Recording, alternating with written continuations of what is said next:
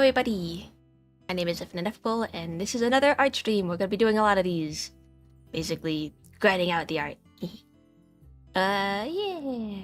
Which is to be expected if you've been here before. All I do is attempt to make my assets in a timely manner. I haven't actually had time to, well, I don't usually work on the, I guess, assets outside of stream these days. I spent yesterday optimizing the Stream King redeem, so hopefully that's working. I see we got a new person. Hello, Netster. Let's see, Net. Yeah, I'm good at names. Don't worry about it.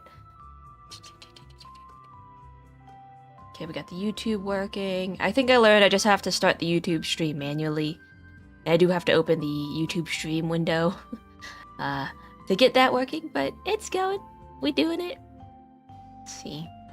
Where we left off last time on Dragon Ball Z. You call me Net. We were working on the, like, thinking, confused toggle. Or not toggle, emoji. So we'll finish that one up, and then we'll have to decide what the next one is going to be. I think with the way I've been doing it, I can kind of average 2 emotes a day if they're not animated. So, oh, I'm a dip for a bit. Gotta head home from the gym. Alright, good luck. Drive safe, hot rod. Have fun. Thanks for thanks for logging in, I guess, at the gym, but you can always wait till you get home next time. Hello, Dragon Mirror. Hello, everybody. Yeah, so I think that's what we'll do. We'll zoom everything. Hello. Hehehe.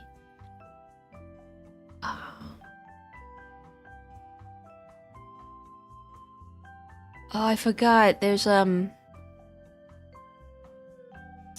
badges I can make. Ah, man, there's so many assets I have yet to make. It'd be fun to have a little Effie asset. An asset, Effie badge. I still have to fix.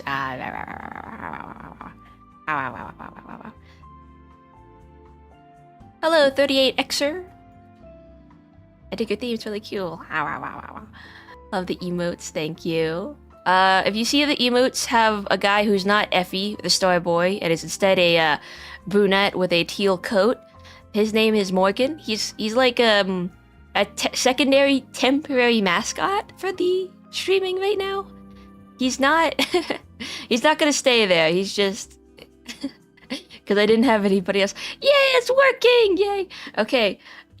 The way that I had the original Stream King redeem, which is a redeem on Twitch, if you're watching from the YouTube side, that allows folks to declare one of my OCs as the stream favorite. Oh, I should probably put favorite under there somewhere, but we'll do that later. It's a redeem that lets people redeem one of my OCs as the stream favorite, and I have over 140 OCs total, like across all of these stories and narratives that I want to tell eventually. That includes side characters, main characters, maybe an antagonist or whatever. Just like the sheer total of OCs that I have come up with, I guess, in my life that I can remember and or keep. And the old way the redeem worked, it hasn't really changed. I just optimized how the redeem works. I use StreamerBot for that. The old way was a really, really, really long switch case, and it was not working very well. Well, I mean, it worked well, but it would lag sometimes. So I've outsourced to the StreamerBot community on Discord and just asked them how to make it better. And somebody really helped me. Let me see if I can... They basically gave me a custom script to do something, and yeah, now it's a lot better. It uses something like a fine media file that aligns with the the raw input that folks have to say when they redeem it. Oh, hello, Nerd Knight, hello. Let me just find who did it. The Discord username was What's It To Ya, which I think is funny. And they're on the StreamerBot Discord. And the StreamerBot Discord has been super nice and welcoming. They're really nice and kind when it comes to problem solving. If you're trying to figure out how to work redeems or to work the bot or whatever, they're really nice. They'll offer you scripts and coding advice. For my problem, it was kind of simple. It's just I am not a coder, I'm not a programmer, so I lacked the knowledge to do it myself. But with their help, everything went smooth, and now this redeem looks great, and I think I have a better idea of how to incorporate some other stuff in the future. Just, yeah, check out the StreamerBot Discord if you're using it and want to make some funny stuff. I can't show you my big file because it has, I guess, names of characters that I've not yet revealed. But I do have 149 characters total in this redeem. So technically, if you have the character's first name, the redeem should work, regardless of if you've met them or not. It's just, there is a specific list of characters that you can find on my Discord server that have profile pictures. Otherwise, it's gonna show up a blank box in that corner. So yeah, we'll slowly work on filling out that those characters as I make different stories and series and stuff, which will hopefully happen in the future once I have all of my things. Now let's get into my Discord. Sit in a call in case I have any bronze to join. And yeah, shrimp. Also, thank you so much, not Hot. I'm so freaking confused. Thank you so much, Nerd Knight, for supping. I broke my arm. We're working on emotes tonight. Still working on those. And yeah, we'll jump right into it. Xeno has declared Morgan. It's lies. He's here to stay, if not in emotes in my heart. Morgan emotes will remain in the Discord server. He's not being fully eradicated. He's not here forever. You're fostering him like a dog or a cat. It's a temporary measure. But anyways, back on to the drawing.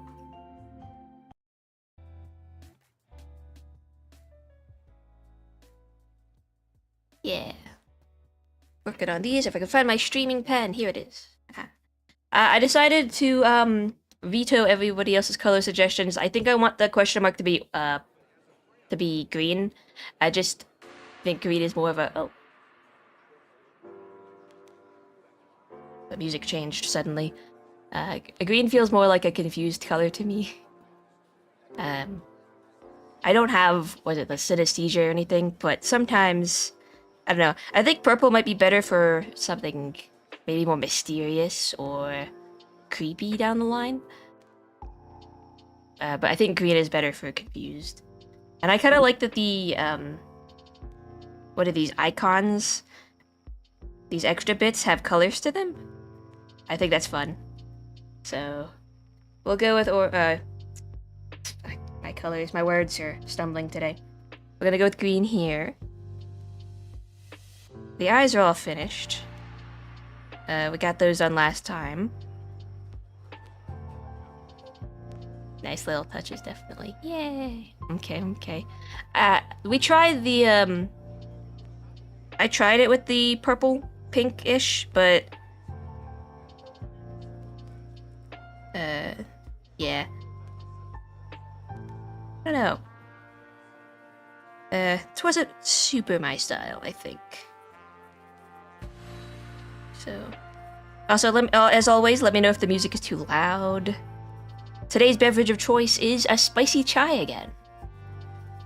I'm using up that spicy chai, and then I think next week I'm gonna try and go and restrict my sugary drinks.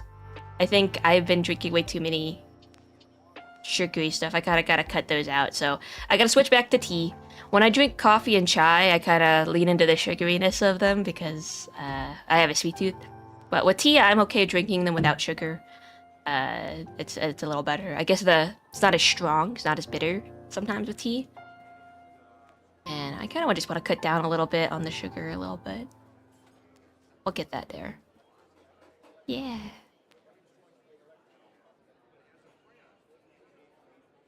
Where is my line art layer? That's not it. Oh, it's here. I think I used, oh, could just check it. How big this is? 8. Okay.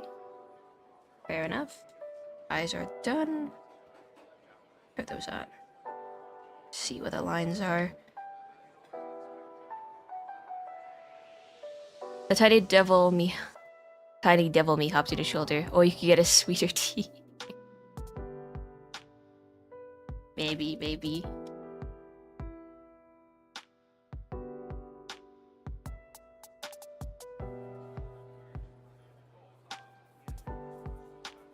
Don't tempt me, Hot Rod. Not Hot Rod. I keep thinking about...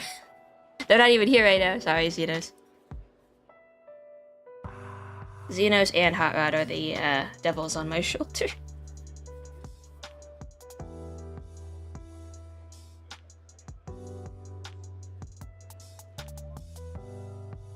You never see Xenos and Hot Rod in the same place. That's a joke from another stream. I've been watching a lot of Resident Evil gameplay recently. I was never super into it before, but something about watching someone play 9 and gush over Leon was just really funny to me. So I'm like, I have to catch up. I have to see what this is about. And I agree, Leon is he's a badass, he's cool. But I really like Ethan Winters a lot. There's just something about a reluctant protagonist, a character who just is so over the situation that they're in. They're just like angrily going through it. Like, ah, fuck.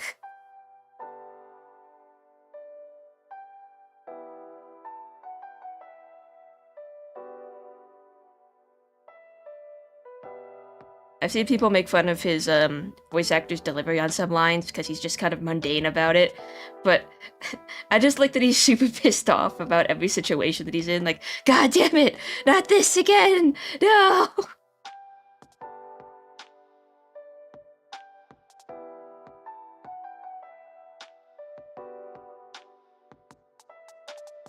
He's just a guy going through the horrors, but keeps getting up out of spite. He's got the indomitable human spirit.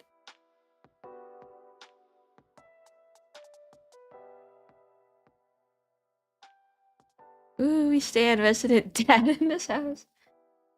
I also saw the meme where the developer just will never show his face, and I also think that's super goofy.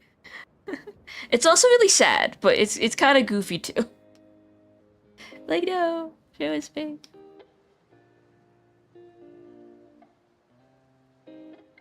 Also, we still don't have a, whoa, oh no! Why did the app crash? No, my tracking, no!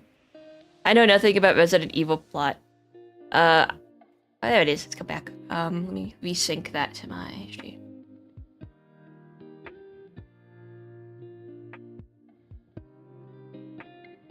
Okay. So I think if this makes more sense to you, because this made sense to me when I first heard it. In Japan, Resident Evil is known as Biohazard. That's the name of the game. That's what it translates to. And for some reason they turned it into Resident Evil in Western translation. I think Biohazard makes more sense to me because it's mostly about infections and viruses and stuff. When I hear Resident Evil, I think about ghosts and demons and shit. So I usually got Resident Evil and Silent Hill super mixed up prior to learning more about them. Just because I'm like, Resident Evil, that's more like a poltergeist in a house, isn't it? Ooh, spooky. But it's more about viruses and outbreaks and mutations and stuff. So the first couple games are about zombies and mutants and experiments gone wrong.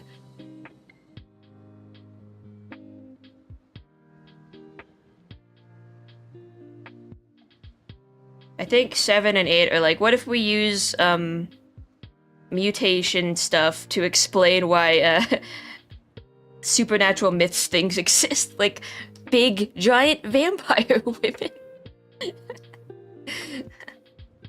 A dude with electro powers. werewolf guy.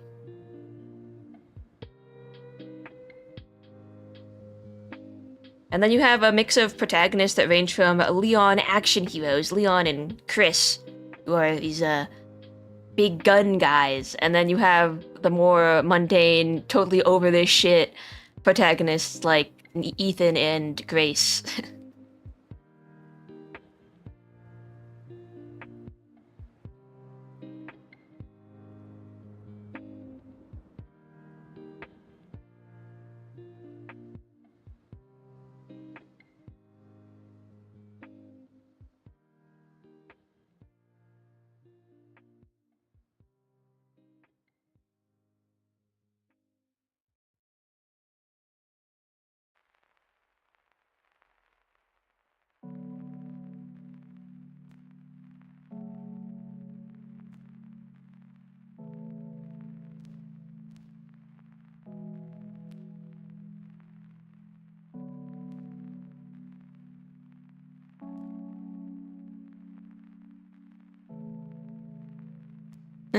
Welcome down, Ethan Winters. Hello, Jack. The residents of this house sure are evil. Welcome down, Ethan. 7 and 8 are more based in classic horror movies, slasher, gothic, monsters, Saw, etc. Or to be precise, they use them as their base. I think Evil Dead was also an inspiration. I was watching that one video about... Whoa, why is this so... the development of how Resi 7 saved the franchise. And I thought that was nice.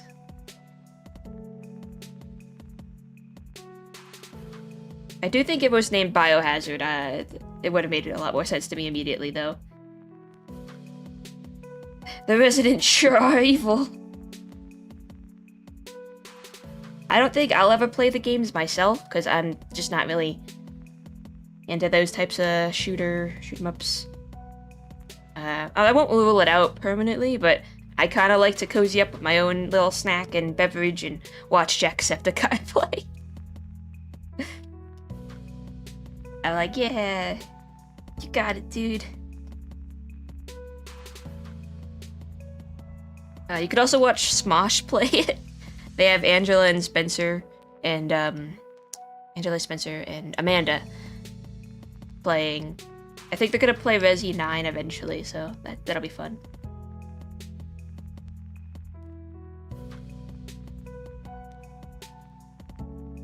See, I got the mouth already. I just need the hand.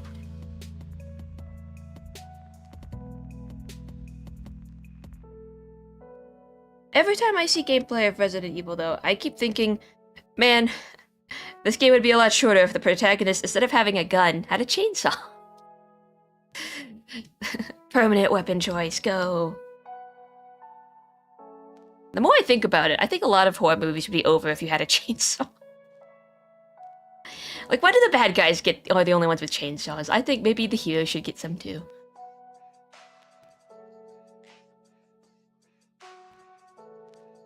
Gardening equipment is super dangerous, actually. Now that I think about it,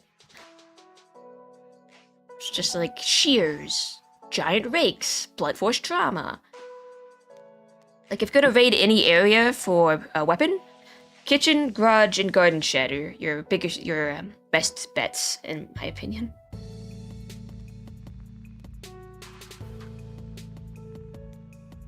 I think there was a post on Tumblr or something that it was explaining if the zombie apocalypse did break out, one of the best weapons would probably be like industrial farming equipment, like those big tractors that are supposed to mow down fields and hold on, just making sure my lip sync is working well. Big storage containers for living space because they're hard to break into. A lot of industrial equipment would be super...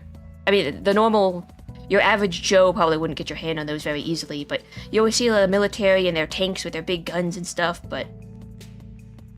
if you just raid a bunch of farming equipment, I think we could be pretty square, pretty good.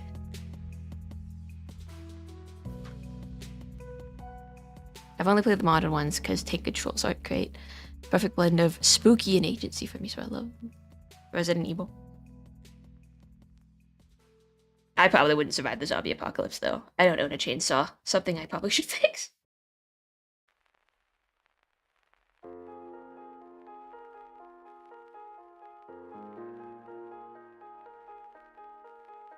Where's that book meme that's like a small book, or big book, plot of whatever, and then small book, plot if they had a chainsaw. Chainsaw or a gun. But sometimes guns aren't enough in video games against the monsters.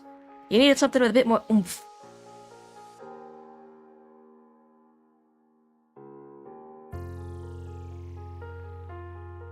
Little guy at Home Depot, ask why you're here if you were prep.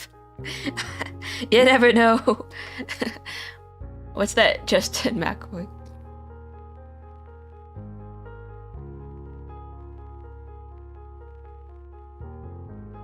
What is it? It's like, the man who sleeps with a machete under his pillow is a fool every night but one.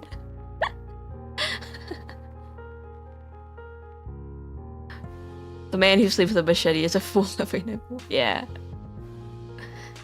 You never know. You never know. Chainsaws are a deterrent for mischievous activity.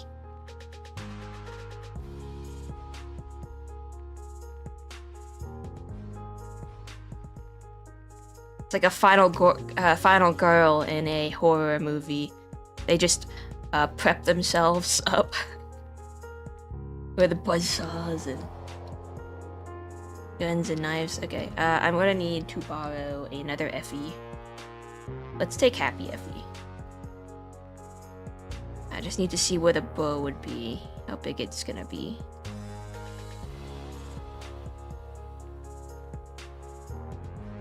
We care about consistency a moderate amount. Not a whole lot, but a moderate amount. A humble amount.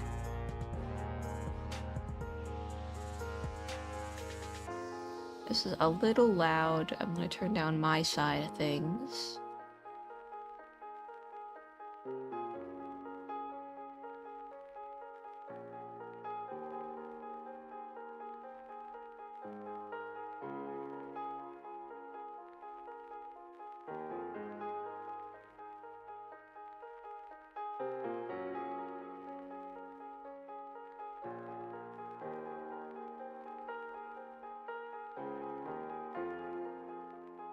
So we're not slowly increasing the bow size each time.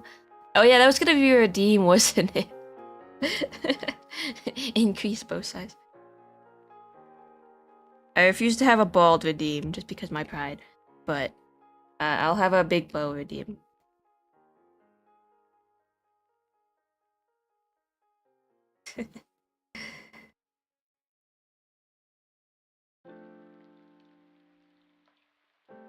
Oh, let me lock that.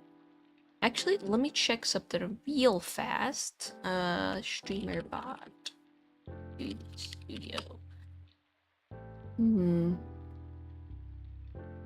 Okay, there's a way to connect. I might have already done it, or maybe I didn't. There should be a way to connect VTube Studio. Yeah, auto connect, auto vconnect.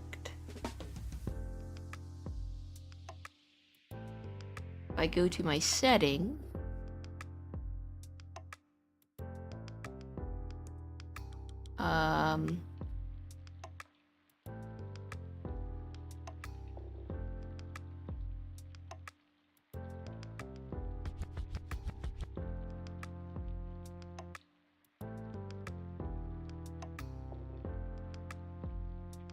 okay, if I go to VTube Studio, should be connected there. I don't know if this is now redundant though. Let's see. API, start plugins, blah blah blah blah blah. Navigate to VTube Studio. In StreamerBot. Host. Port.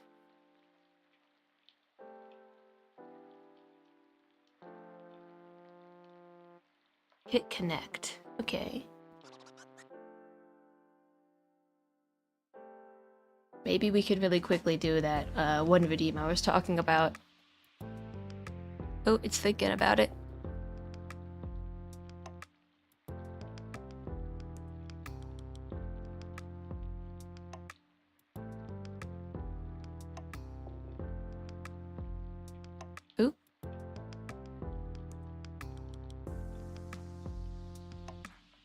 I didn't like that. VTube Studio Y. Oh, here he is. Allow. Yay.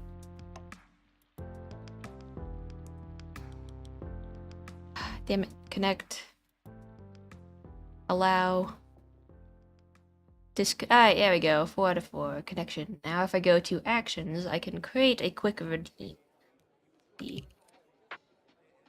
would put this in my redeem section. The queue would be redeem queue. Okay.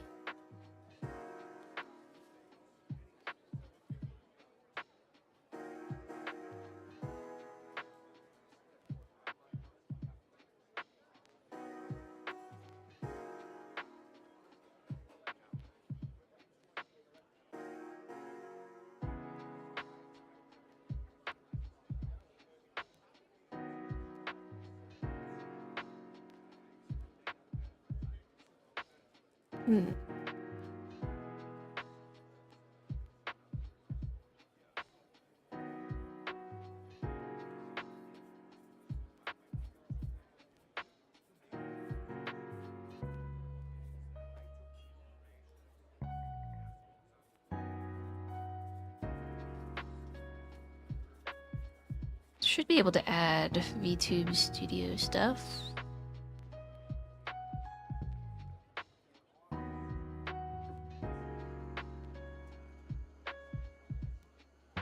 So we're doing this again. Yeah, working StreamerBot while I'm streaming.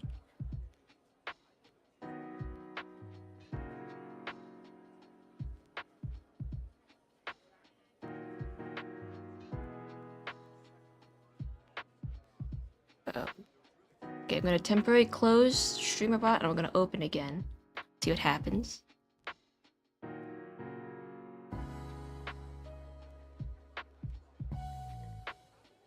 Connected? Okay.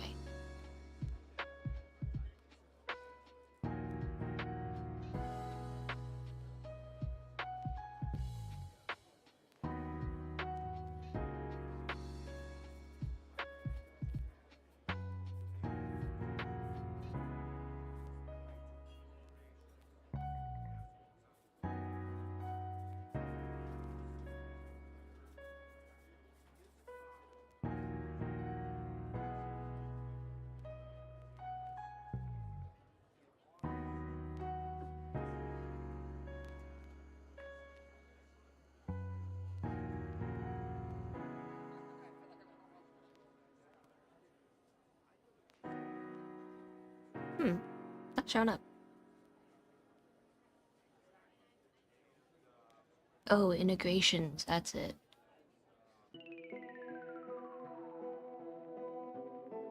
I see, there it is.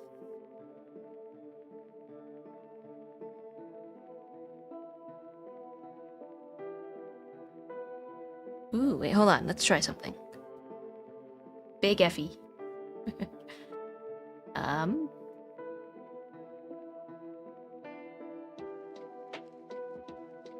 Time in seconds.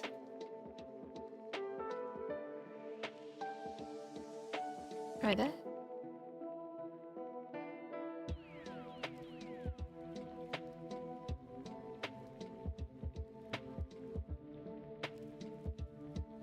Okay, I don't know what that does.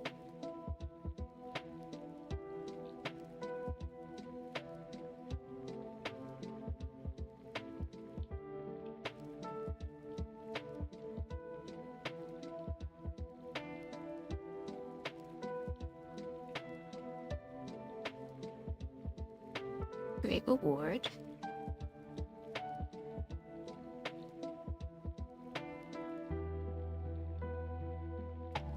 I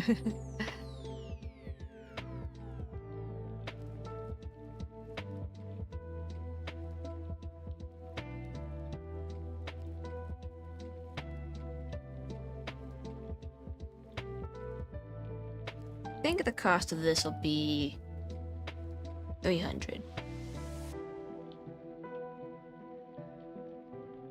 Don't try it. Yeah, it's not gonna do anything. If it shows up.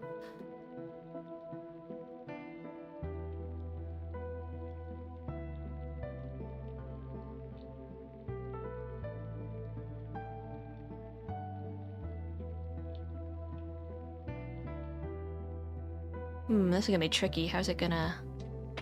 Hello there, Hotbod. I'm adding a streambot redeem.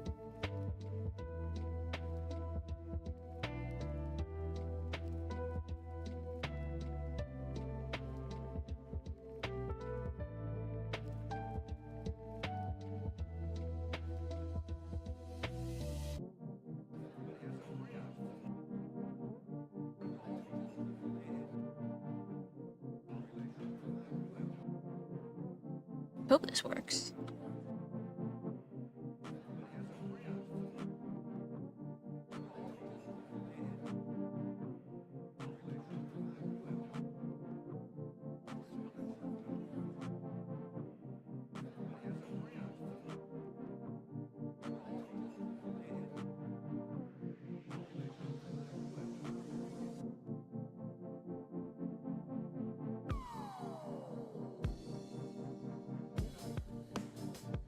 Okay, I don't know if this will work. Let's try it out.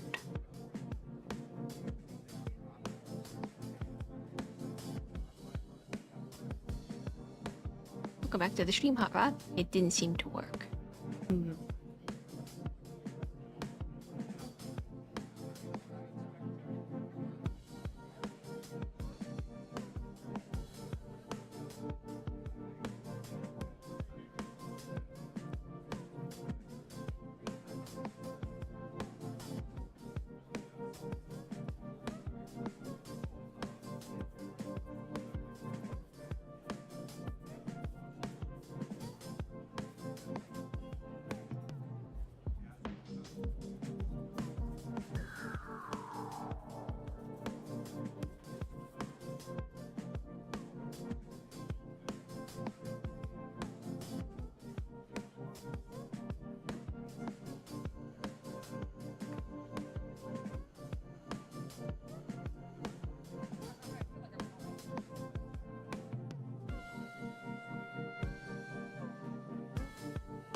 Oh, I think I set the things too high.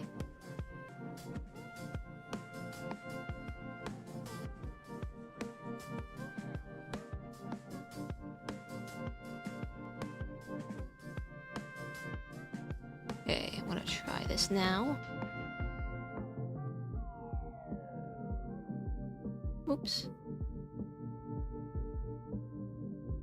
Ah!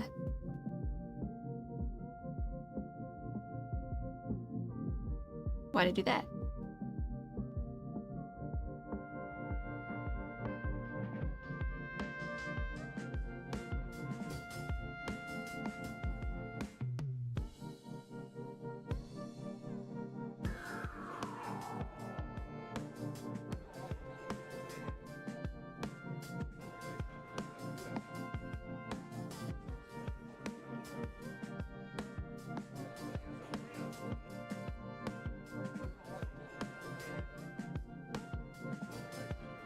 Ah, okay.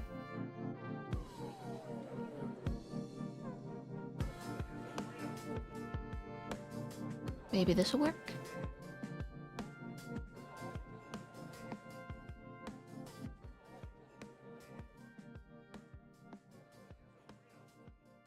Sorry, guys.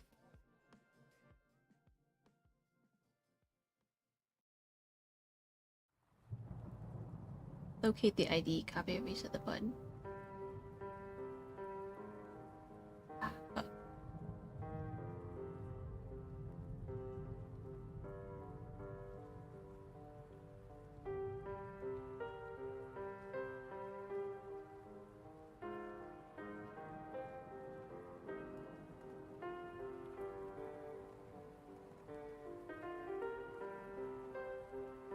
Stream Deck application, but I have that open.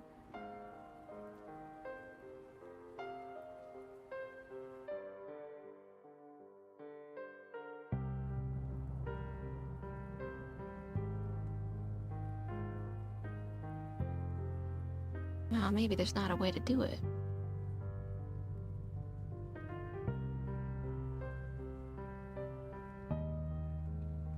I wanted it so you could redeem and get Big Effie for a short amount of time. But I'm not sure how to get it to work.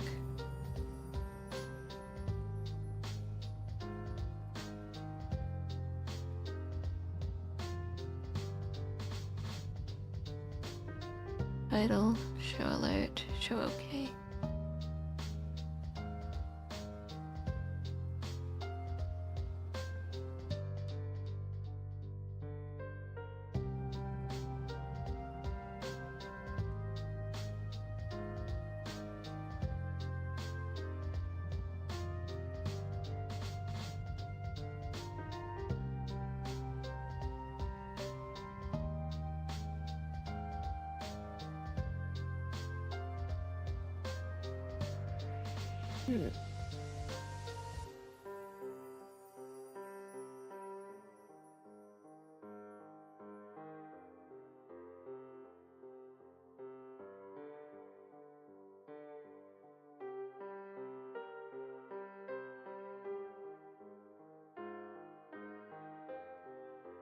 Oh, okay. Well, we'll have to figure it out another time then, I guess. Sorry, Big Effie, for the shan't work. Whee!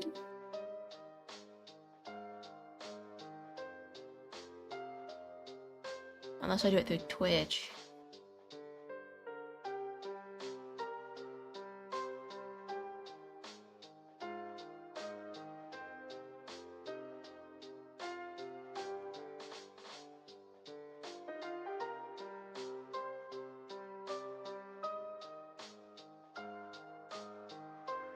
Okay, I'll try one more thing.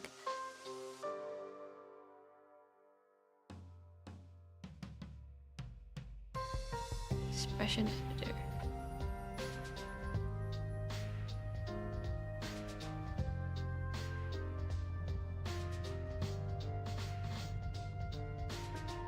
Oh, whoa. Ah, man, I deleted it. Okay, we're trying one more thing. Sorry, gang.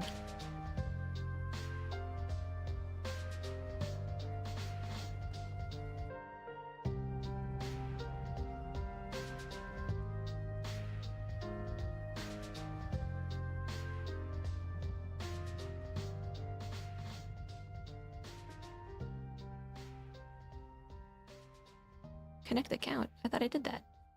Guys.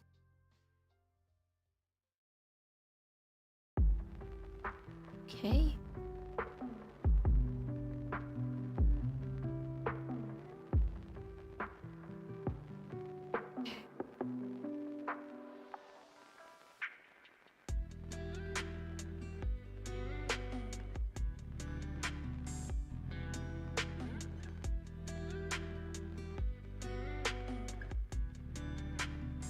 Okay, maybe we can do it in automatically reset after.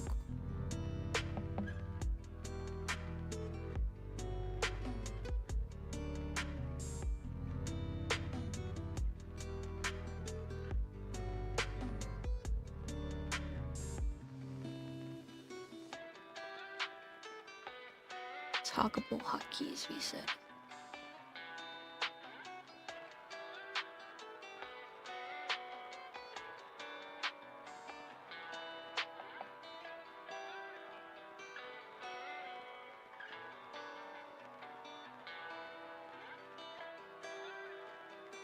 Shrimp!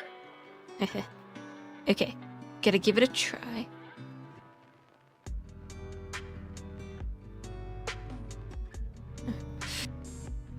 Okay, let's see. I think I set it for 10 seconds. Okay, it worked! Ah, it worked, okay. How long do we want Big Effie to stay for? Okay, I couldn't do it in StreamerBot because StreamerBot is weird. This is through.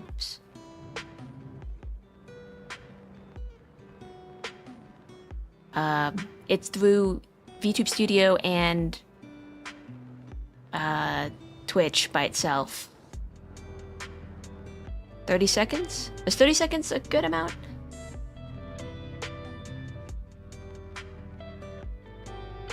I've set it to 30 seconds. If it's too long, just let me know. We're gonna stick with that for now. 30 seconds crazy long? Yeah.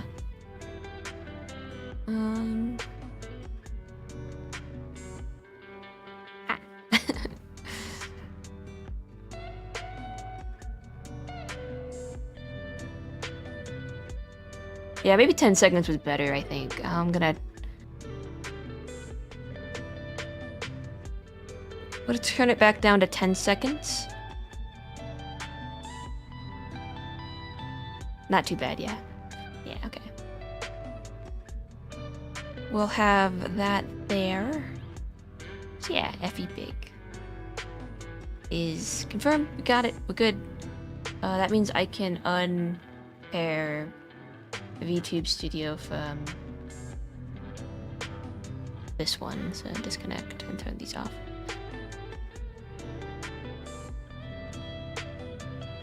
There you go. That took a quick second. I think I said I was gonna add like the do do do do or some kind of growing sound effect to it. That's something I gotta do tomorrow probably. Is I want to add some sound effects to some of the redeems that aren't shrimp. Oh wait, what color is the check-in redeem? I'm gonna steal that color and make it look into my eyes color. Yeah. Stream King is gonna be gold because it changes. The shrimp ones are red because that makes sense, but I think all the other ones are gonna stay that. But yeah. Wait, is it stackable? Let me see. Can I make it stackable?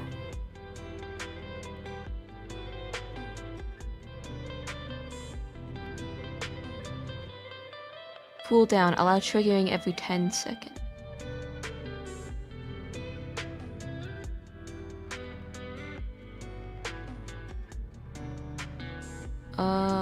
Oops. Sorry, hold on.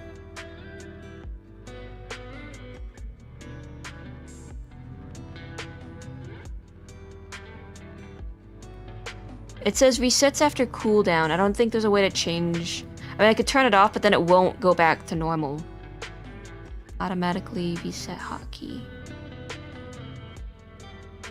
So, it's gonna have to revert back to normal, I think. Oh, allow? Wait, no, let's see.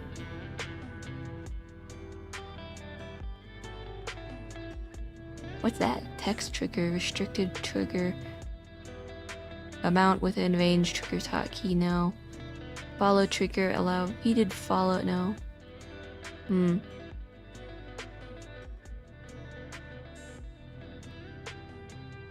Nah, I think it's just gonna have to revert every time, then you can summon it again.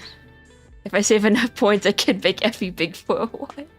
I kid, just a sudden zoom made me think of all the jump scare memes. Rah! Also, sorry, Hot Ride, I wasted one of your attempts, so I'll summon it again. Actually, would you like Big Effie again, or would you like a shrimp?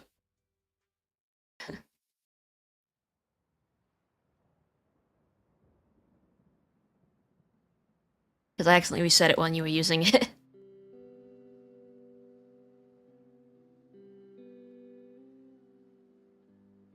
Shrimp, please. Alright, gang. Oh, wait. Oh, I almost did the wrong one. Shrimp!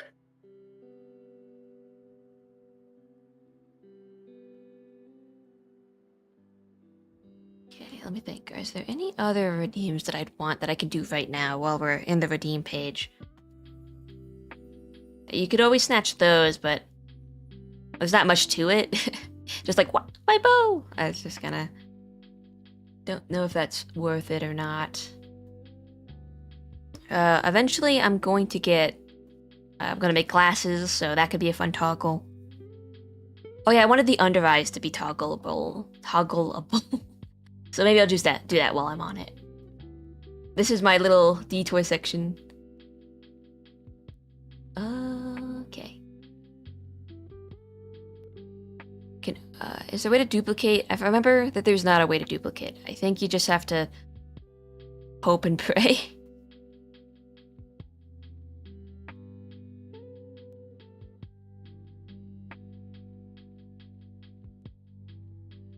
Okay. What?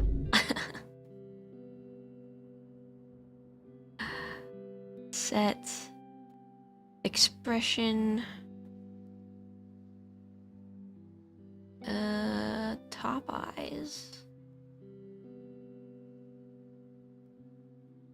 Oh, I need to make the redeem. Okay, top eyes is... Yeah, okay. Making sure I'm clicking the right one. We'll make that redeem right now. Oops. Important.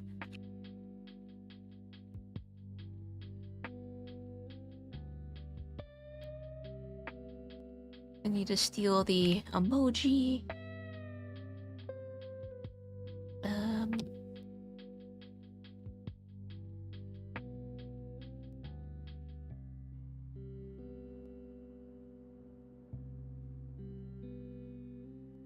Okay.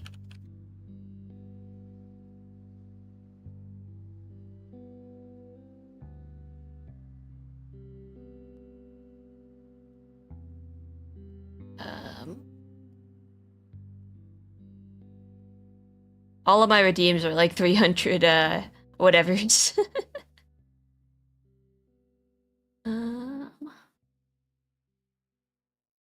Just gonna edit some of these so they have more exclamation points.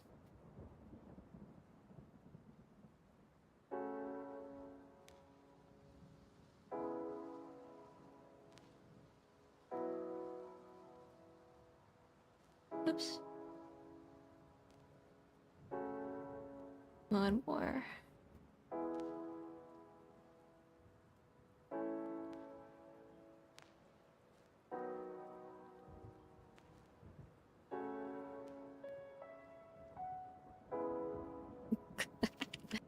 Okay.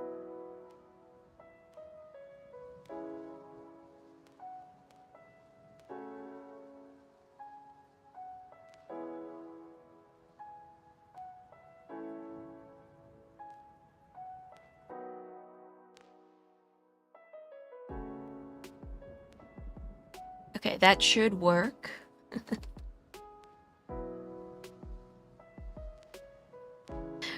We're going into debt just to have big Effie. Okay, hold on. I'm gonna make it big for a second. And I'm gonna trigger the new redeem. It should be 5 eyes, real eyes.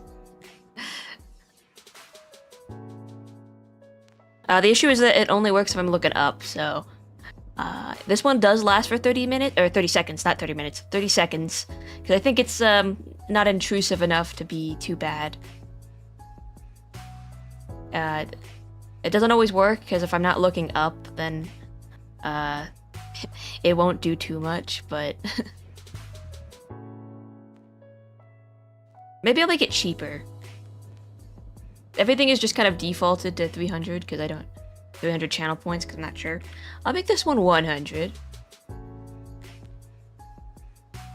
Because I feel bad that it doesn't always activate, because if I'm not looking up, it doesn't do too much. Just kind of one of those subtle redeems. Actually, we can make it a little bit longer, maybe.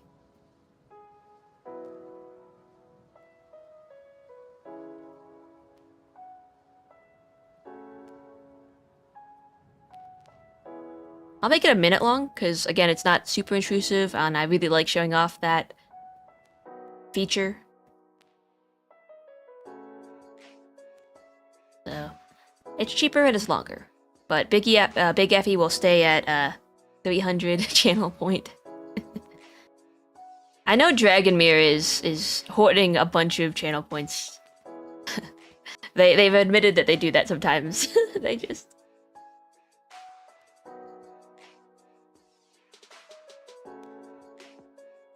They hoard them, they lock in. But yeah, I think that's pretty good for now.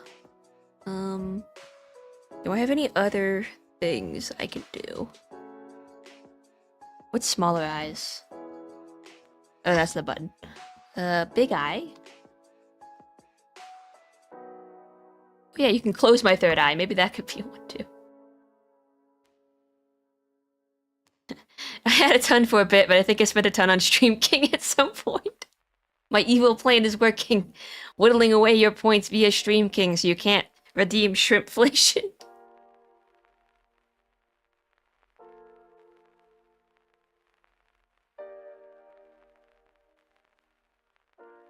Yes, apologies to the VOD watchers, because I know a couple people who are exclusively VOD watchers, and you had to sit through my editing.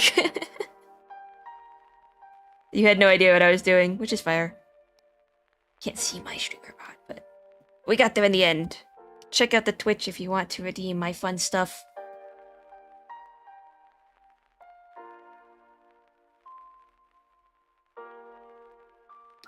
The day of reckoning will come soon via track.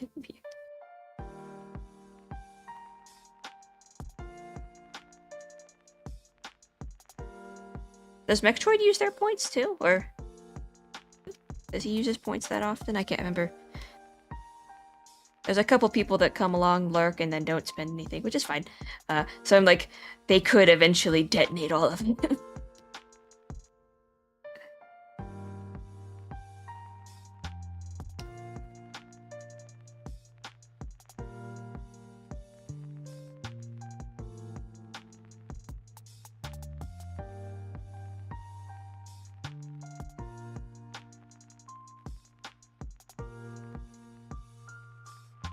Also, Rip Rowan, who got locked out of their Twitch account.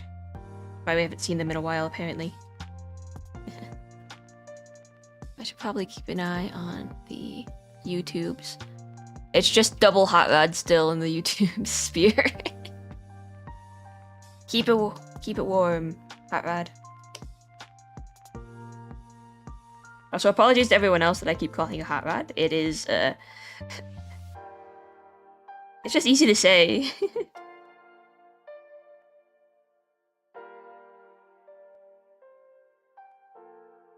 See, how long does this tend to be? A case of mistaken identity. Can I be Hot Rod too? Yeah!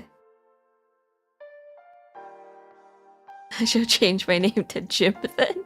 Oh no, see this now.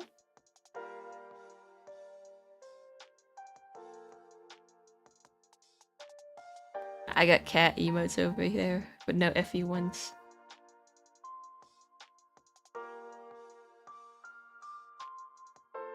I think it was also because they were in Discord call the other day, so just used to them there. Okay. This is gonna get covered up anyway, so. But yeah, if you see me vibing out in the regular Discord, the regular VC, the public VC, feel free to join. I'm probably doing something boring, but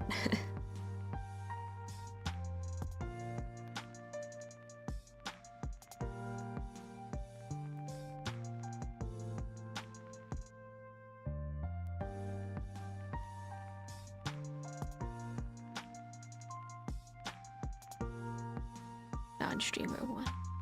Yeah.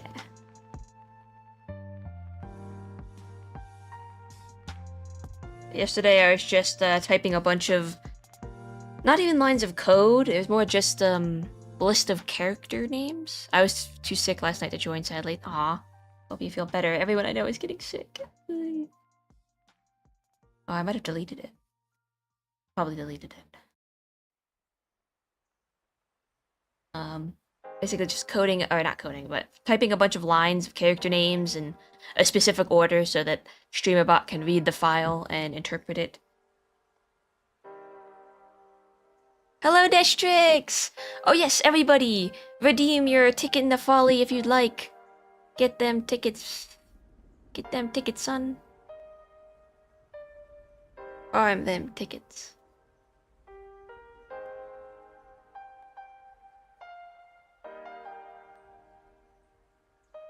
I don't know what you'd do with them yet, but probably a good thing.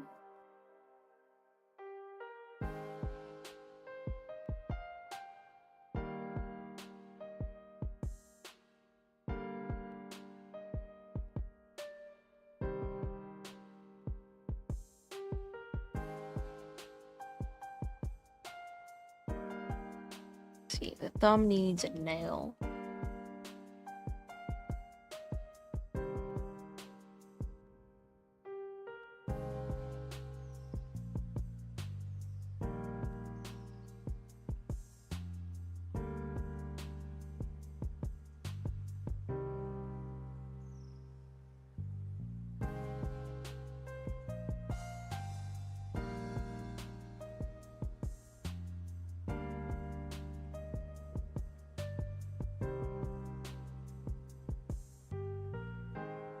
I'm loving the emotes so far. Thank you so much, Nash Drinks. Working hard on them.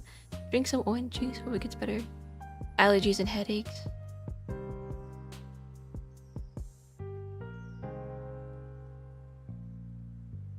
I need to drink more water.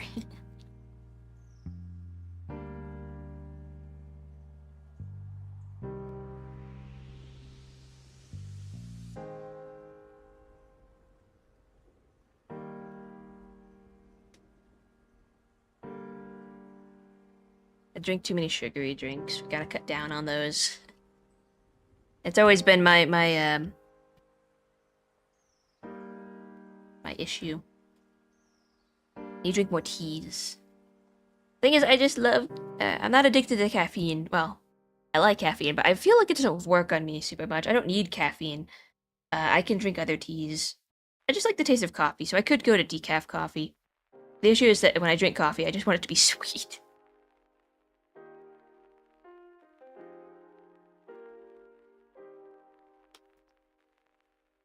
I want it all to be sweet. Give me all the sweets. You know what I like more than sweets? Sushi.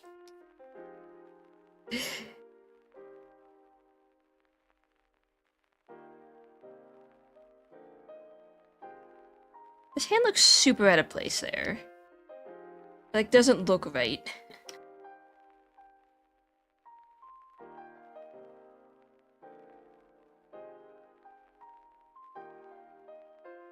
But that's what it would look like if he had his hands up. Let's see.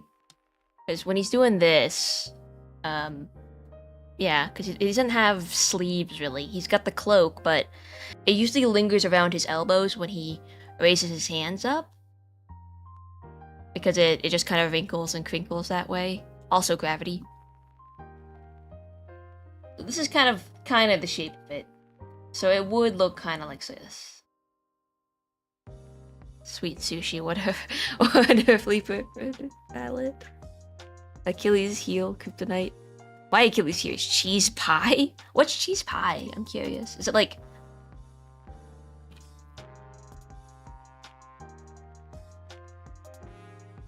cheese pie, sweet no bake, creamy dessert, savory pastry bake.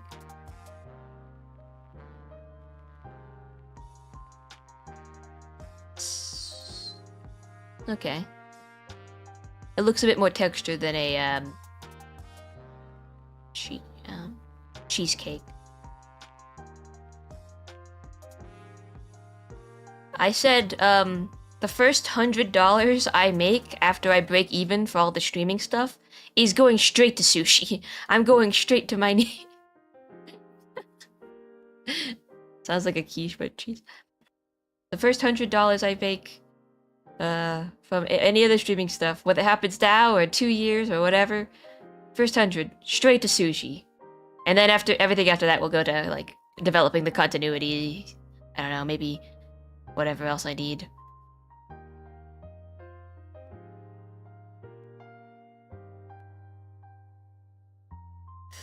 I want sushi so much.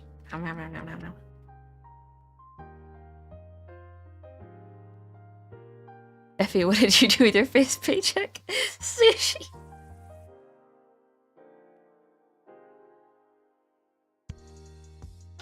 That's what it says on my coffee page.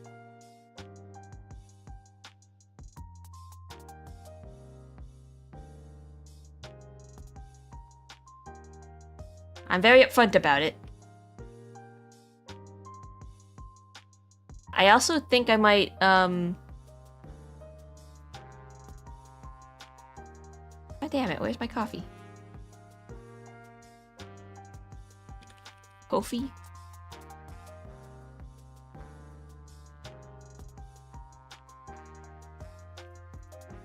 I've got 2 Kofis. Only one is hooked up to anything.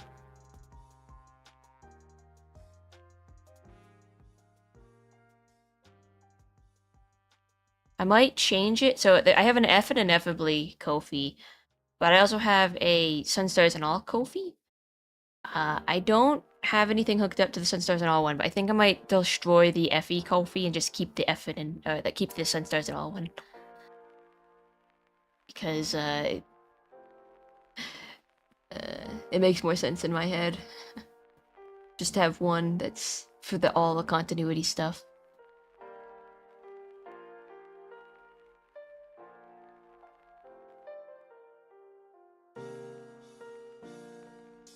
But we'll figure that one out later.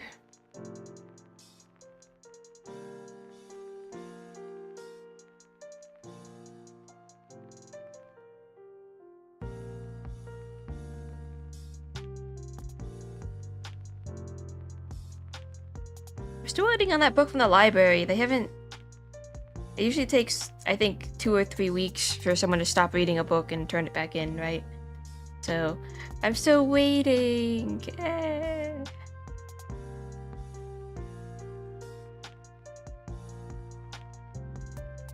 Oh, geez. Kind of cheated this one. Head would kind of be up here, wouldn't it? And the bow would also be up there.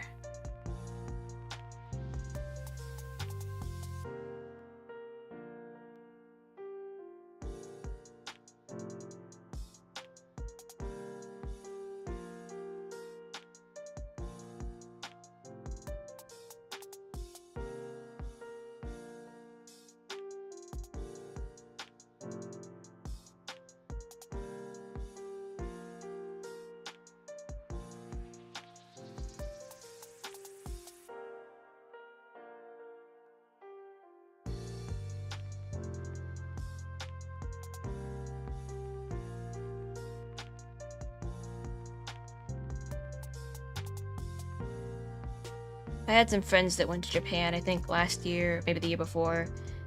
They went for 2 weeks. Got some pretty, well-priced accommodations. And I was so, like, oh, man.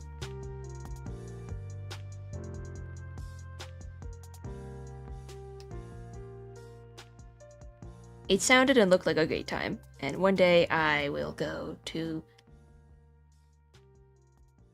I guess I'd want to visit Japan once at least.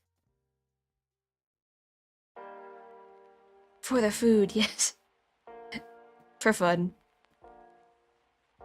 Check out some of those nice places.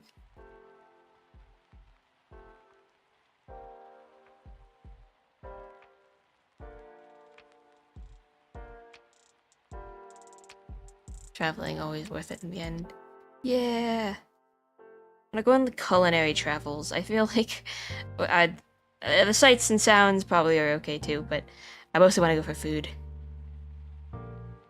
Gluttony. It's more round.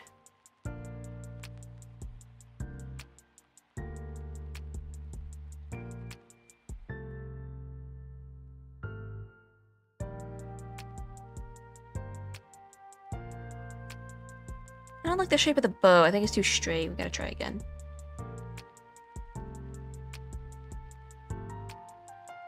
See, the neck stops here. They got a very tiny neck, so there's not gonna be anything over there. Hair comes up the sides, so it's just the bow here that's visible from the bow section.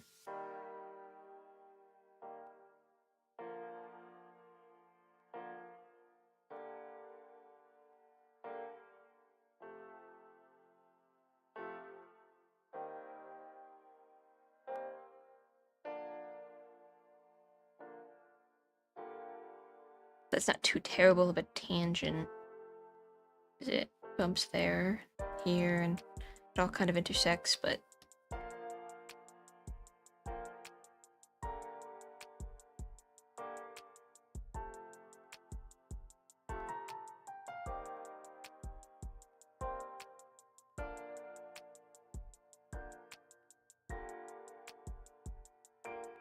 I think I was talking with Espurr about this. It's just, I've seen a lot of VTuber designs that are over-designed. And if that's the person's prerogative, that's totally fine. But when you think about making things like emotes, stickers, merchandise, like possibly in the future, those over-designed elements is going to be really hard to fit. into thick lines. I mean, you could always make it really thin and make it small, make it cute. But even Effie here, who has a pretty deceptively simple design, has a lot of elements that bump into each other.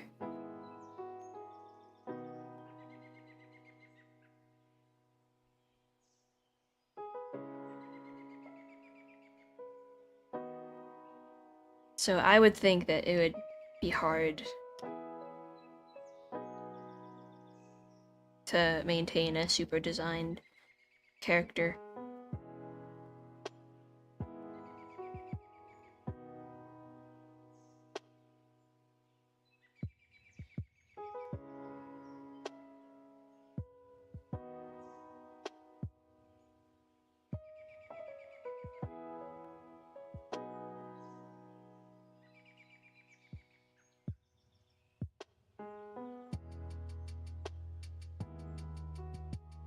How did I do that? That was just smooth.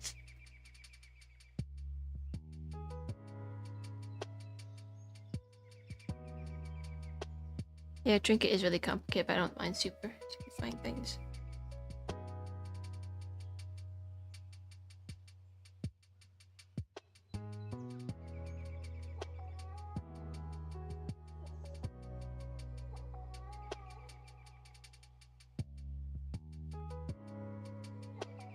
I suppose it's only a detriment if you have a super complicated design that, if simplifying it at any point makes it unrecognizable to the original, to the point that you don't recognize it, that could be kind of an issue. Like, it's like if you take away all the zany design elements to simplify it down, it's like, who is this? It's another person. I guess if you rely on the overcomplications, it could be a little funny.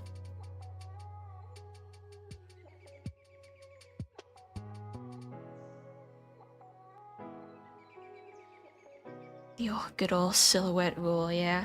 Yeah. Well.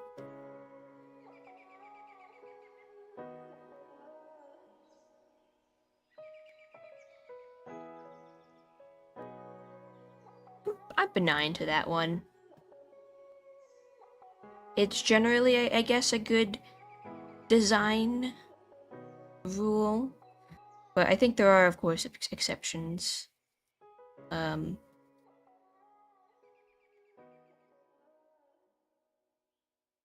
Like, let's see.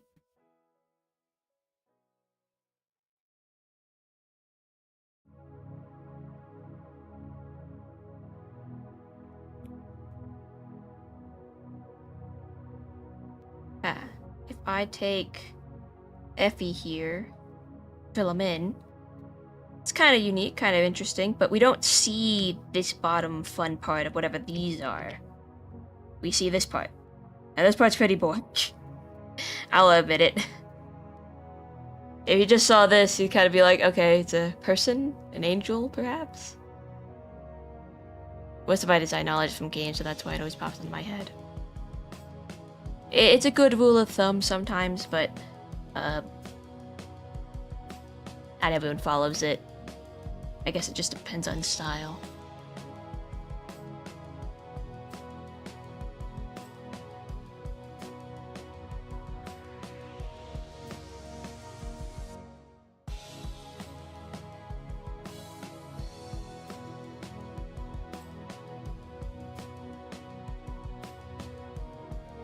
I think a complicated character design can be fun, if it makes sense.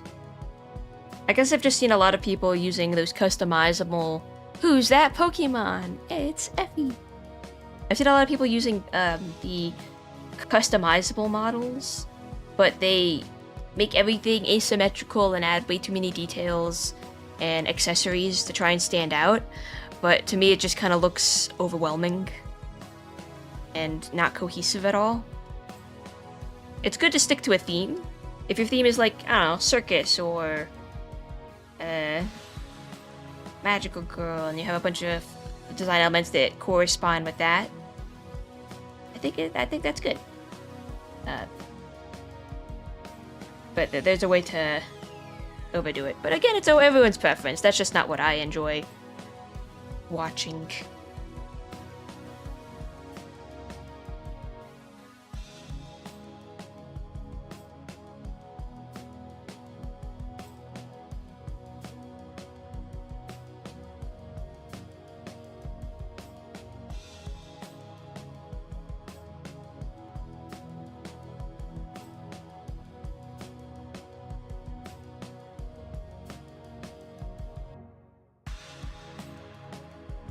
Okay. Where is his slits?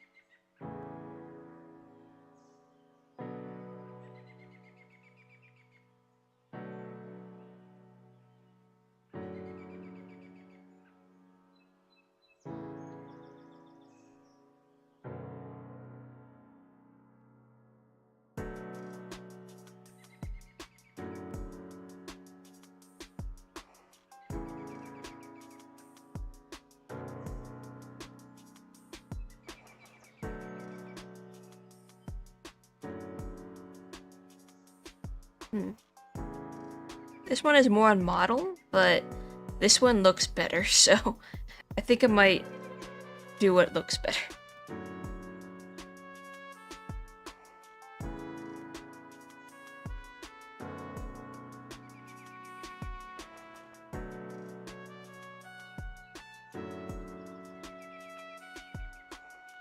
So this is fair. I'm just going to artificially move the bow down, and then have some of the neck shown that way.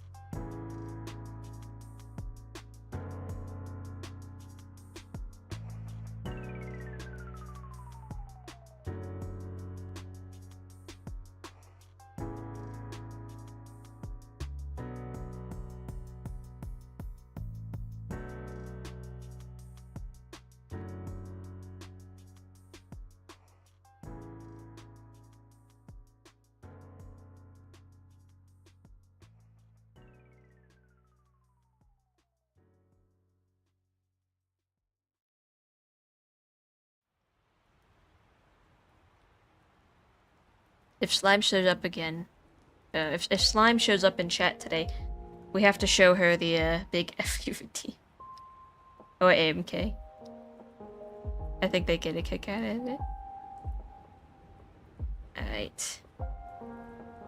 Let's see, where does this go? Sweep, sweep.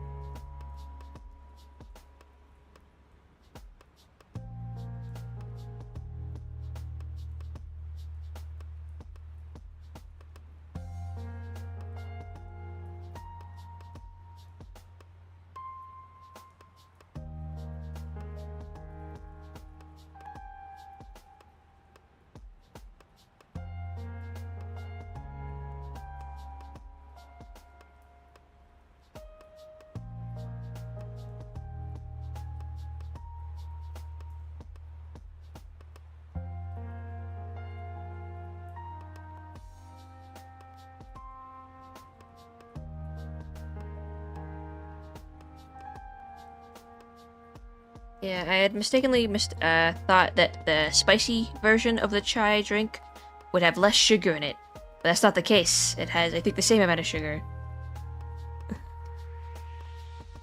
as the sweet version, so... it was a mistake on my part.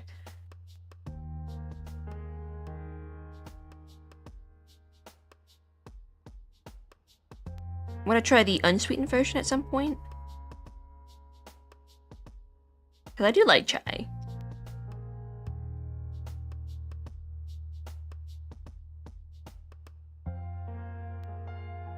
Not me thinking spicy and sweet cancel out. I forgot how big I made the width line for the gold part. 10, okay.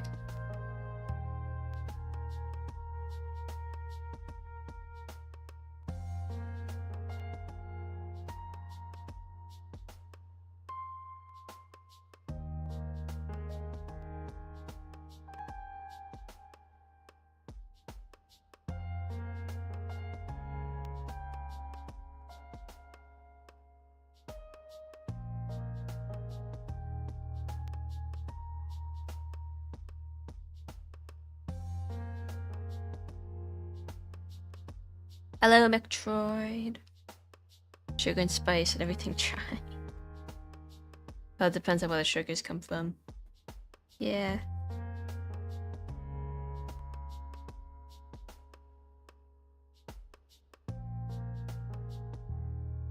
In other news, I had a consult with a doctor the other day, and it looks like I could well, I have to wait for insurance to approve, but I think it's happening. I think top surgery this year, guys. I think so. I think well, I mean, it's gonna happen. I'm just waiting for insurance to clear, and then we start scheduling stuff. Ah, excited!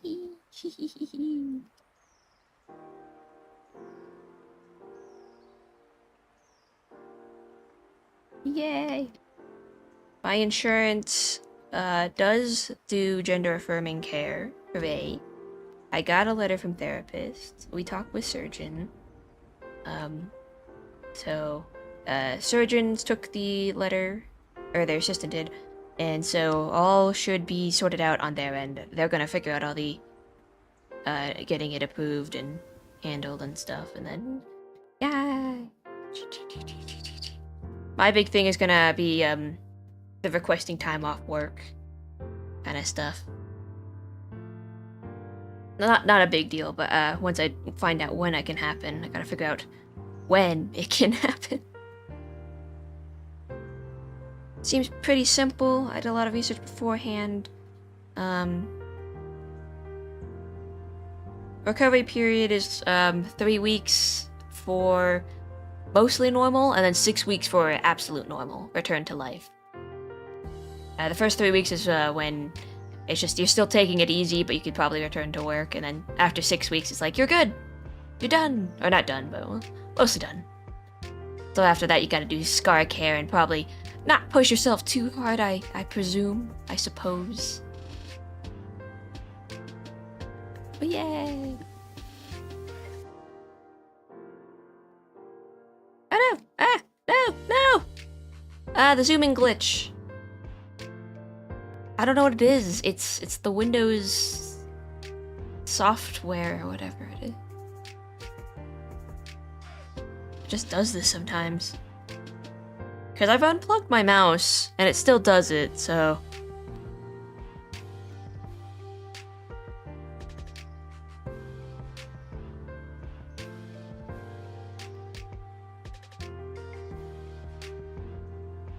You're past the point of most major complications after 3 weeks, yeah.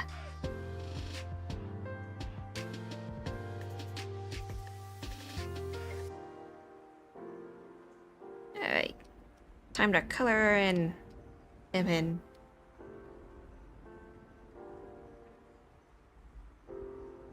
Oh, ad break.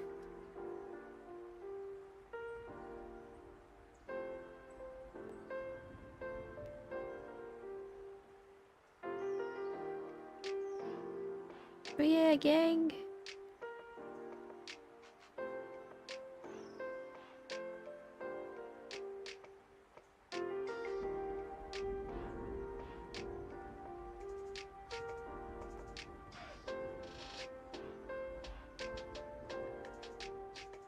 Also, major Apollo.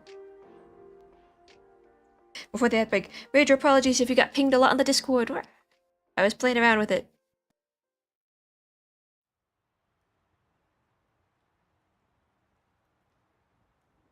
It actually took me a really long time to get the roles set up.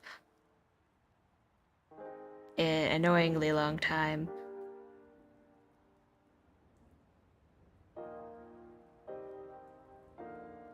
It just didn't want to play nice.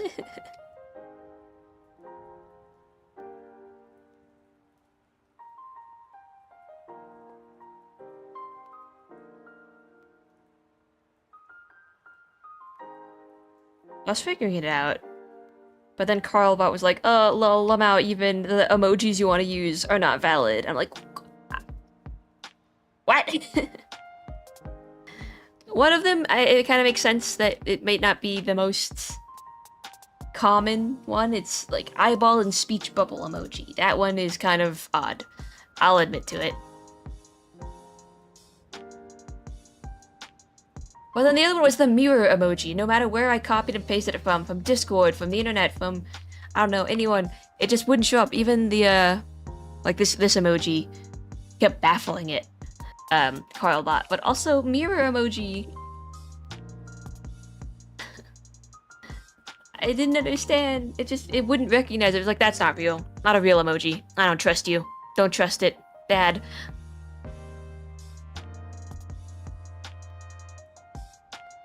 Weird and strange behavior.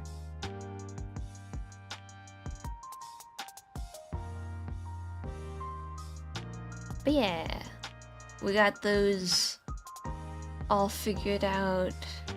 Oh, I forgot. I forgot to ping anybody.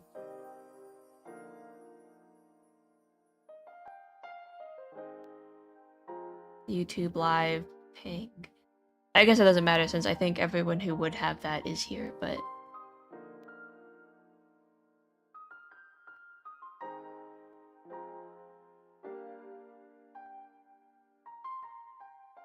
for the sake of uniformity, I'm just gonna use it. So everyone get pinged! Wah, I'm streaming, you said, knowing it already. What's weird and strange? Carlbot's a bit temperamental sometimes. Our server once broke his profanity filter through Shoot Force and Will.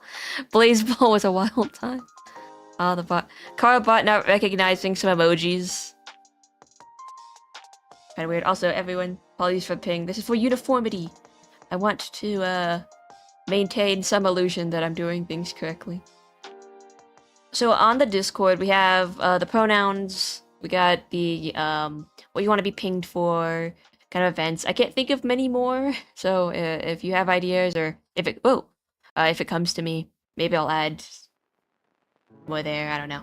And then the continuity story universe. That one's not gonna make any sense to you guys, but I just need you to know I've got big plans. I want it to be one of those I will remember this moment.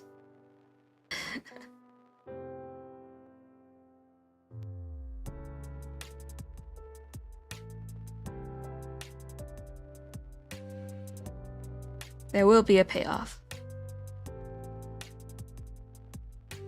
And then, eventually you'd be like, oh, I get it. I know what that is. For now, it won't make any sense, which is fair. And expected.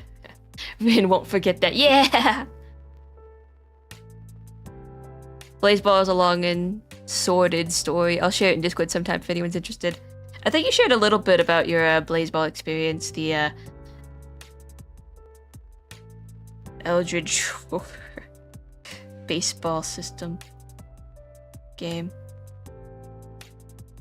It's like a voting system and stuff.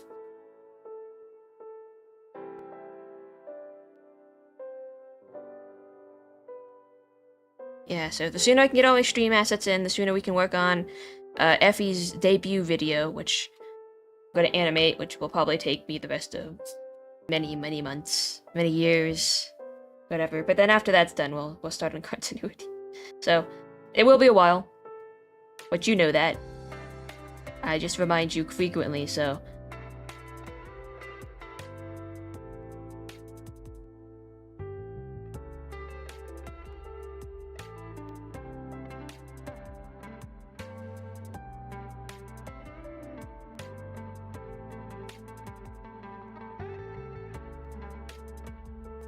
I like to remind you frequently so you know what you're getting into. So when my slowness does end up taking a while, you're not surprised, like, why is Effie not super productive? Like, no, you knew this. You knew it going in. You agreed to the clause.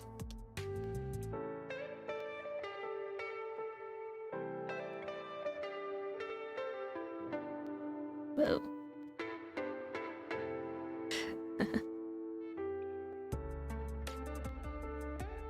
The note taker and necromancer. My notes are doodles. I can't decipher the next day. I never said it was legible. You just take notes.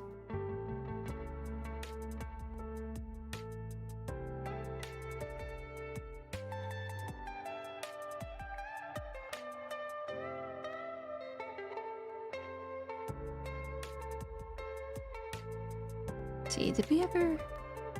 I guess I never had to shade an arm in here.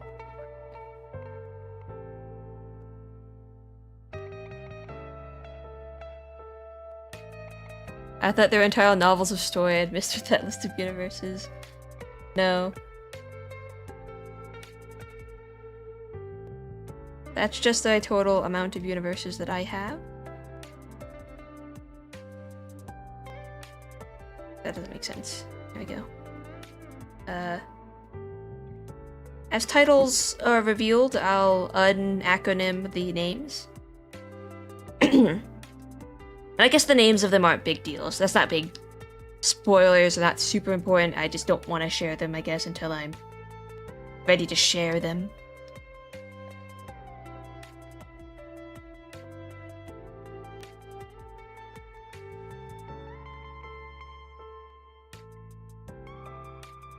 I guess the point of showing all of those is to indicate that I have a bunch of stories in the chamber.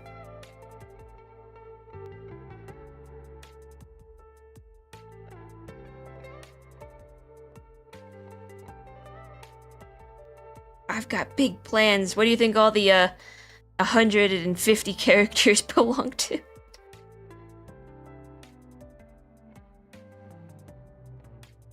Some stories have more characters than others. Whoa.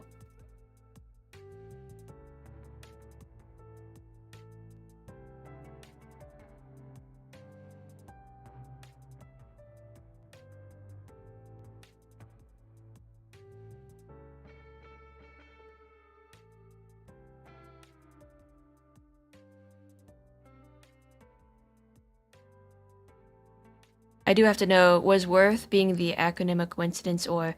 Okay, so worth is actually not a is not an acronym. That's just the name of that story. It's called Worth.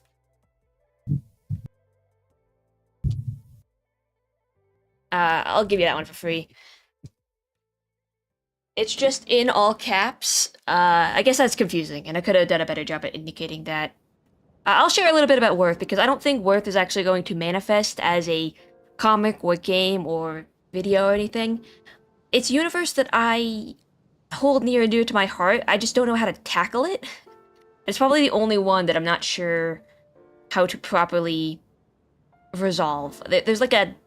This is gonna be kind of confusing, but there's a spin-off in Worth that I have a better grasp on, but I think what I have planned for the actual story and plot of Worth is a bit too big for me to do right now. Worth was, or it is a story that's supposed to be set on a continent called Equin, and in that continent there are two nations, separated physically, but also separated through their usage of technology. Equin used to be one whole nation called Paris, which was super sci-fi, super, I guess, modern, sci-fi, but in like a utopian sense-ish. I don't know. I'm thinking very sterile sci-fi world. But some people got tired of the surveillance state of it all, and so they, I guess, revolutionized and split it up into two places. So there's the Paris that's still the sci-fi land, and then there's more of a steampunk land, wherein they destroyed all pieces of modern technology, declared that they didn't want to be in a surveillance state, and wanted independence and privacy over protection and surveillance. And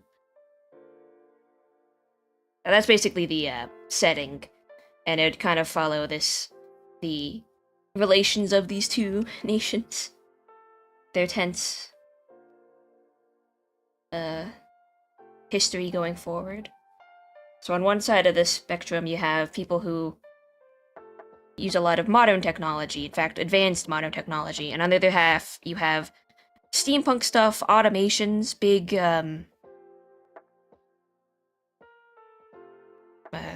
machinery.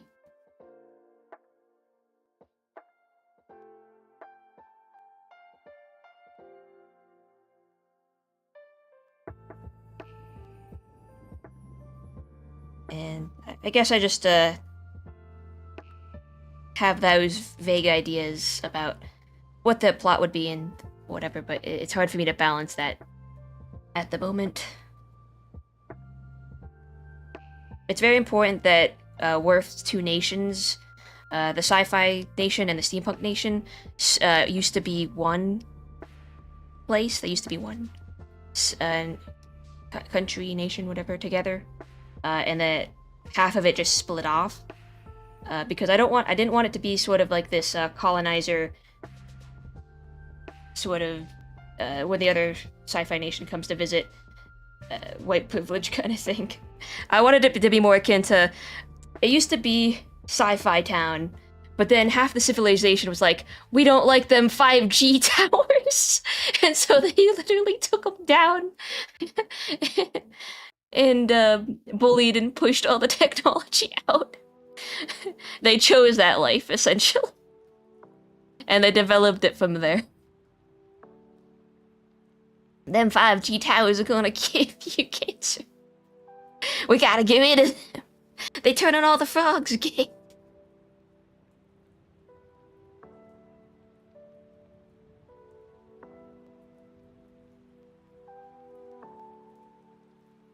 So that's what Worth is.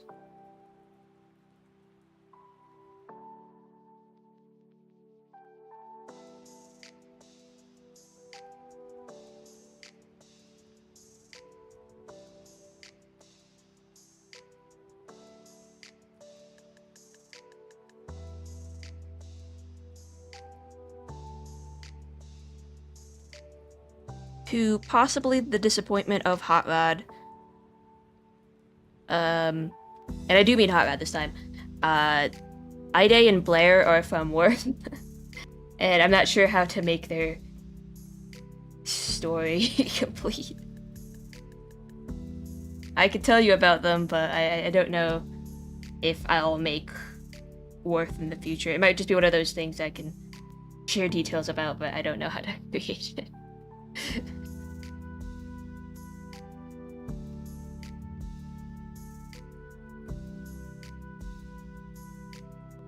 I forgot to shade those. You can see I shaded the bang things here, but I didn't shade them here.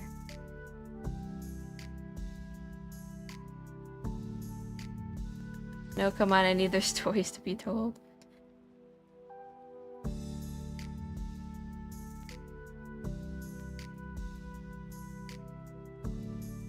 I could definitely share their stories. I just don't know if I can present them.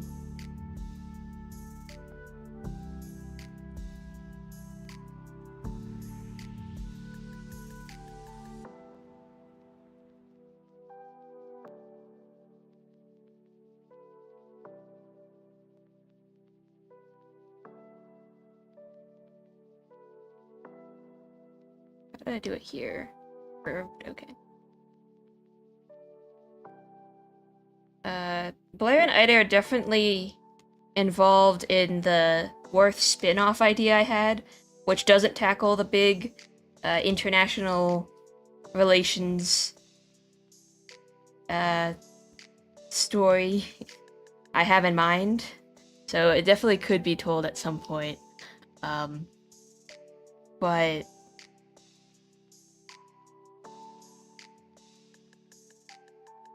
yeah.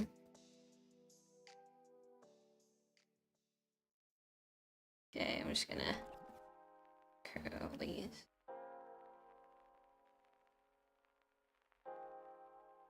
I'll definitely tell spin-off the Worth spin-offs, because I feel like that makes more sense, but I'm struggling to do the finer details.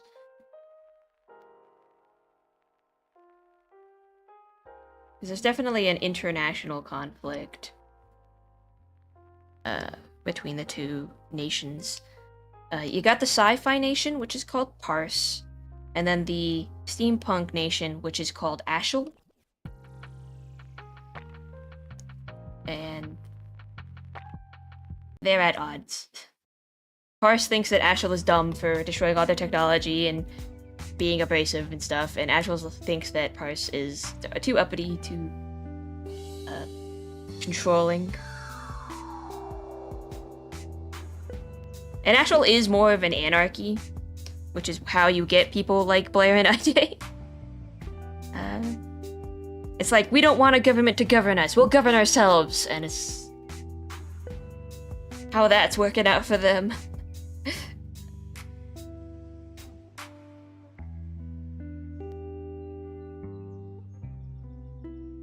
Yeah, that's worked.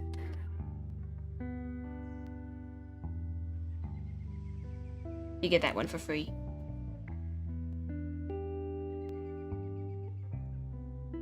I revealed the cat story title, which is Waiting for Tomorrow, because that one's gonna be the first continuity property I tackle after the FE stuff is finished. Then I'll work on Morgan and Whitney's story.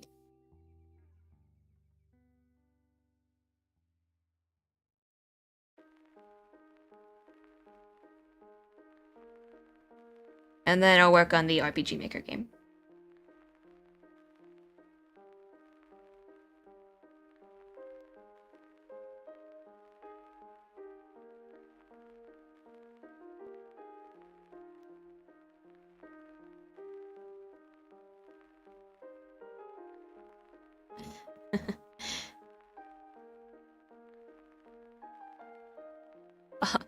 Also, I forgot the question mark emote wasn't finished yet, and tried to use it in a different server last night. Alright, says you can't tease me with some cool characters. You can be responsible people. Turns into killers.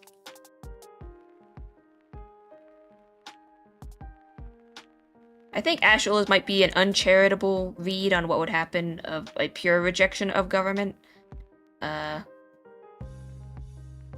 And Ashel isn't supposed to reflect any real-life nation. They're supposed to be exaggeratedly, I don't know if bad's the right term, but definitely exaggerated.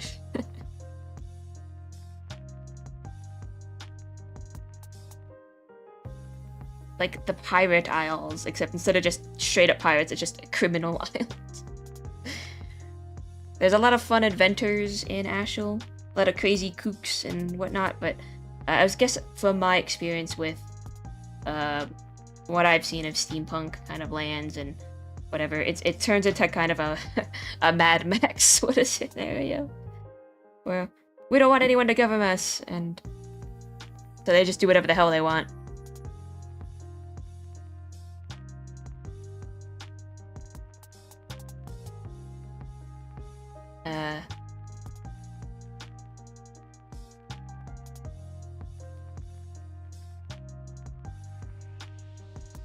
I have a dear friend who loves to mention they lived in two different anarchist communities, or communes. Both were torn apart over whose responsibility it was to do the dishes. I would also fight if I was forced to do the dishes. So Jude, my character that you saw on that storyboard,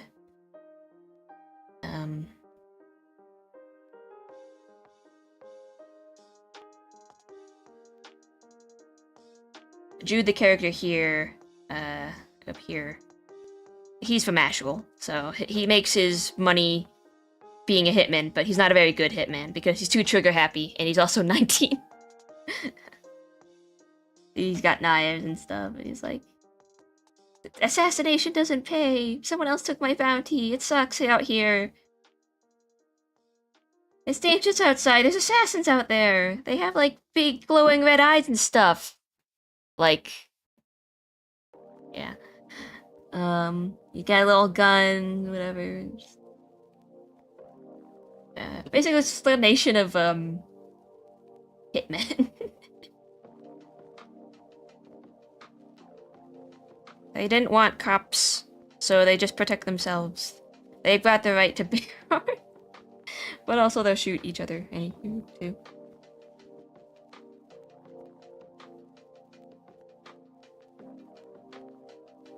Not to say all of them are bad who live there, but it's a different way of doing things. Also, it used to be a tabletop module I used to run. So I'm also trying to grapple with the fact that there's no more players involved in the story. I can run it by myself with just the characters I've made and NPCs, or NPCs turned characters, but I think in my spare time, the story of it has grown bigger than I expected. And I'm not ready to tackle it just yet. So if you're wondering where, like, City of Criminals came from, it's like, tabletop.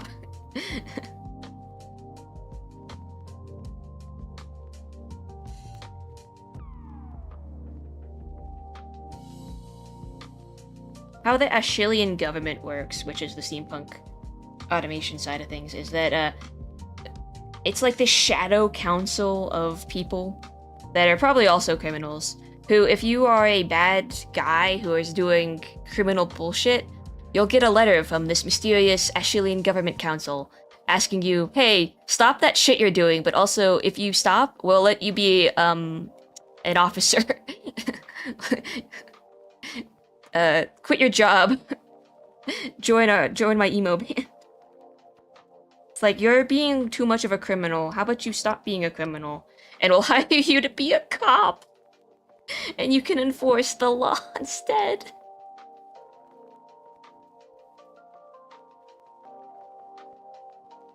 And some criminals take the deal.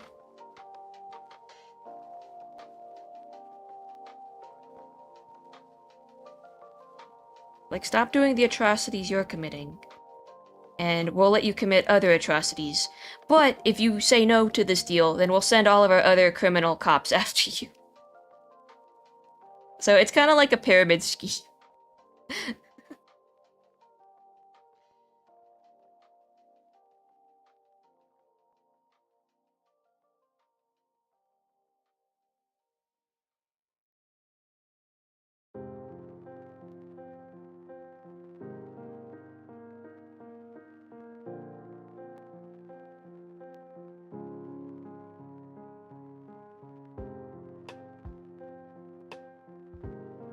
See, what else am I missing? Gotta color those lines.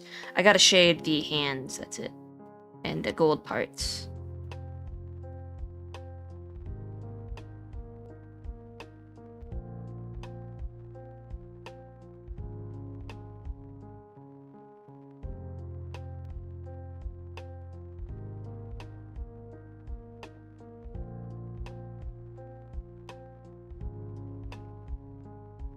At least he's surviving somehow. Jude's making it work.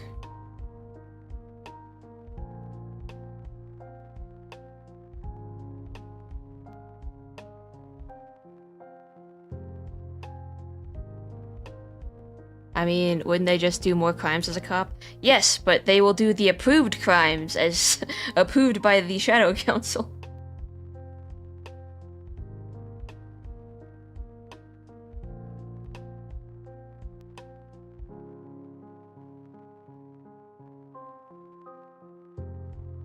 I guess I envisioned working for the Ashilian government is, basically you become, you can continue doing what you want for the most part. It's just when they call upon you, you're now, I guess, it's like being a part of an assassination league. You mostly get to live your life. They tell you to cut out whatever you were doing, so you gotta stop doing that if you were doing terrible things, but they also notify you when they want you to hunt somebody down. And so that's, quote-unquote, enforcing the law, is when the Ashilian government calls upon you to hunt down another criminal, you get off your ass and you hunt them down. No, you get a license to kill, no holds barred. Anything goes, dead or alive. Let me know that I've not actually watched John Wick or any of those. So, if there's similar concepts, purely mistaken, my bad. I know there is like a Shadow League or something in John Wick, but... You also get the notoriety of being like, hey, I work for the Ashilian government. I've been recognized as a bad guy. And some people like that, I guess.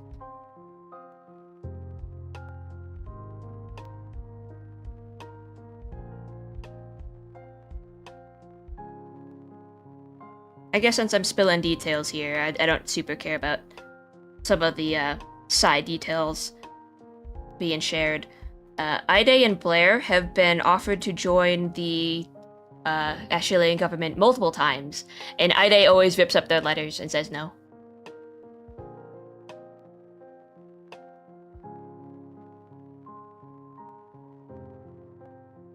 Ide's like, nah, I don't wanna.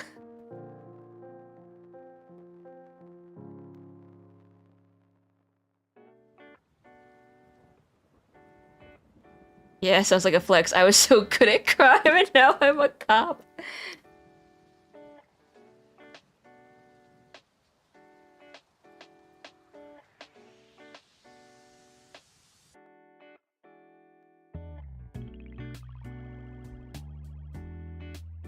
I don't think Blair would want to join the shadow government either way, but Ide kind of vetoes it every time. He's like, no, we're not doing that. Sounds dumb.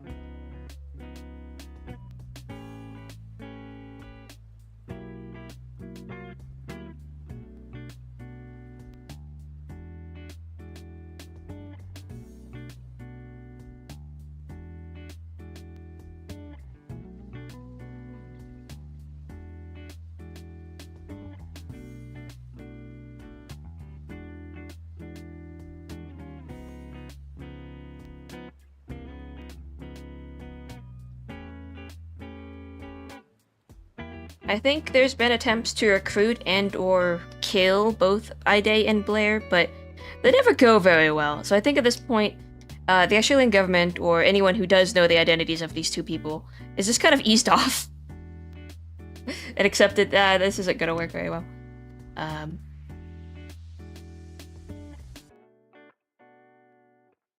They sent one of their best guys after Ida and Blair, and it took the guy forever to find out who they were and where they lived, or where they were staying at the time, because they kind of stay on the move. And he left that encounter with only one eye. And I was like, you know what? I quite like my other eye. Maybe we call it a draw. He's quite bitter about this too.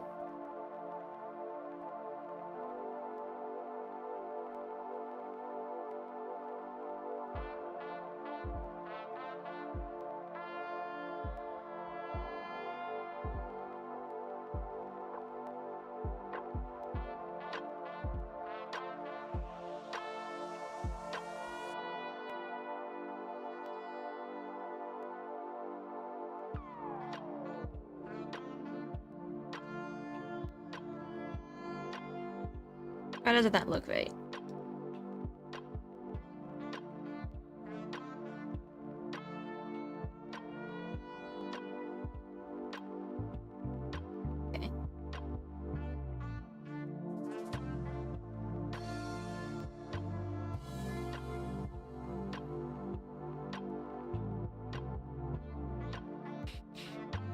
Ah, man, I messed up the angry one, too. Just realized. His thumb shouldn't be gold, because there's no...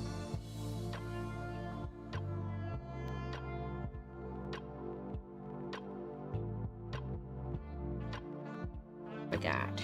Poor Gore.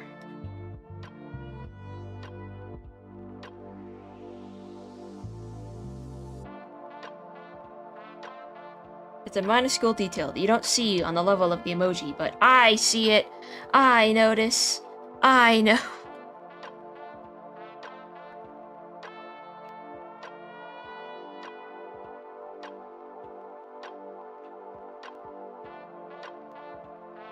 There. Same as.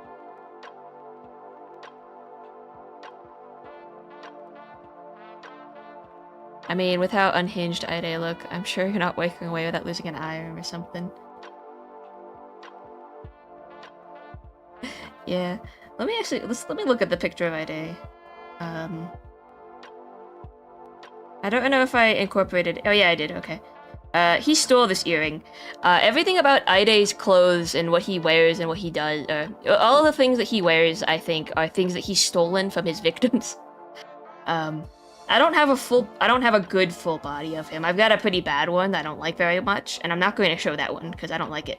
But he has cowboy boots he stole from a cowboy he killed. He's got like this long, luxurious, purple, Victorian-esque cloak jacket thing he wears that he totally stole from some kind of baron he killed. He's got that earring that he took from a pirate who tried to kill him, and he just snatched it. He let that one live, though.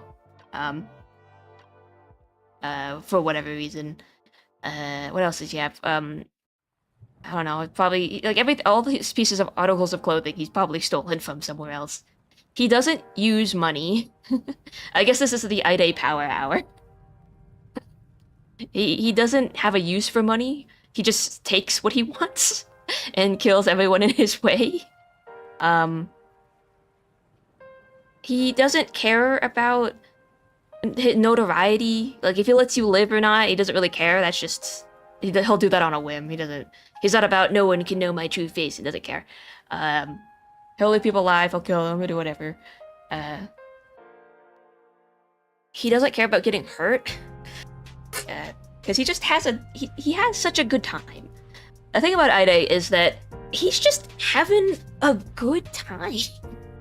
Whether he's fighting, whether he's happy, whether he's getting hurt, punched, stabbed, it's all grand and cool to him. He's in love with life. Oh, hello, Psychotaku. Ide just wears his loot with pride. Yeah. Hello.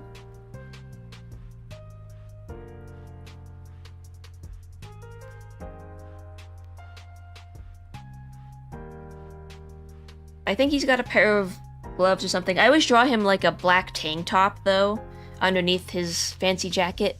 So, yeah.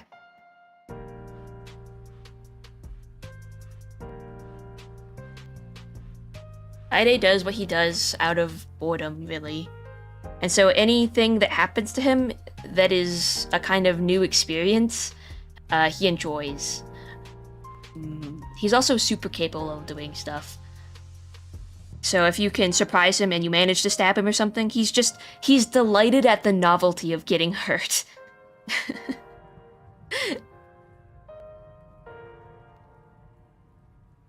Alright, I was gonna update the 2 emojis, so sorry, angry and happy emoji might temporarily be disabled. We're gonna quickly replace them because I made a slight edits to them. And yes, it matters to be rar.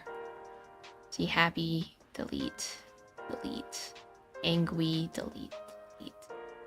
Gonna re-upload those. Angry, upload, and then we're going to re-upload happy. Happy, upload. I'm gonna do the same with the Discord. Yes, it matters to be rar.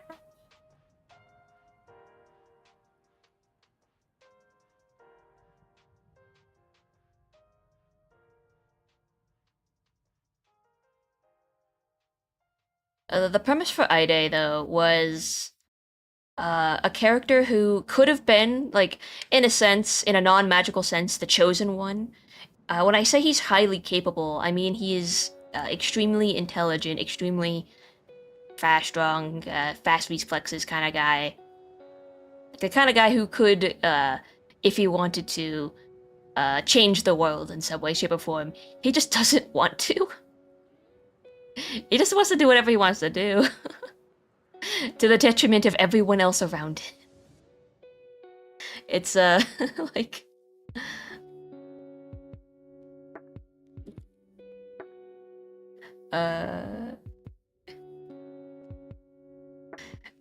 Ide is the equivalent of this meme right here.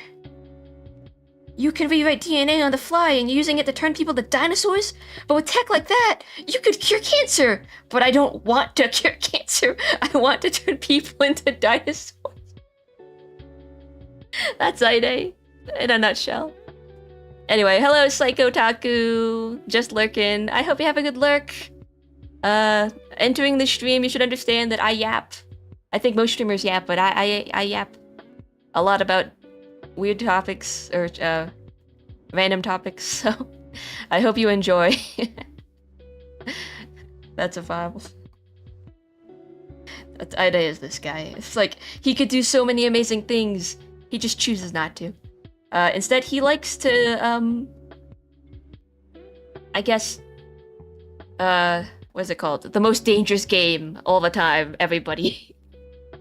The only thing stopping him from being like a pure monster is Blair, who has convinced him, or has told Ide, hey, what if you don't kill random people? What if you only kill, you know, other criminals and stuff? What if you only targeted criminals and stuff? And I'm just like, huh, why would I do that? And so Blair was like, well, it's more of a challenge, you know, because normal people, you know, they're so dumb and weak and things. Criminals are harder to nail down, you know, because they're also playing the same game you are. So maybe we can only target criminals in the future. And I was like, I know what you're trying to do, but that sounds like a good idea. Let's do it. That sounds like a lot of fun. So Ida is fully aware of what Blair has proposed, but he accepted it because, yeah, you know what? It is kind of a challenge. That does sound kind of fun.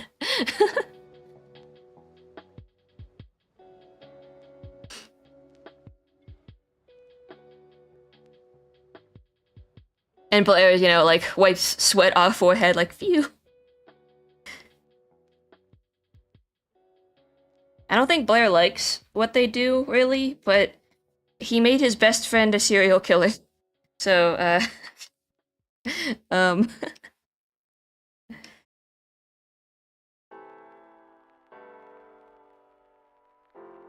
I guess he'd rather be on this side of the...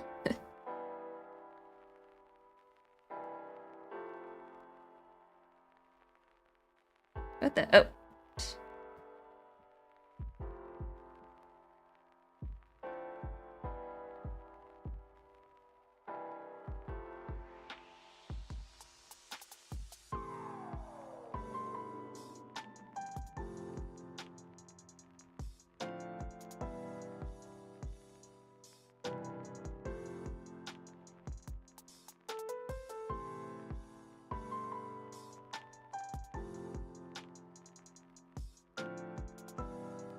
That's in the way. I mean, I expected it to kind of be in the way, but now it's like really in the way.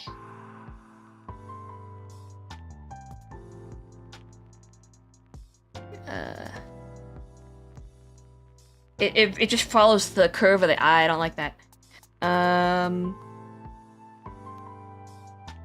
Okay, hold on. We just gotta change the hair, I think.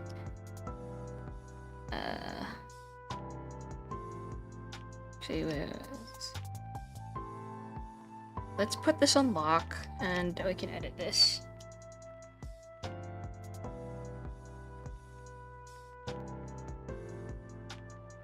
Blair's trying to keep Ide from becoming the final boss. He's not succeeded, but... when I say they both enable each other, I mean they do it... They are terrible. together. I think they have kind of this horrible friends with benefits thing going on.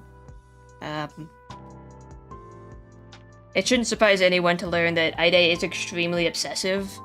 So, he doesn't really like Blair hanging out with new people. The one time that Blair did attempt to, like, join a different kind of gang or separate himself from Ide, like, found him, hunted him down, killed all his new friends, and then said, like, hey, you can't do that. And Blair was like, okay. Alright. Okay. Actually, no, it was more complicated than that. Ide was like hunting down all of Blair's friends. He had Blair and the last guy cornered and then made Blair choose between the two of them.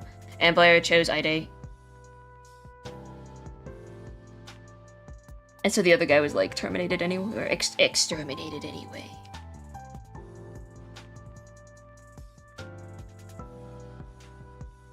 Ah, man, it's still in the eye. No.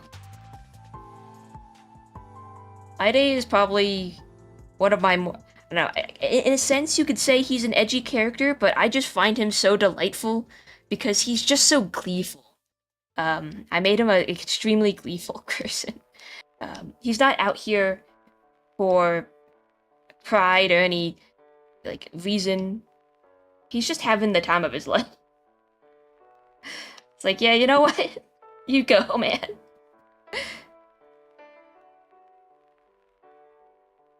He's in it for the love of the game.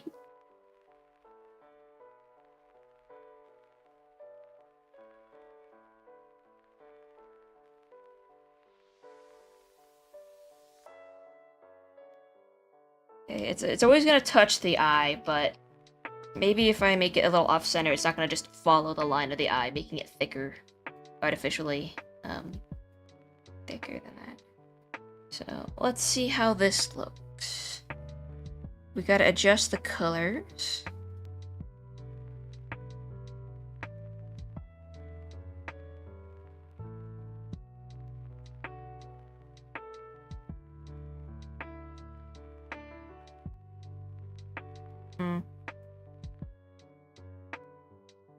You gotta love the little sociopath. Yeah.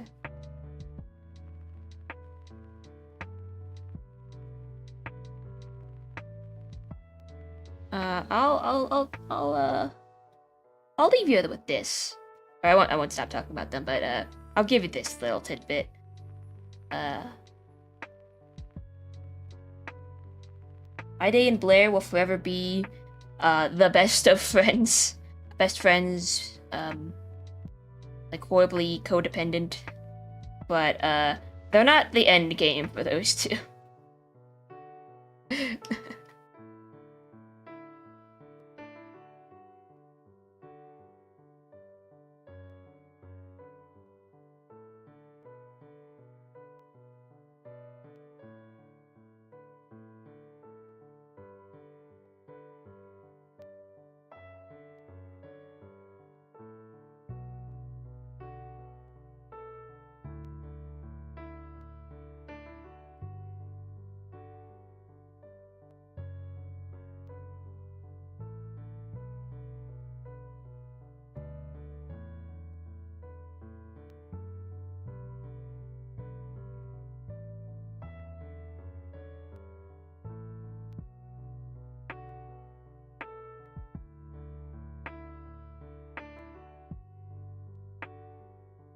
Let's see. Oh, this is too high now.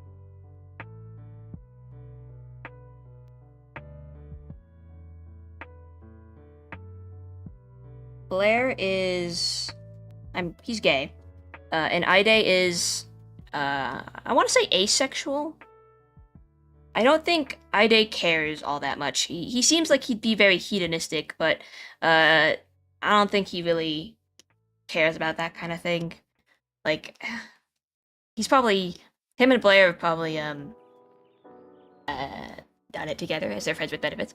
But I think Ide only really does that to appease Blair. maybe as a way of manipulation too, in a sense, just to, like, keep him around. But I don't think Ide seeks that out. He has a better, more fun time stabbing people. Biting fingers off.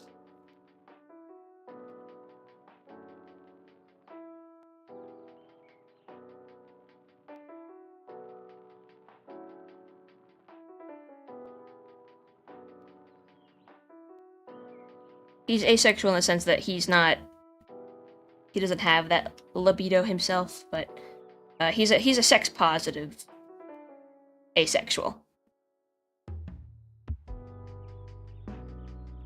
For anyone that cares about that sort of thing. Alright, let's see the eyes now.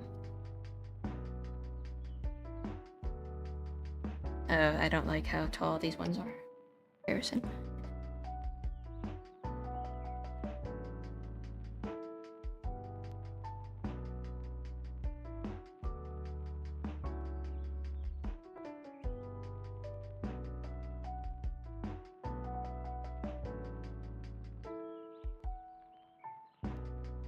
When I say manipulation, I mean more maybe a distraction.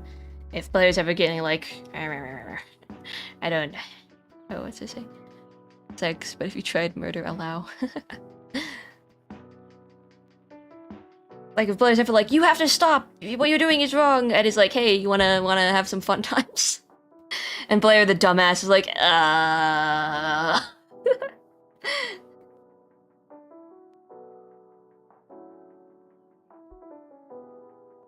Blair starts complaining, Ide. Hey.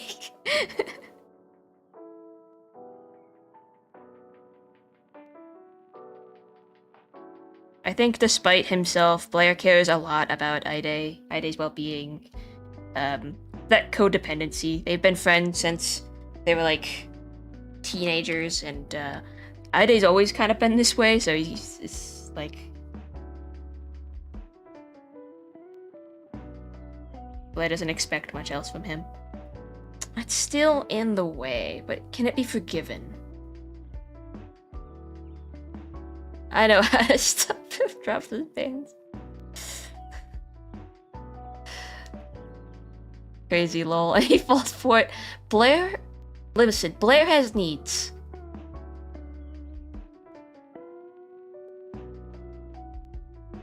Blair used to have a lot of anger issues, like just other issues too, probably.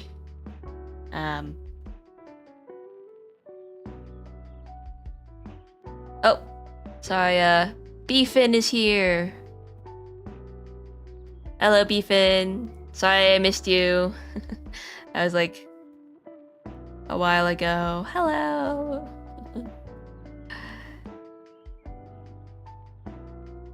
I was not watching YouTube chat. Yeah, but Blair's had a lot of issues. It's caused problems between him and his twin sister. They have a terse relationship now. His twin sister does not like Ide, not like anyone should. And I actually don't think she knows about him. She just knows that Blair's in bad company and doesn't really want anything to do with Blair at this point in time. I don't like that eyelash and that one are not the same. So we're gonna try this again.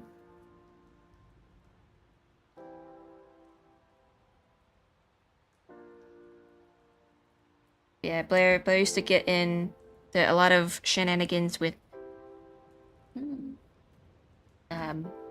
I guess different Ashilian gangs and stuff, because he wanted notoriety at some point, or he needed some way to vent his anger. And, you know, doing crime seemed like the good way to do that.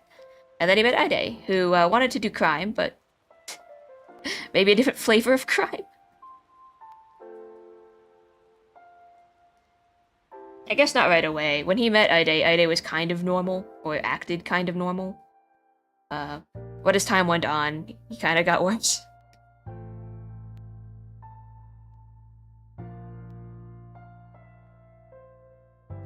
Blair had anger issues. He was just kind of really mean and nasty to be around when he was younger. And he slowly has mellowed out. I think being around Ide kind of made his his anger in comparison seem pretty tolerable. He's like, okay, maybe I have issues, but maybe you have worse ones. And over time, he's been trying to be a better person, make amends.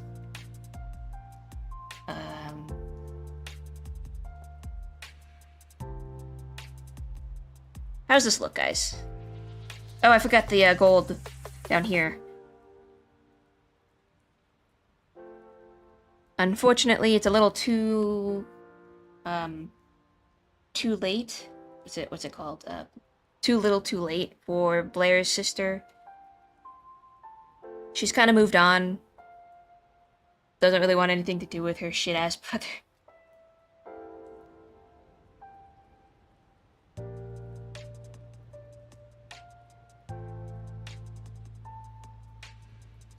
And so he's still trying to, like, make it up to her, even if she won't forgive him for, kind of the bullshit he pulled in their childhood youth. He was never abusive towards her or anything like that. He just, was the reason they both got kicked out of their house when they were younger. And then he kind of abandoned her to pursue his life of crime that didn't pan out.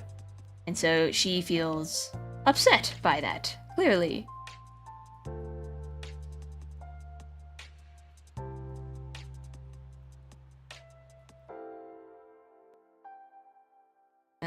Shit. I think we can keep the eyes, but I do need to fix this, strand. It's not doing what I wanted to do.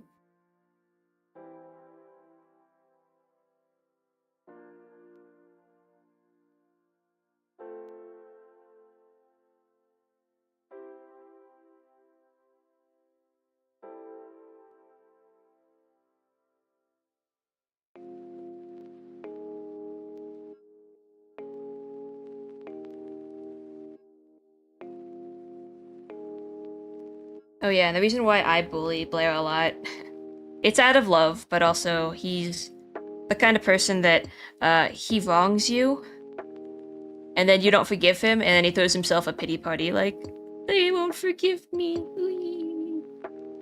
I don't think he's the worst person ever, but he acts a little pathetic sometimes. It's like, no, dude, you could take an active stance. You can do something.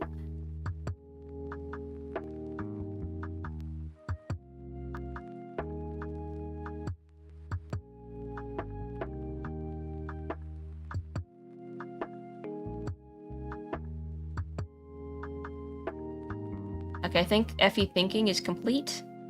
Any objections, any thoughts, any changes should be made, let me know. Effie thinking is gonna be here.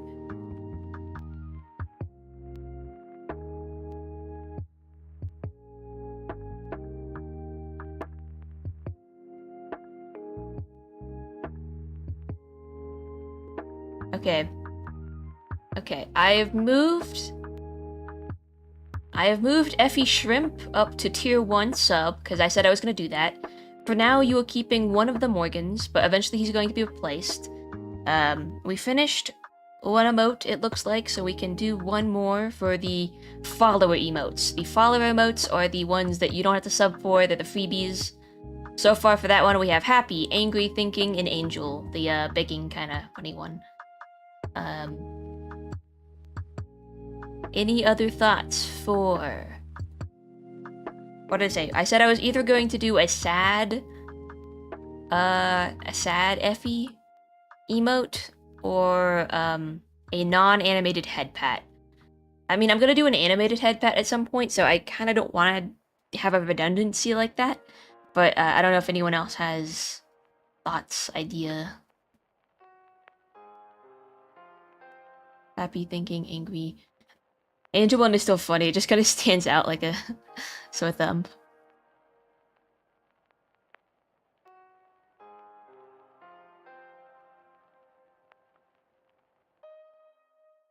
It's so odd looking. Either that, or we can keep Shrimp as a base emote. But I kind of like the I kind of like the emotion line.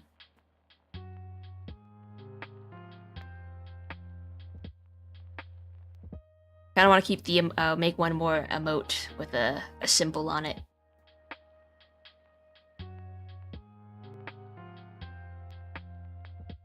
Oh, I should upload it to...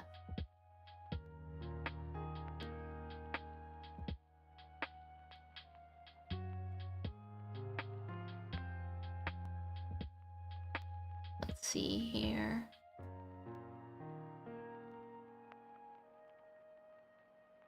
Go, my Effie.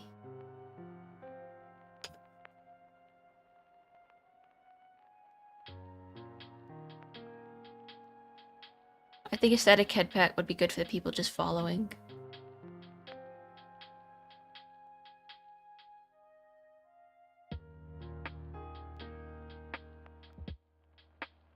I'm gonna look at some sample ones real fast.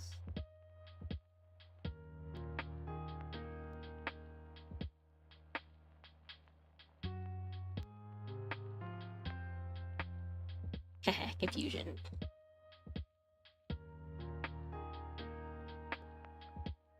There's ones where there's characters holding like a heart. Like they show affection, like a hugging emote. A happy, thinking, angry, angel.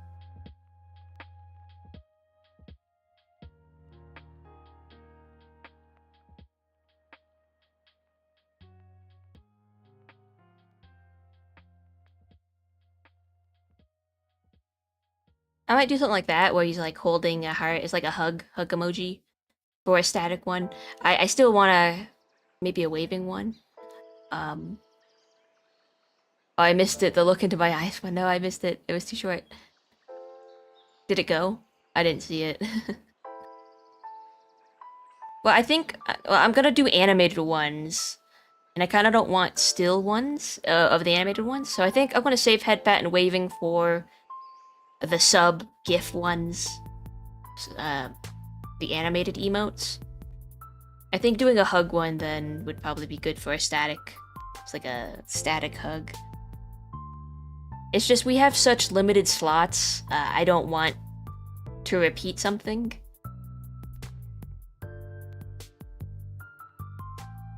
If that's alright.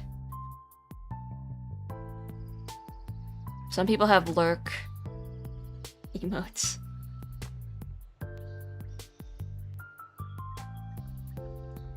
I'm going to eventually make the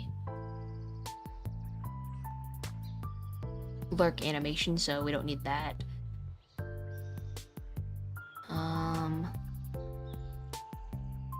I think an Effie hug one could be cute. Oh, some people have like a ban him emote, but I don't think we don't have any troublemakers in chat. Y'all are good. Y'all are good.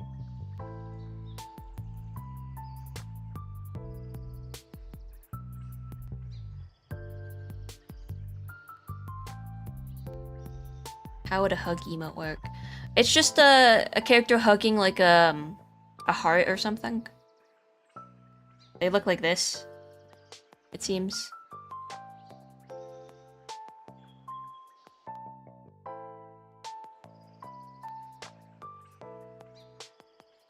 Like, instead of being able to hug directly, I just kind of hug this pillow thing. Wow.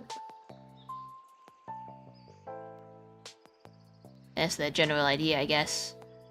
It's like a showing affection type of... Or showing affection, support. Got the shrimp one, but shrimp has been elevated, so... Hello, Zero! Hello. Yeah. The shrimp emote is specific for praise shrimp. So that one's more of an inside joke. I think this one's more versatile. It'd be more utility. I don't know. I say all this technical stuff. I don't actually know what I'm doing.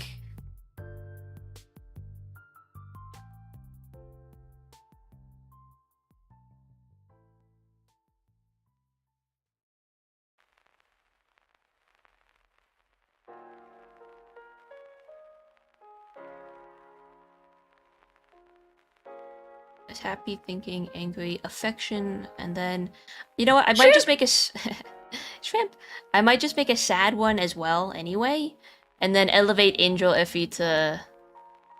sub. Just because I it's not even about the sub motive, it's just I kind of want uniformity in the follower ones. Or it's just like the proportions are normal and not odd. And then the more novel ones could be something else.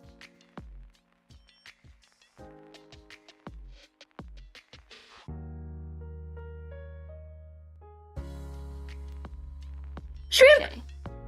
I think I'll do that. We'll use this one as a reference. I don't think it's we're gonna use it as like a reference. Definitely not a base or anything. This is fine because it's basically the same shape. There's a lot of these out there. It's not copying or anything. It just kind of seems to be a staple.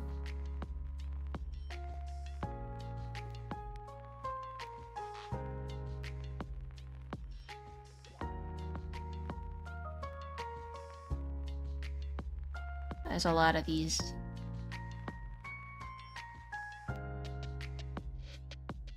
From what I'm seeing, so yeah. We can make them all transparent. Generally, heart and then hug.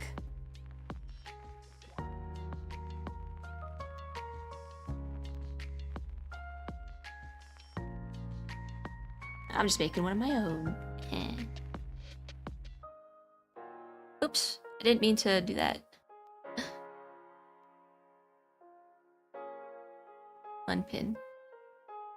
I'm gonna get some water. Let's see, I got some here.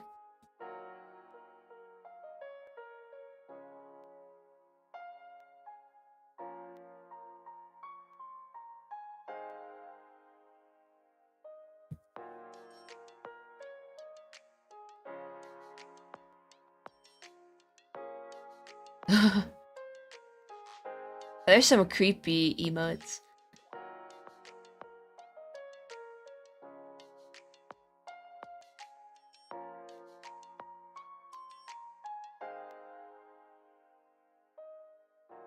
I don't know how you get more. You get more emotes through bit tier ones. It seems. You can get like slightly more.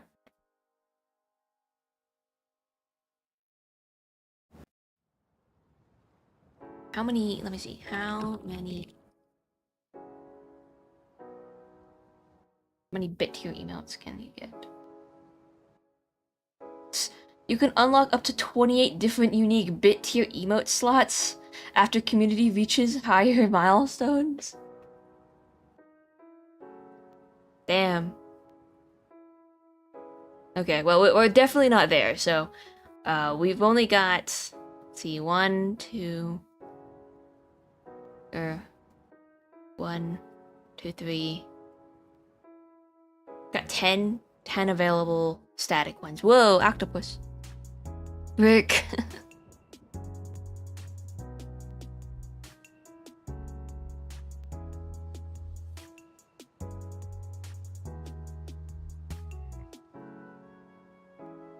I'm just trying to be careful about our emote economy.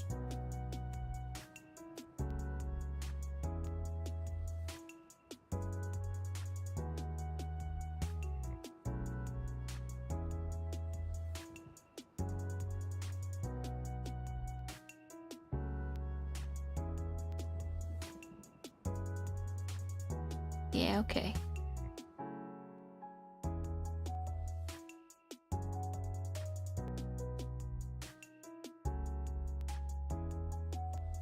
The perfect Pokemon team. What's this button do? Which one?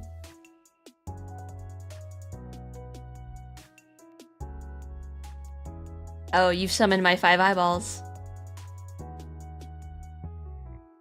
I've made that one really cheap because I don't always look up and the eyes only activate when I'm looking up. It also lasts for a minute, so...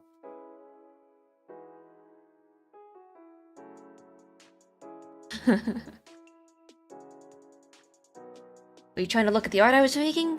Oh wow, guys, I'm making such good art. From behind the big Effie. Okay. Oop.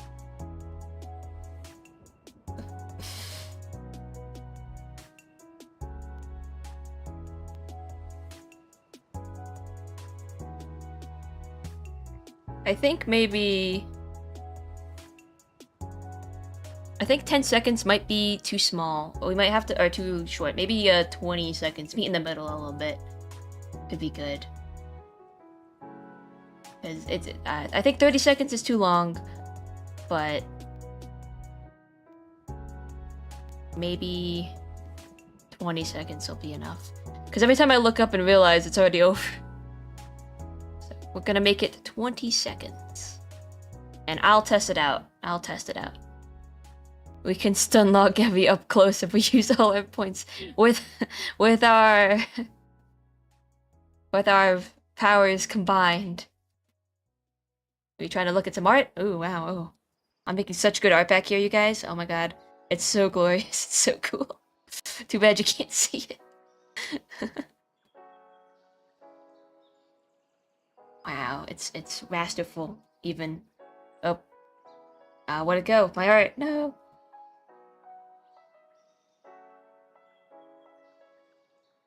Give it a sound cue. Yeah, I know. I need to find something. I was gonna do my own variation of the Mario growing big sound effect.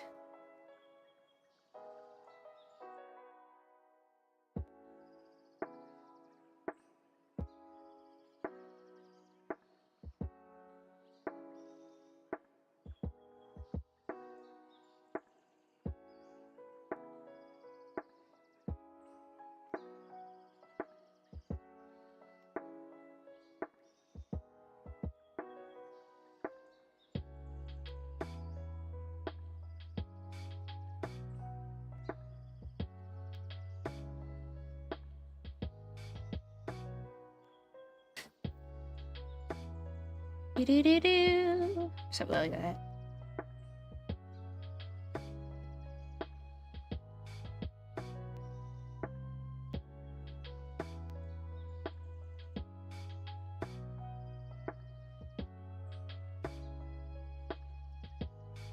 I know if AMK comes in the chat, that's what they'll be using their points on.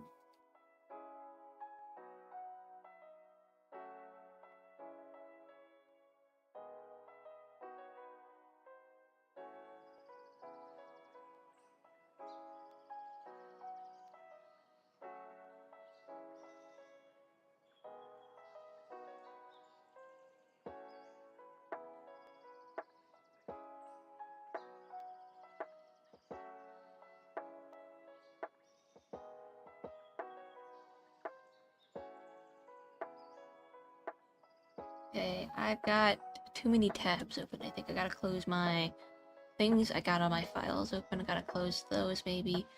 I'm getting just a little bit of lag, so let's see if we can close all the tabs we don't need. 1, 2, 3, 4. Well, we have all the other ones, so.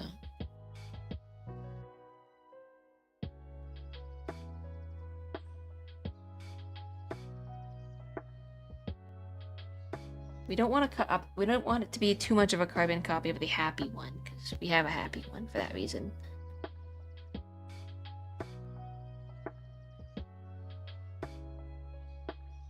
I'm not sure the bottom eyes being open will fix this, but just see.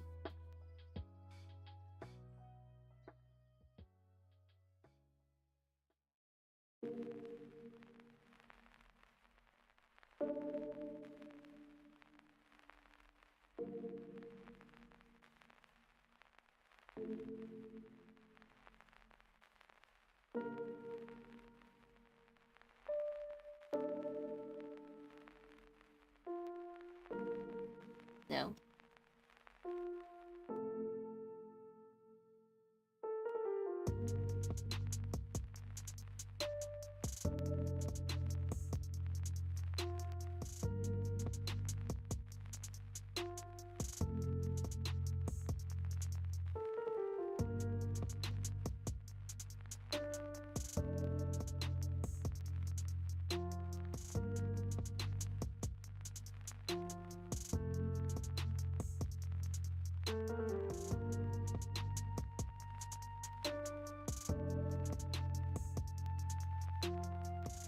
A little ooh.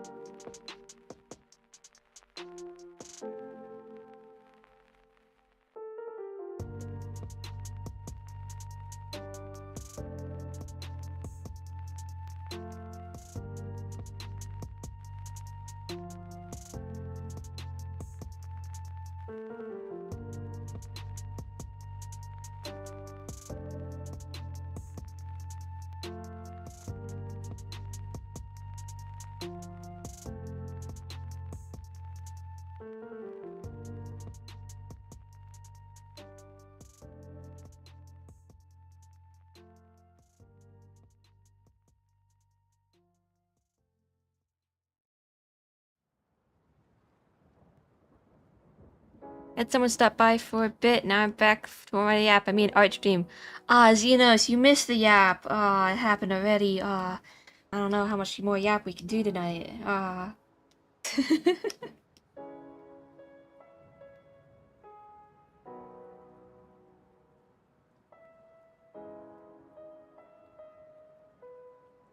Okay, we did yap while you were gone, but... Blame Hot Rod, not me. And I blame me as well, but...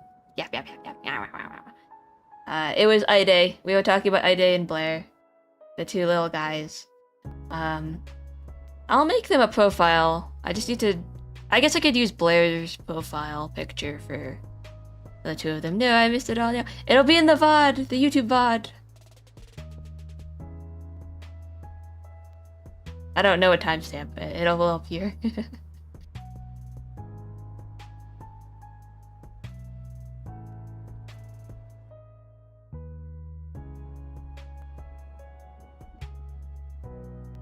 Sometimes I hate drinking water.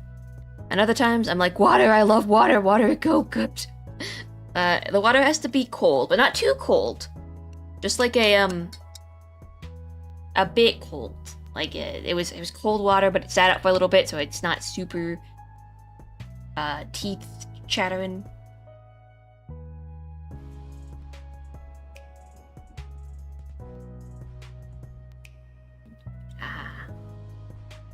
It's even better when it's up through a straw.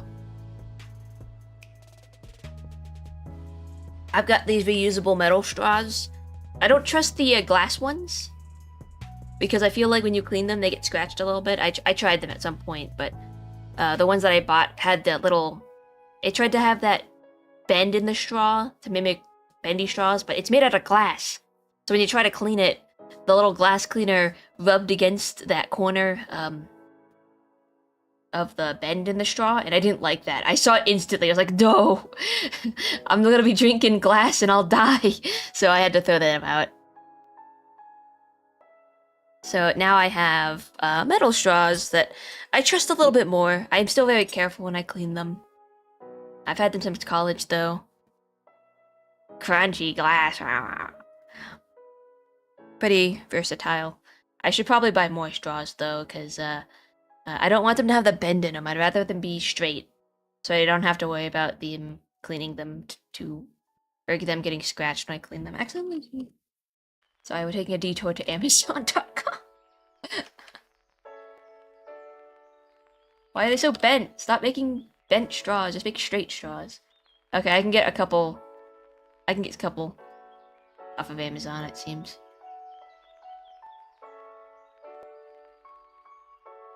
I use straws for everything. I love drinking out of straws. I'm too good to put my lips on a glass. I already chewed on one and it broke! No! We interrupted this stream for commercialism. Effanineffable, brought to you by Face Shadow Legend. Could you imagine? Taijiro, the streamer on Twitch who has. Alright, I gotta hoist up this streamer, Taijiro on Twitch. I don't watch a lot of his streams, but I've seen his stream assets. He has created an entire world of animations and assets and stuff in Godot that he then streams from for his streams, and he makes them super interactive. I think it's through StreamerBot, and there's a couple things from his stream that I would like to not copy, but take inspiration from, possibly. Because I mean, I want my streams to feel, I guess not like a total lived-in world, but I'd like them to feel a little interactive, some fun, for y'all to do shenanigans with. But something that he does I think would be really fun to do in the future is, I think he has fake commercials that he can play. They're of his own characters, his animations, promoting fake items from his OC world, and I think that'd be super fun just to have to make a bunch of fake commercials of my characters or fake products and fake businesses, and then there'll be the real ads, of course, but then when I need to take a BRB break or something, I'll send you to the BRB screen, and then there's a chance of an ad, quote, quote, playing. I think that could be so much fun. But that's gonna take me a bajillion months, so... I think he streams every day, or at least 3 times a week or something. I don't actually watch him, because he streams a lot. He makes his streams so interactive, though, and I'm like... Sometimes, one day, maybe. I don't need my streams to be as lived in as his are, because I think his is just an entire city that he could explore, with a bunch of mini games and other things. Not looking for that level, because I do want to make things outside of the stream, but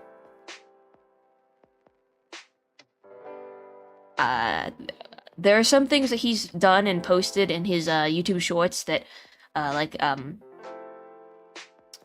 assets and redeems that I would like to pull inspiration from. And back when I first saw them, I had no idea how in the world he made anything, or made it all interactive, no idea what programs. But now that I've been playing around with OBS and StreamerBot and VTube Studio, and mostly StreamerBot and OBS, I think I can figure out how to make versions that will work for me of what I want by kind of mentally dissecting how he possibly made his with what I now know about StreamerBot, so I think that's cool. Anyway. I want to see a gun for hire ads from Blair and Ide. Hitman.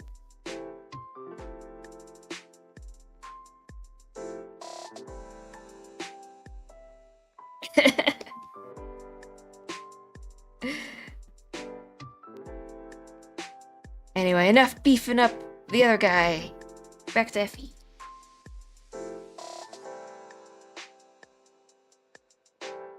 About the same, I think. Except the bangs will go down a little further.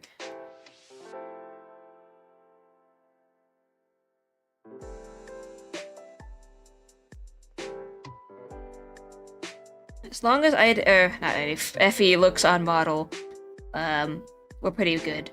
I don't need him to be exact. Again, bow glow bigger, brr.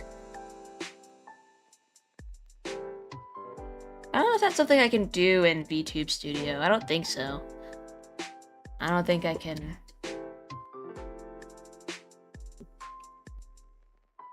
Grow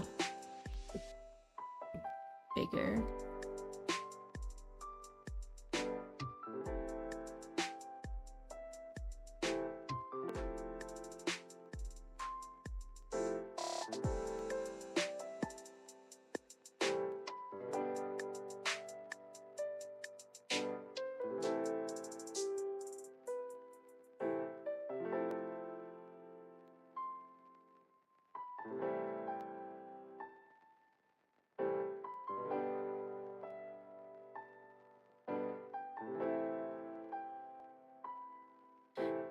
No, I think I'd have to do it in Live 2D.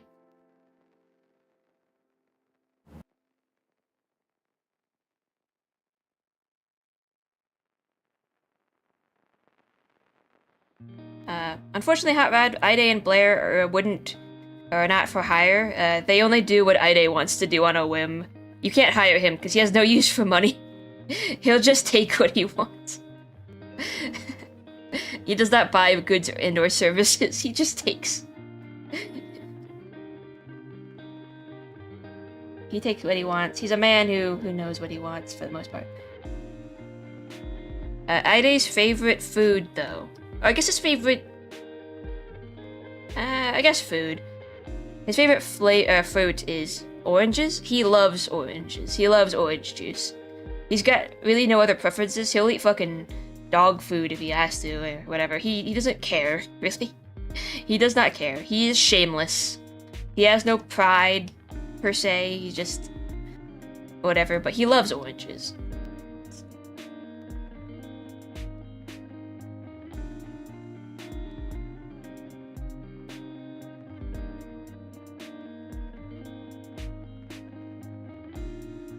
Why is that information you need to know? I don't know.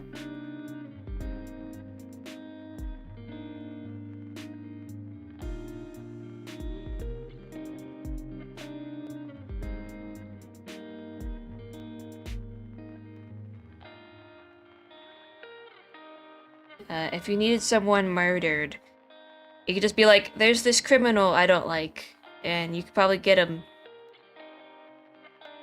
And I'd be like, I'll think about it, I don't know. I think you talked about redeem to increase the size of the bow once. Yeah, I'd like to do that still. Which would be funny, fast. Which would get out of hand fast, but be funny.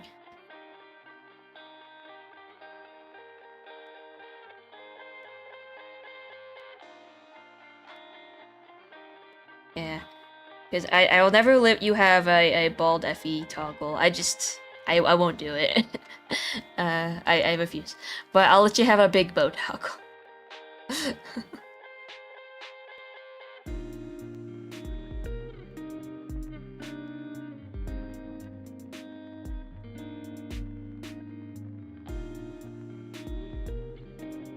Put a lot of effort into this hair. I don't want it being snatched. The bow, however, you can make that whatever you want. Follow your dreams.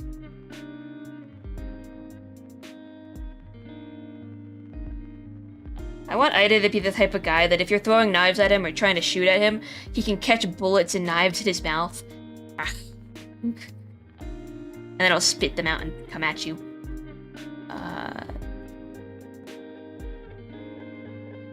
He is a force to be reckoned with.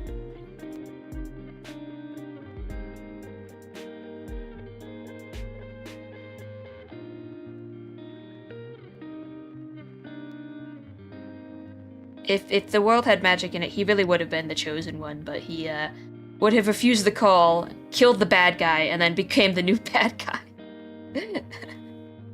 That's what his arc would have been.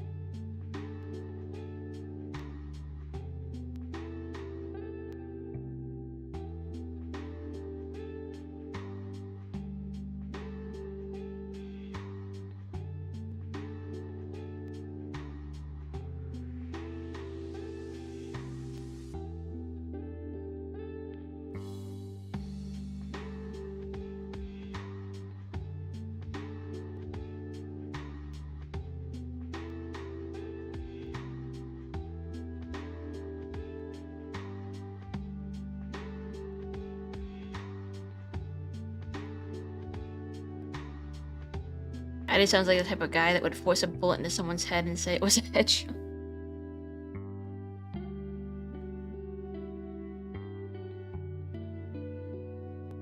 You're lucky if he kills you. Because he'll do things that are not worse. He's got a torture basement that he fills with basically saw traps.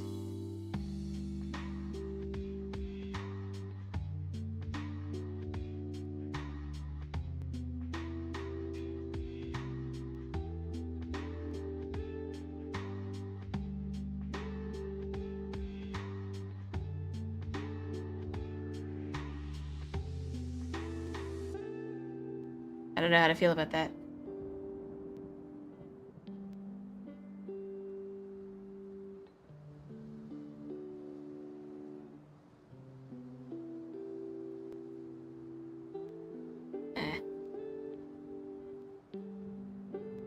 That crosses the line for you.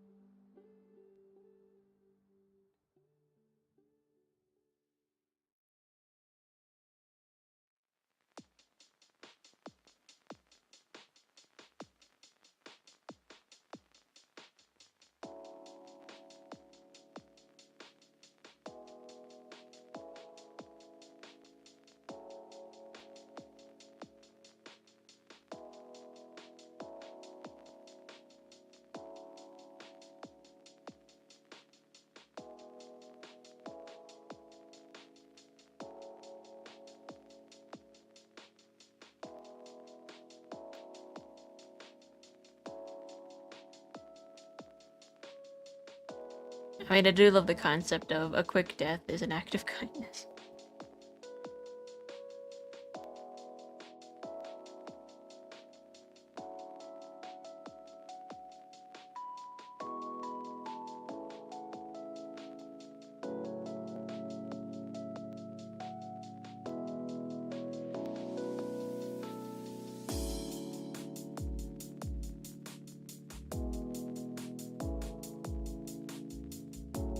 Alright, gotta go. Good night. Good night, Xena. Zivo. I'm getting everyone's names wrong today.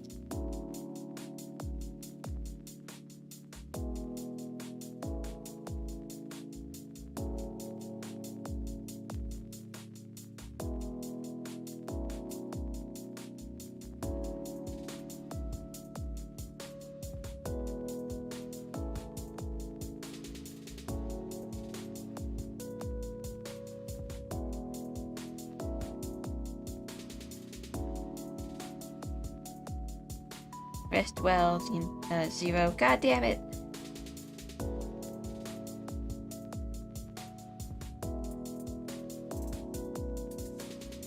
At the beginning of the stream, I was calling everyone now I'm calling everyone Xenos.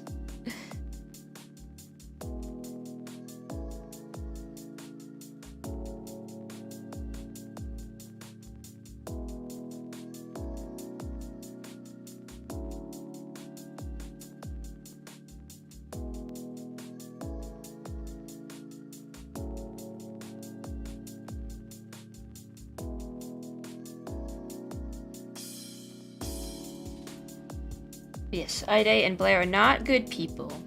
I think they're interesting characters, but they're not good. They're not good people, guys.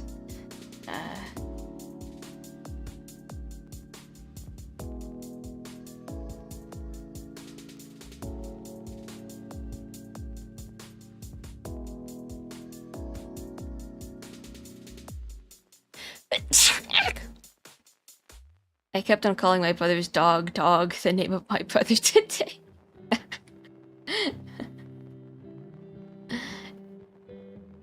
Names are weird. You just kind of associate and mess them up sometimes.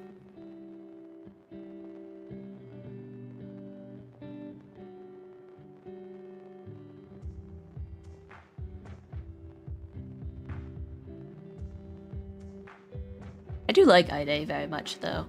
I don't know, I guess fictional violence, is like whatever sometimes. To an extent. I think like when it's like action movie violence. I kind of think, oh, it's fiction.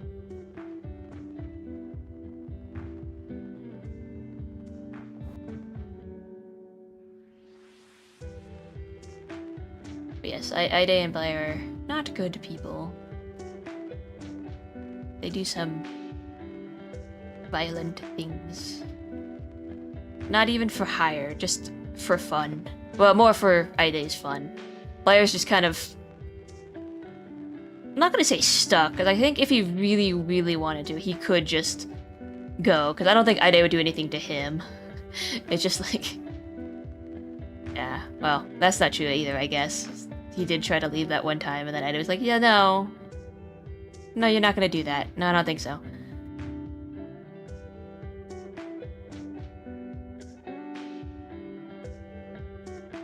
I think it's a matter of getting Ida a new object of obsession. Then he would leave Blair alone.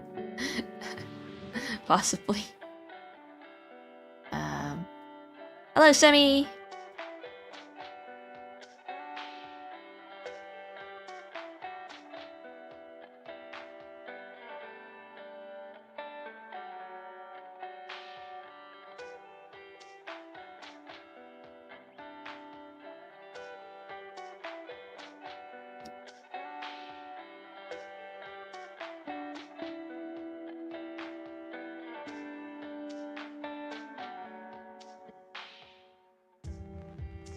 How is this looking? Actually, I want this to come out a bit more. I'll move this over. I don't want to show his neck all that much.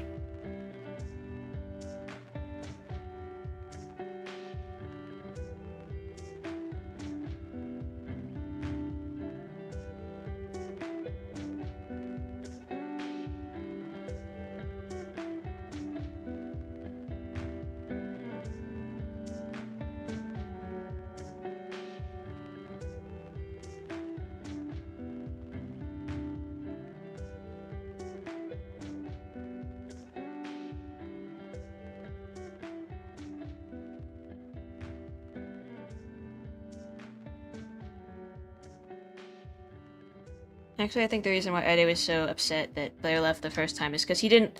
Blair's not the kind of person to really talk to you about stuff or leave you a note or anything. He just kind of goes. Same reason his sister's pissed at him. He goes. He leaves. He doesn't do anything about it. So I think if he really, really wanted to, he could be like, hey, Ida, I'm leaving and I don't want to do this anymore. And Ida would be like, okay. Whatever. He'd be a bit spiteful about it, but... He does care about Blair, so he wouldn't. If it was said if it was communicated a bit better, he would probably be like, okay, wow, hello. How's it going, Semi?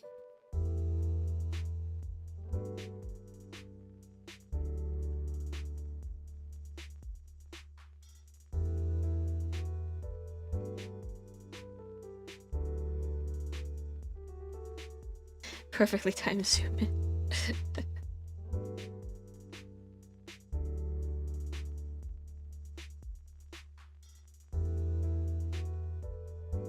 yeah, I'm not an Ida apologist because he has done many wrong, but I do kind of find him endearing in a way, or I find him interesting.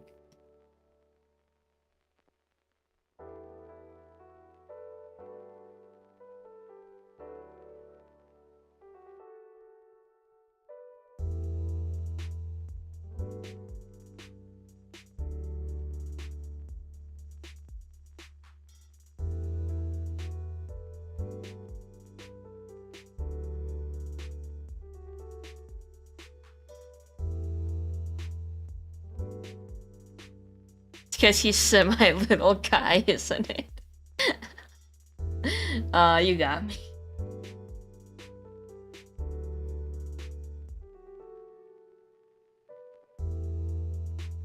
He's got some crazy eyes.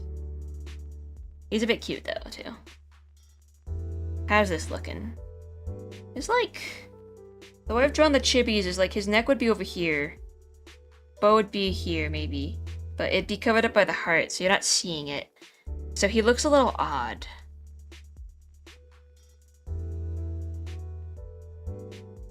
If we pull this a little bit here.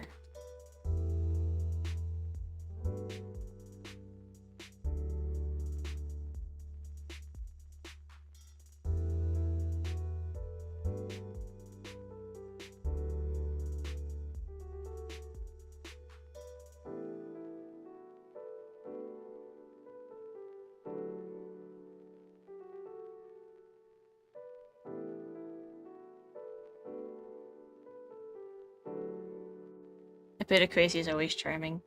Yeah.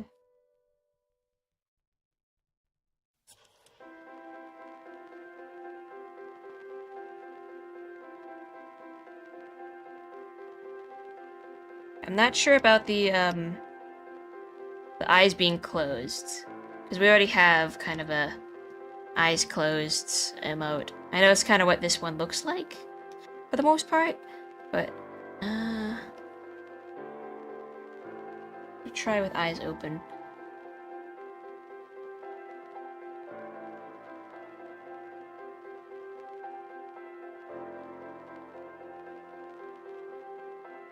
Actually, no, I think close is probably best. I just need him to hug it better.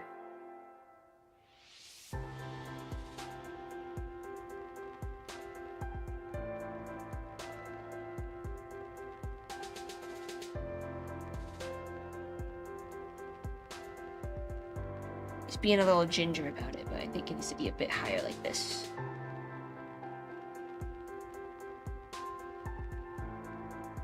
How does one hug? I meant higher. I think bit of crazy is an understatement. You wanted to learn more about him, Hot Rod, and now you've learned too much. We have to... The regret has sunk in. Like I don't meet your heroes moment. You can use the thinking, I think, emote now. If you refresh your page.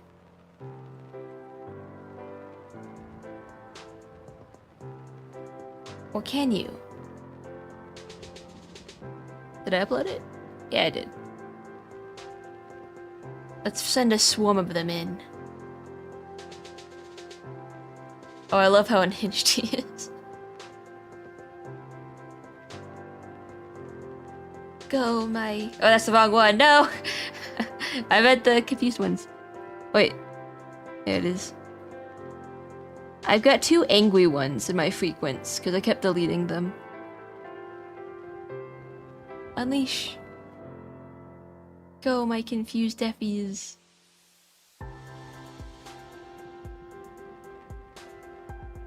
Yep, I just found the statement amusing. I'm just making sure all my emotes work. Hooray, we do.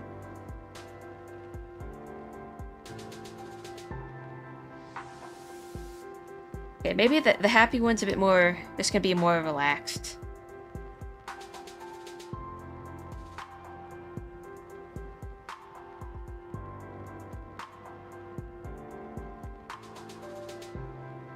Actually, no, those ones are better.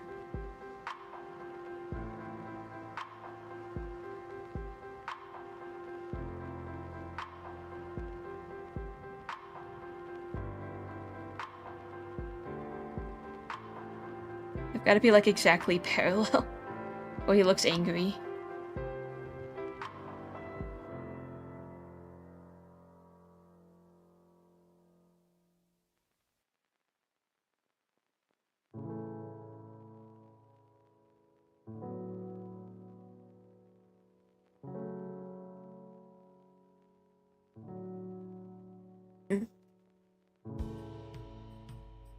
I've had Ide since around 2018, I think, as a character.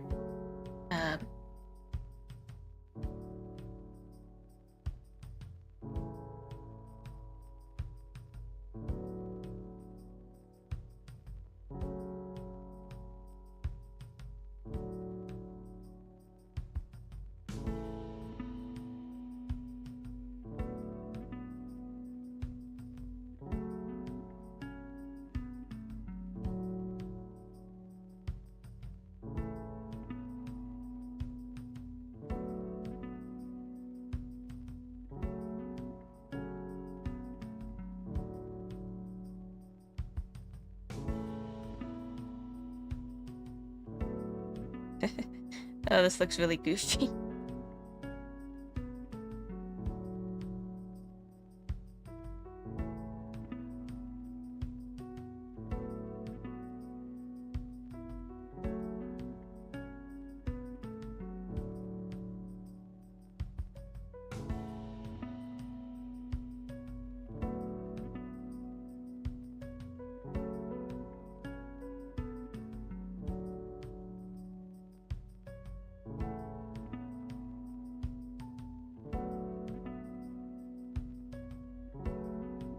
I think that could be funny if it's like the closed face, but it's just made up of his 5 eyes. No. So from afar, it kind of looks like this one, but it's because it's all of his eyes. Clever shape work.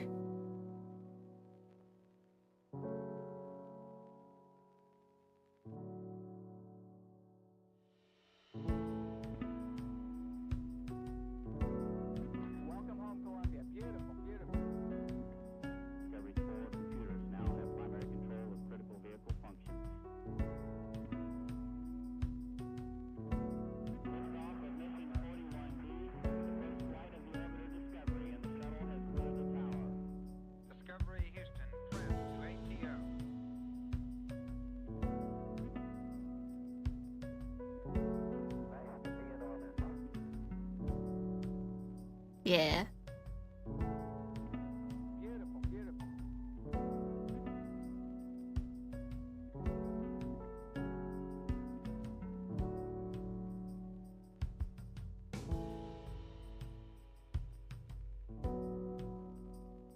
I guess since I want to yap a little bit more, and I don't care too much about Worth spoilers, because again, I don't.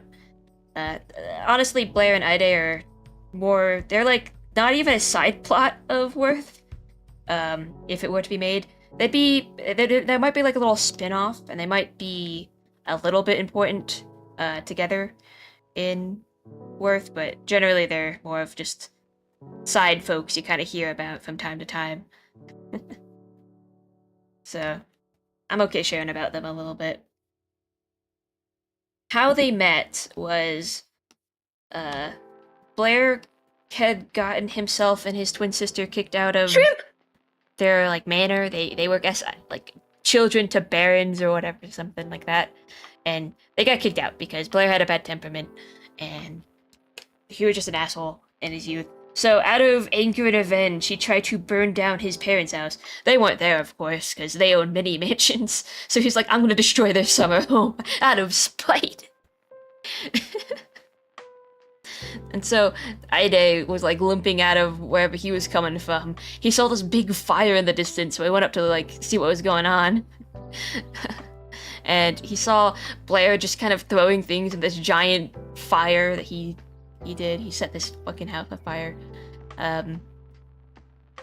And I guess the two met from there. They're like, ah, yes, you're a destructive person. So am I. Let's team up. And they kind of became friends from there. Sort of. I think how they met, like outside of the burning house, Blair was really angry, and so he saw this kid come up to him. And I think at first Ide tried to stop him from burning down this house. He's like, that's actually kind of cool house. So Blair kind of rounded on him, tried to beat him up, but Blair failed. Blair didn't win. So after beating the shit out of each other, like, oh yeah, let's be friends. And it started out as, I don't know, some teenage friendship, and it evolved into becoming some of the most notorious criminals in this country. If you could pick between me drawing Miku as an alien or you dressed as Miku, which would it be? I say while holding my sketchbook and paper. Like me dressed as Miku? Like Effie? I don't know, I'm biased. You can draw whatever you'd like, I suppose. Maybe we can do a poll and have everyone vote. Ah yes, friendship after throwing hands. Oh wait, that's not gonna work. Oops, hold on. That's not gonna work. I need to open... Go, my poll. Question.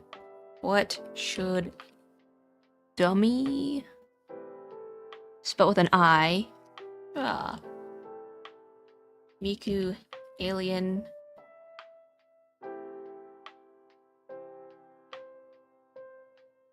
Miku, me. I assume you mean me as in Effie, but...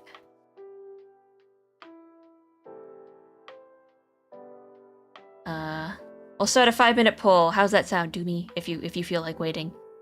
If you care. You could always just start drawing or do whatever you want. But you posited the question. We will allow it to think. Criminals of the tri-state area. Ah yes, friendship after throwing hands. I had that, you know, standard. Okay, I made him in 2018. I was, I think, in high school back then, so he's got that sort of edgy backstory to fit his character. That I don't feel like changing. I think it's fine. You know, abusive father type plot. Abusive father he couldn't handle anymore, so at one point he just like killed his dad just because he was an abusive piece of shit. And instead of being, I don't know, grateful, or not that they should have been grateful, I guess, or instead of being understanding, perhaps, his mother and sister were like terrified of him and abandoned him basically. Because it's like he was kind of young at the time. He's like, what the hell, the kid did that. And he's tried to talk to them a few times, but I don't think they want to see him anymore. So he's had to find his own way, his own sort of found family. And he found Blair. And he's like, this is good enough. This seems fine. Rodrigo cat whistle.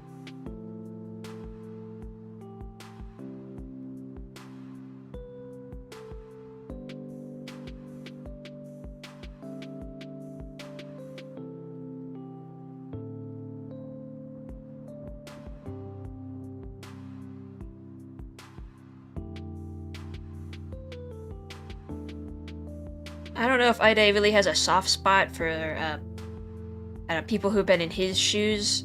He probably would throw hands with a kid if they wanted to throw hands at him. He's not above that per se. He'd like beat up a child. It's not good, but he would. Only provoked, I guess, in that scenario. Like if a kid came up to like, you dumbass, buckos, what'd you do? What into me or something? He'd like smile and then like beat him up, I guess. Ida is, I think he's 28. And I think Blair is 26 or 27. I don't know. I can't remember their exact ages. I just know Ida's about 28 at the start of Worth. Ida getting a new family after throwing hands with Blair.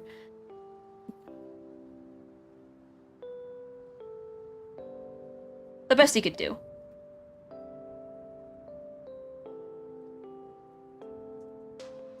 And now they're forever just kind of tied together. Ida would enable Blair's anger issues, and then Blair would stand by as Ida was like doing his thing. Which I guess at the time was picking fights with criminals and biting people's fingers off. Also, I have a bad frame of reference for when I don't know if this what I'm describing it now. I feel like is fictional violence and still falls under the realm of I guess fun, like vague to talk about. But let me know if it's not that, if it gets a bit too I don't know if explicit's the right word, but not fun to talk about.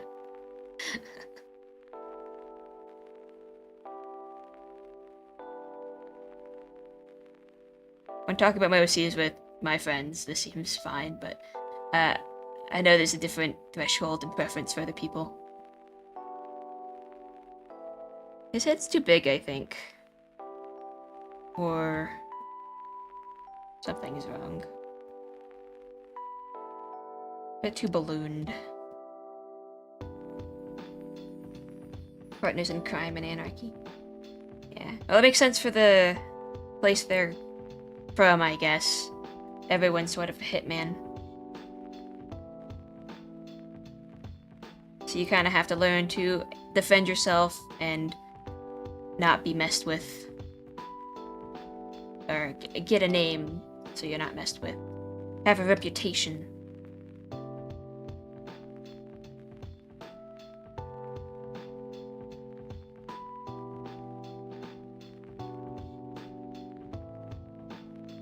Yeah, I know some people who can't handle fictional porn. Even the pets. So yeah, just let me know. Let me know if it ever veers into the territory where you just want to talk about something else. But yeah, I like Blair and Eddie. I think they're fun. We will not excuse their actions, of course, but they are fictional characters who do fictional violence. And they can be fun to talk about sometimes.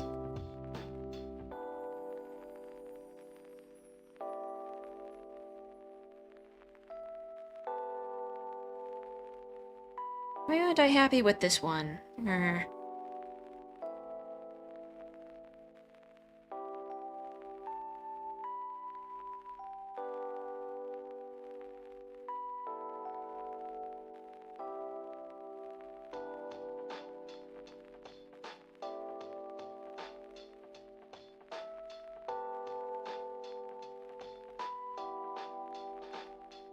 By the way, the poll finished. Oh, okay.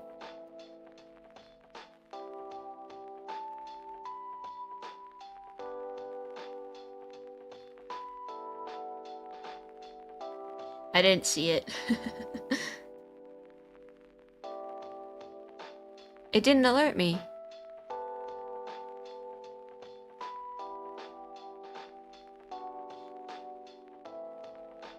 No, no. Sorry, Goomy, I didn't know what it said.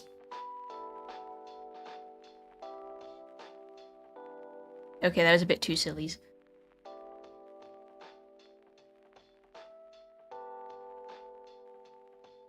Why doesn't he look well? Mikumi won. Okay. You heard him, Kumi. Or Gumi. I keep calling Gumi like the VTuber. Or the Vocaloid. Doomy. Doomy is their name.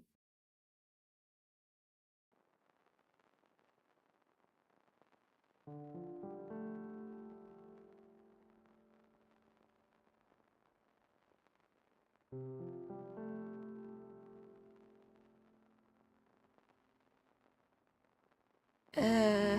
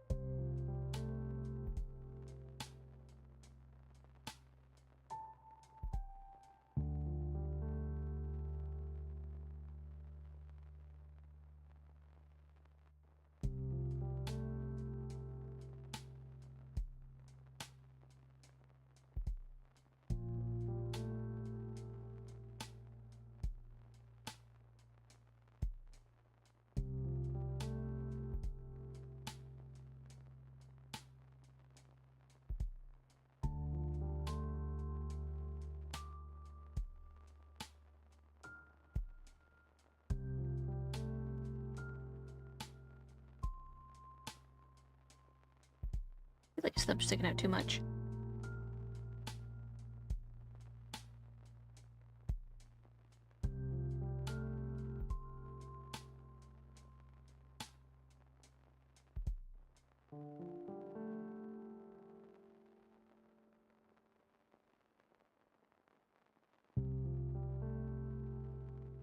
Okay, let's try the test.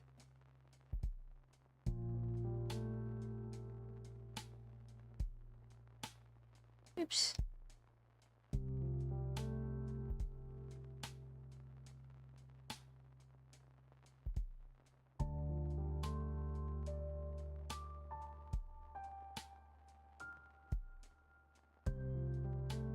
How does that look from afar?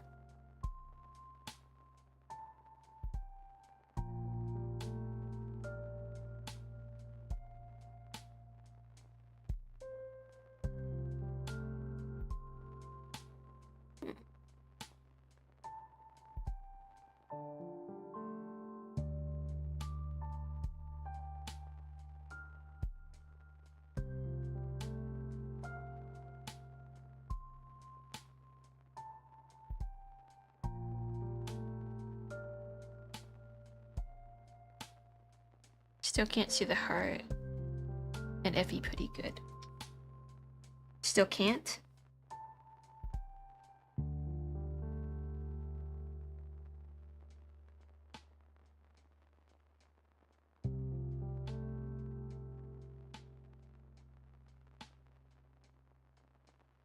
It's gonna be about this small, I think. Maybe a bit smaller. Auto corrupts. Okay. I think this looks fine, perhaps. Perhaps. Okay,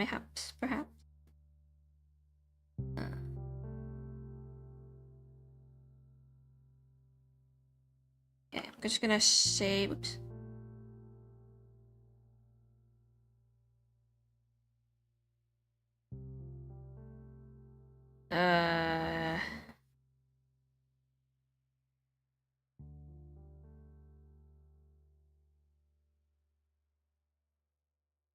Let's see here.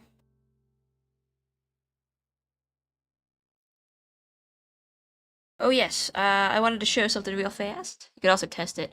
I could. Okay, the Spire call. See you later. Bye, Metroid. I forgot.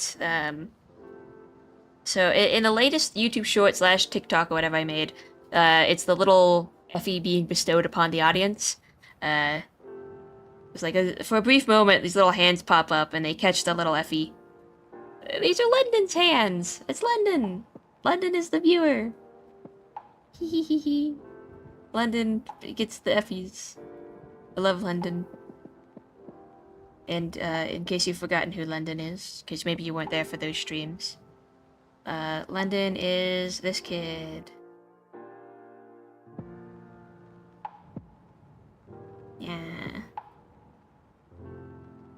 He's Effie's QPR partner. Just a little guy trying to get home.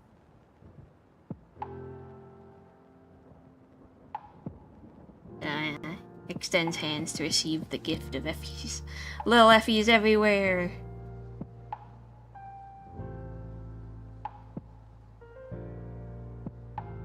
Forgot to comment on that short.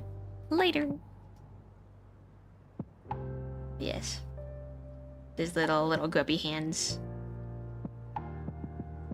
I just thought that was a fun detail. So London is the one hoarding the hippie chippies. Yeah, that's his partner. He can do whatever he wants. London is Wasian. He would be, I guess... I'd say... Chinese on that side. Black Chinese. Or, yeah. Fictional world, though, so it's not like country equivalents. I always default to Chinese, because I'm Chinese. In real life. And it makes the most sense.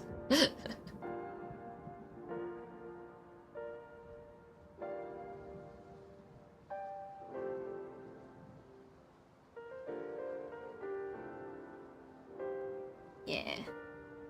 That my little guy.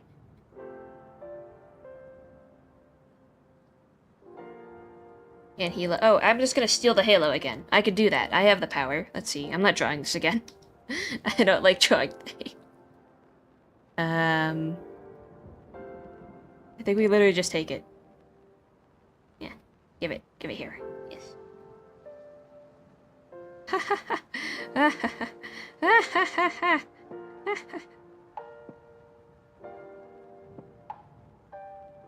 Perfect. Gonna have some more water.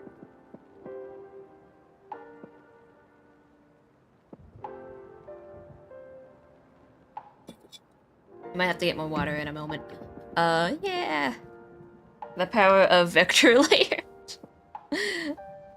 Oh, so I don't have to redraw everything again?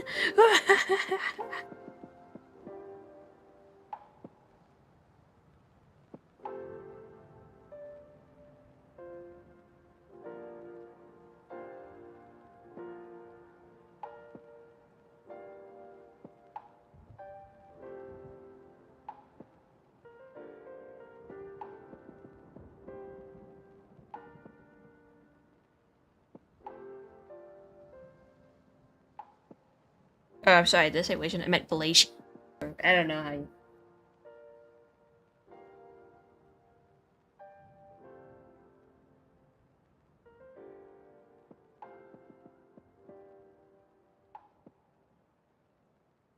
They say power crap.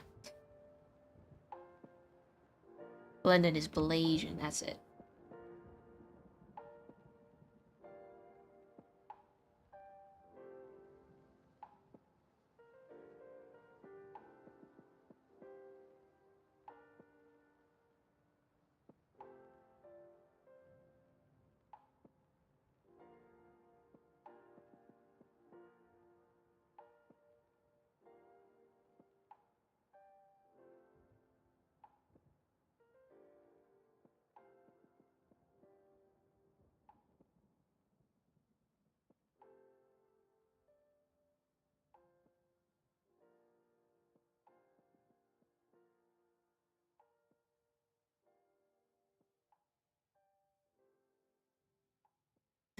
You wouldn't downloaded a car app pops up in my head every time you steal your own Halo.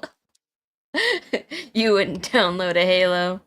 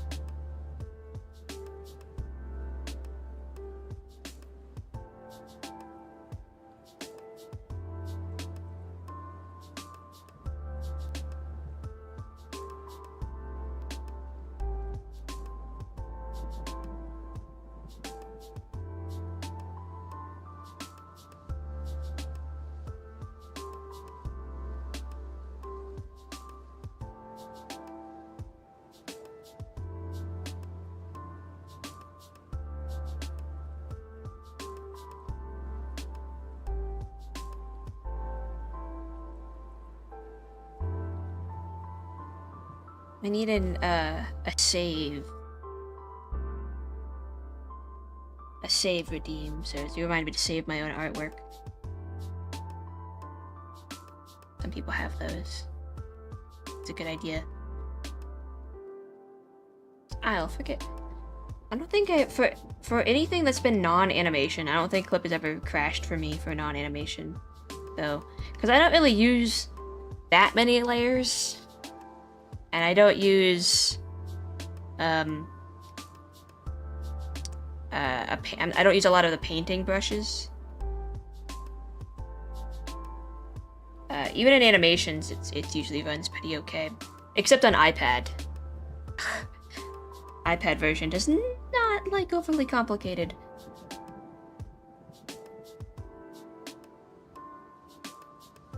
Canvases.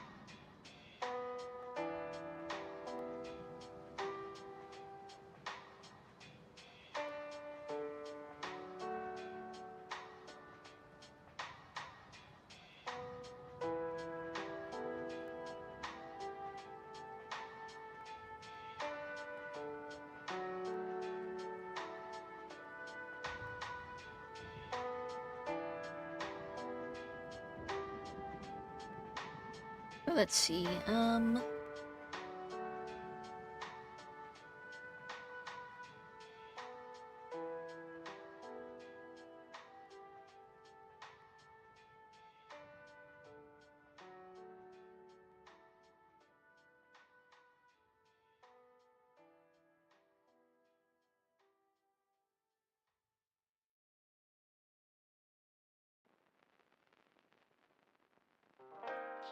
I might make a Blair ID corner in the continuity corner list later.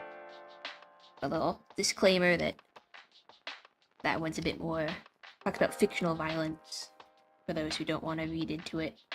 But making it in case anyone wants to learn more about them, because I do enjoy those characters as characters, obviously, because I made them.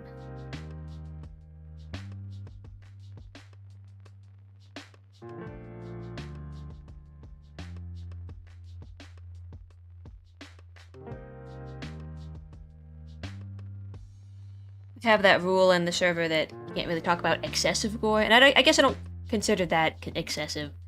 For I don't know. I think Danganronpa levels of violence is fine, but there's a way when you take it too realistically that you're like a little. Wah.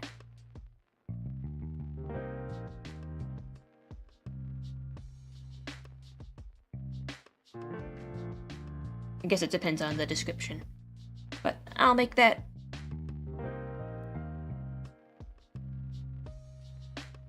Like Danganronpa / Silt versus level of violent / body horror is what I guess I'm used to, so maybe I've been a little too desensitized to it.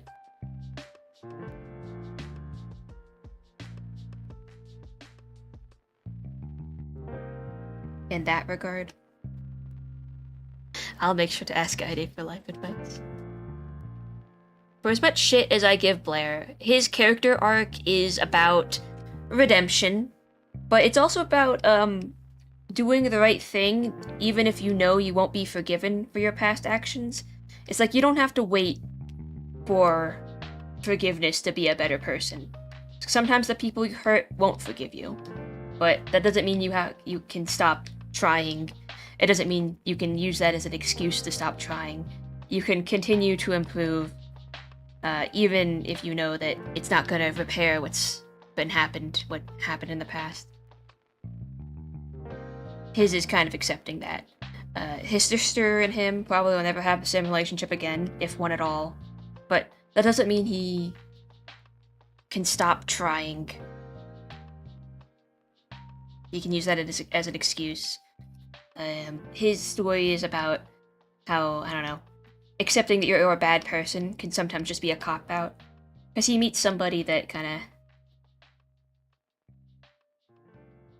teaches him that lesson, or pushes him to be better.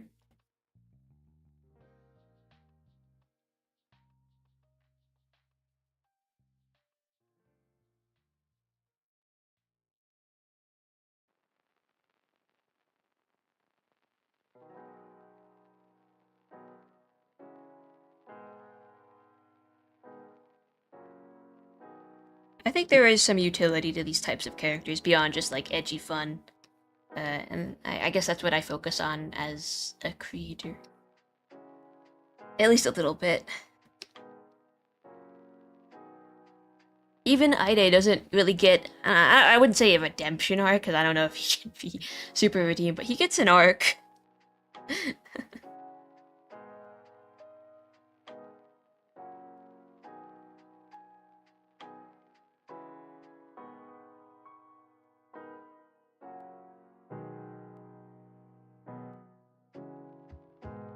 Ouch! The hell? The arc exists. Ow. Hang on. There's like a sharp thing I stepped on. Under my desk. It might just be in my sock or something. It just surprised me, sorry, I didn't mean to scare anybody. It surprised me. It didn't hurt that much, it just... Like, I assumed that I have like, these big slipper socks I wear. I assumed that it would be a safe space, and that there would be no Vox in them.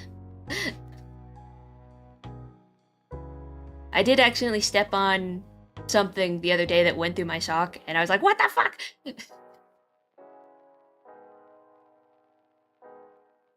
I don't feel it anymore. I don't know what that was.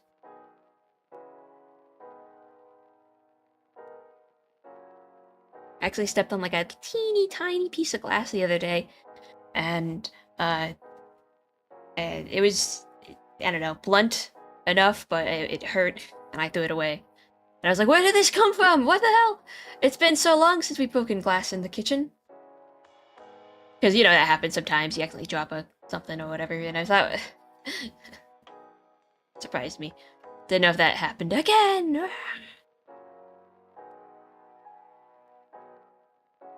Vacuum everywhere, kid.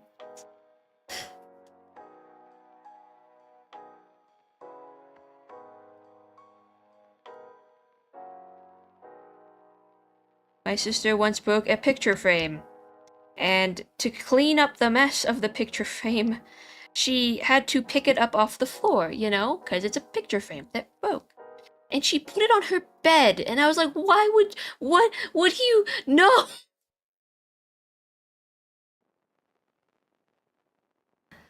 Anyway, we cleaned that up, but I was like, what do you mean? I hate that happens. It's like I felt discomfort. Now the perp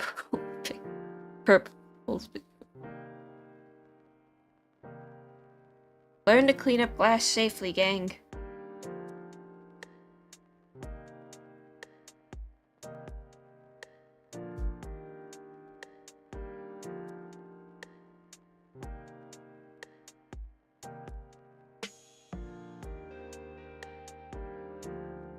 Yes, Ida gets. Ida has a canon arc and then a non-canon arc. There's two versions of it. There's one where he gets better, and there's one where he gets worse. So,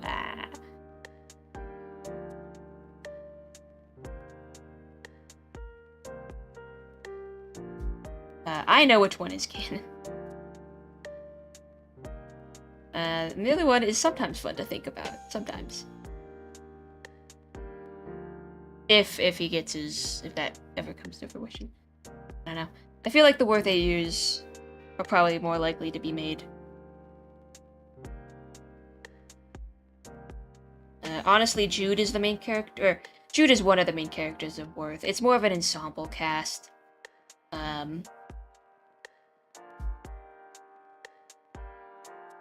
Blair's sister is a main character. There's a couple other folks from Paris, the sci-fi city.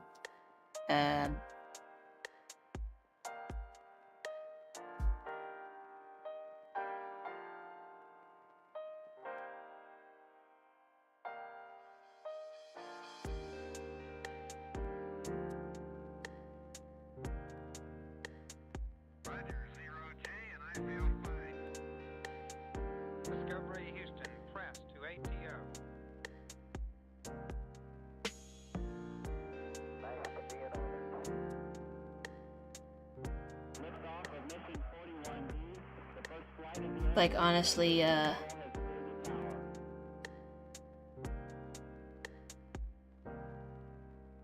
honestly, in the main plot of Worth, Blair and Ida are just, like, really... Or I guess Blair's more important. Ida is just kind of there. Discovery, go and throttle up. Discovery's 4 computers now have primary control of critical vehicle functions.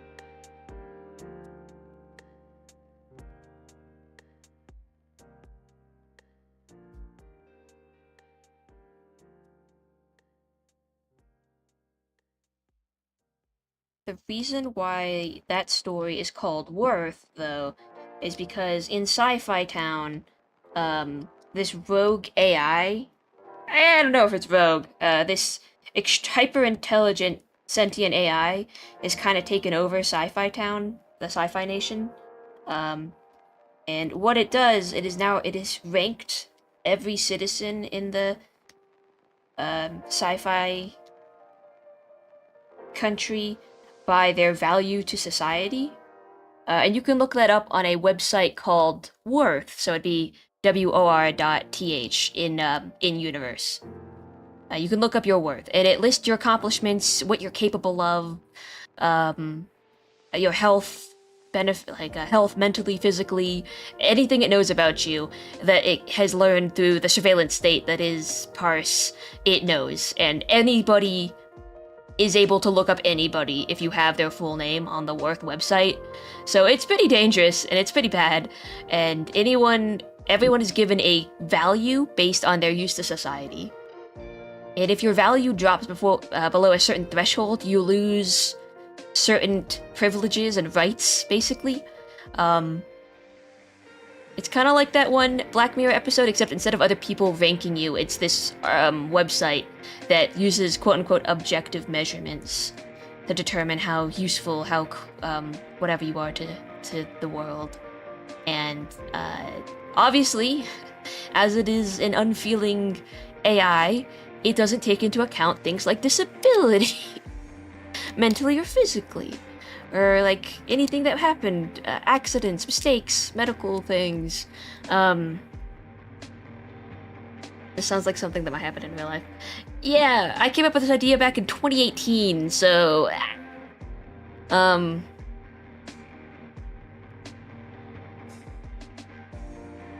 reason why... So, in the plot of Worth, a humanitarian organization from Pars travels to Ashel, which is the steampunk town, to take refuge from Worth, the virus, Worth the AI, whatever you want to call it. It's more of an AI. It can infect things like a virus by like just downloading itself onto every device. And since Sci-Fi Town is basically everything is technology based there, it wormed its way into the system and then it had full control over everything. So once your value falls below a certain threshold, it can literally prevent you from opening or going through buildings, opening doors. It takes away your clearance. It can just shut off your technology so you can't do stuff, literally, because that nation is so reliant on technology. It can just do that to you. So it's dangerous. So to take refuge from this AI, a humanitarian organization from Sci-Fi Town moves to Steampunk Town, because technology just doesn't work in Steampunk Town. Well, that's not true. Parsian technology doesn't work very well in Steampunk Town. Nothing, what do you call it? No electronic waves, Wi-Fi, internet, that kind of stuff does not work in Ashel, the steampunk place. And it's because after Ashel revolted and declared their independence and basically broke off from Pars, they created a way to just disable all Parsian technology because they did not want to be in a surveillance state anymore. They wanted their anarchy. And this humanitarian organization wants to figure out how they did that and how they can use that to shut down this AI. That's basically the plot. There's an ensemble cast, there's like national tensions, there's like this, I don't know, Cold War type thing going on between these two nations that can evolve into a real violent, what's it called? Hostile takeover. So there's a lot of elements that I'd like this series to have. I just, at this point in time, do not... Like, it's a lot of big ideas, but I'm not sure how to pull them all together coherently. Like, I don't know how to do that yet. Again, ambition, my folly. Probably need, I don't know, sensitivity readers, help, research.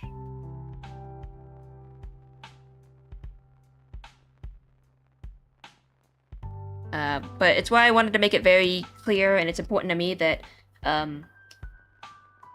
it's not this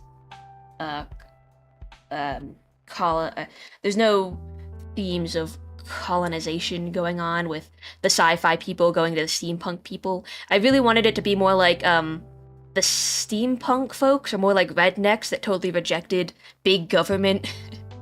They used to all be one nation, but then the steampunk guys literally were like, them 5G towers. And literally just got rid of them. So, and over the years they've established automations, their steam power, their own new technology that is more so powered locally rather than across power line. Well, they have got power lines, but there's none of that wireless stuff going on there. Everything is localized. Like if an automation works, it's because everything is built into that one thing. If that makes sense. Everything in Parse is kind of plugged in and connected to each other. Everything in Ashel is not. So in theory, someone from Parse, the sci-fi place, could go to Steampunk Ashel and not know how to use their automations. Like, they'd look at the technology and just be like, I don't know what the fuck this is. And then some folks from Ashel could go to Parse and look at their technology, look at circuit boards and wireless stuff and be like, I don't fucking know what this is either. So they're equally in awe of each other's technology at this point. No one is, well, I don't know, it could be argued, but no one is too powerful than the other. I wanted there to be some kind of equality there. But yeah.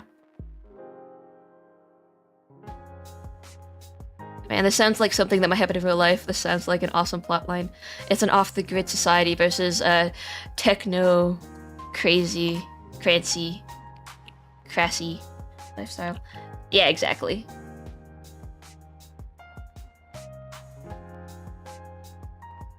Redneck tech versus high-end tech. Yeah. There are cowboys and pirates in Ashel. Canonically. I've got a really shitty map. I guess I could show it. It's changed. I've changed how the map should look.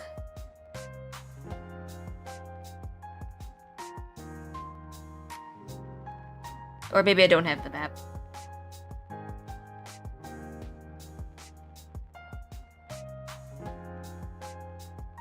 I don't have the map anymore. I've got this map, but it's not very good.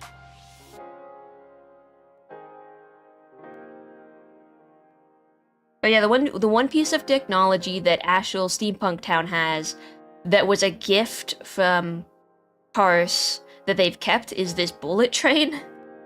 Because I figure Ashel's a really big nation, so there's like this one train that goes in a loop around this entire nation to get places fast. You could also take probably a steam-powered zeppelin or plane or something, but I don't know. There's just something really cool about trains, so I added one there.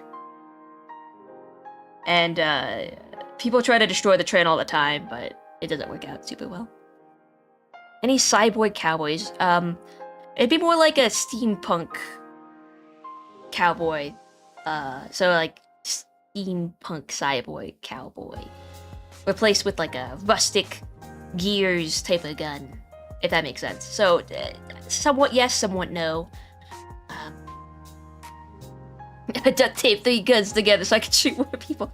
Yeah, something like that.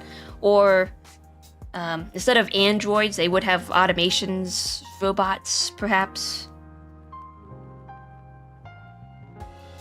So if we look at this picture of Blair and Ide, Blair's mask was made by someone from the humanitarian organization that he stole from.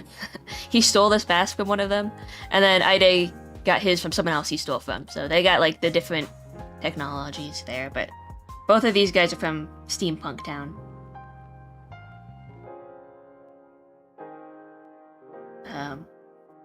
I will say, instead of riding horses, the cowboys ride motorcycles.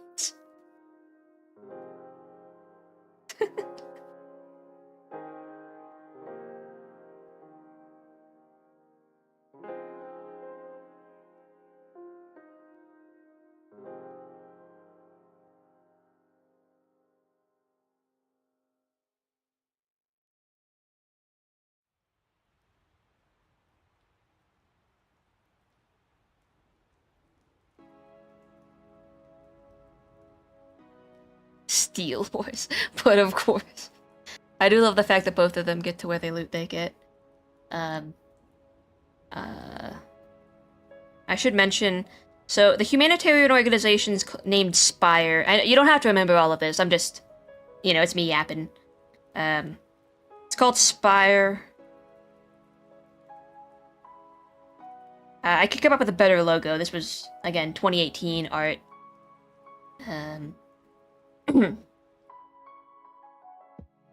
And there's different members of Spire from the cast. that are kind of out of their depth, moving to steampunk country. One of them is a man named Sean, and you've seen Sean already, but I'll bring him up again. This is Sean. He's from PARS. He's from the humanitarian organization. He works for Spire. He technically has 2 jobs, and you don't have to remember this, but I'm just going to talk about it. He works for Spire, the humanitarian organization, but he also works for a rival company called Spectra. Spectra and Spire both know that he works for each other, for both of them. Because, I don't know, the law and contracts are super binding in Parse. Sean kind of was tricked into signing basically his life away, signing his free time and soul away to work for both of these companies in perpetual. What's the word for that? Perpetuity? In perpetuity? So unless he is fired from his jobs, he can't quit. And if he tries to purposely get fired, his value will drop. And generally, people in Spire don't care about the value that they have because they don't care about this AI. But Sean has an adopted daughter named Jules, and if his value drops below a certain point, the government's going to take his daughter away. So he has to play nice, or he's fucked. So he doesn't want to work for both of these companies. He'd like his free time back. Spire understands, but Spire can't like fire him, and he can't quit. Again, or else his value will drop. And the other company, Spectra, which is more of a antagonistic company, will not fire him because they threaten him all the time. So he has to basically timeshare himself between these 2 places, or else they're gonna take Jules away. And he doesn't want them to take Jules away. He's a single dad. He wants to keep his daughter. He loves his daughter very much. That's why he's stressed out all the time.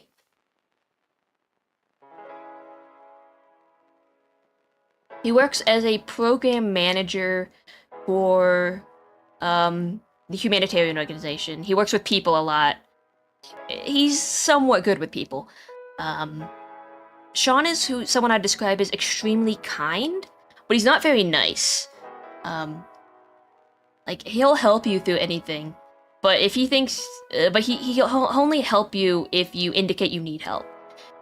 I think he's autistic, probably. He doesn't mean to come off as cold. He'll take you at your word most of the time. So if you say you're fine, you don't need help, you're good, he'll be like, okay, you said you're fine? You're cool, you're good. All right, I have other people to manage. Sounds good, and he'll walk away. But he won't pry unless you make it like, I don't know, he doesn't pick up clues like that. You have to be very explicit with him. I think he can pick up on some stuff, but it's like, well, unless you tell me you need something from me, I can't help you. But if you tell him you have a problem and you need help, he will like move heaven and earth to help you. It's just, he's not playing those guessing games. He's not picking up on subtle cues, which is why he gets so frustrated with Blair, because Blair's like, I'm fine. And John's like, okay. And Blair's not fine, and then lashes out and has bad things happen, and John's like, Jesus Christ, you need to talk to me, dude. Anyway. He is the Ethan Winters, overworked and overstressed. He's just trying his best. Bringing the stream around. Yeah, Sean would not do well with the horrors. He'd probably like slowly blink and then 180 out of it. He's got bigger things to do. He probably would, Ethan Winters, though, if you took his daughter away from him. He'd be like, what the fuck? What is this? That's my kid!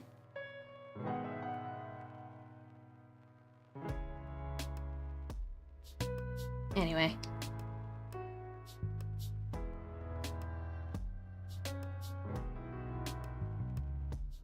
Yeah, he works as a program manager for Spire, and this is gonna be confusing, and I'm sorry.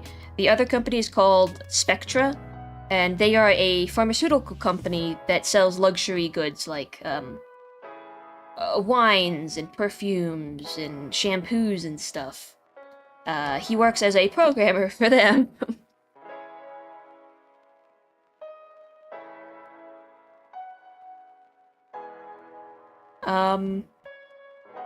Yeah, and you know, just not to indicate anything. I probably wouldn't use any of Spectre's products if you value your free will. Who said that? What?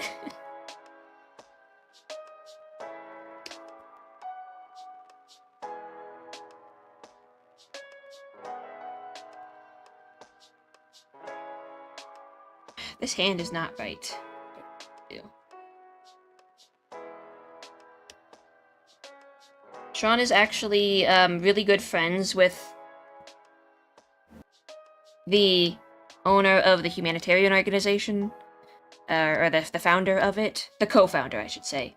He's really good friends with them, and they understand his plight very well, or she does. She understands his plight extremely well, but she does not have the power to fire him, or like lay him off, or get him off the hook.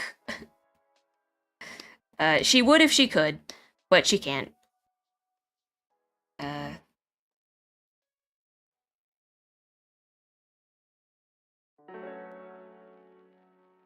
Actually, you know what? I can show this. This is fine. Whatever. This is old art. Sorry, gang. It's old art. Or do I have it? I gotta have it. Here it is. Okay.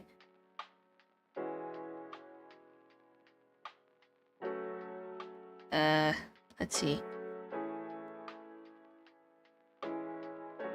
These two knuckleheads invented Spire. They are fiancés. Technically, Sean and this guy, his name is Matt, by the way. This is Matt, this is Charlotte. Sean.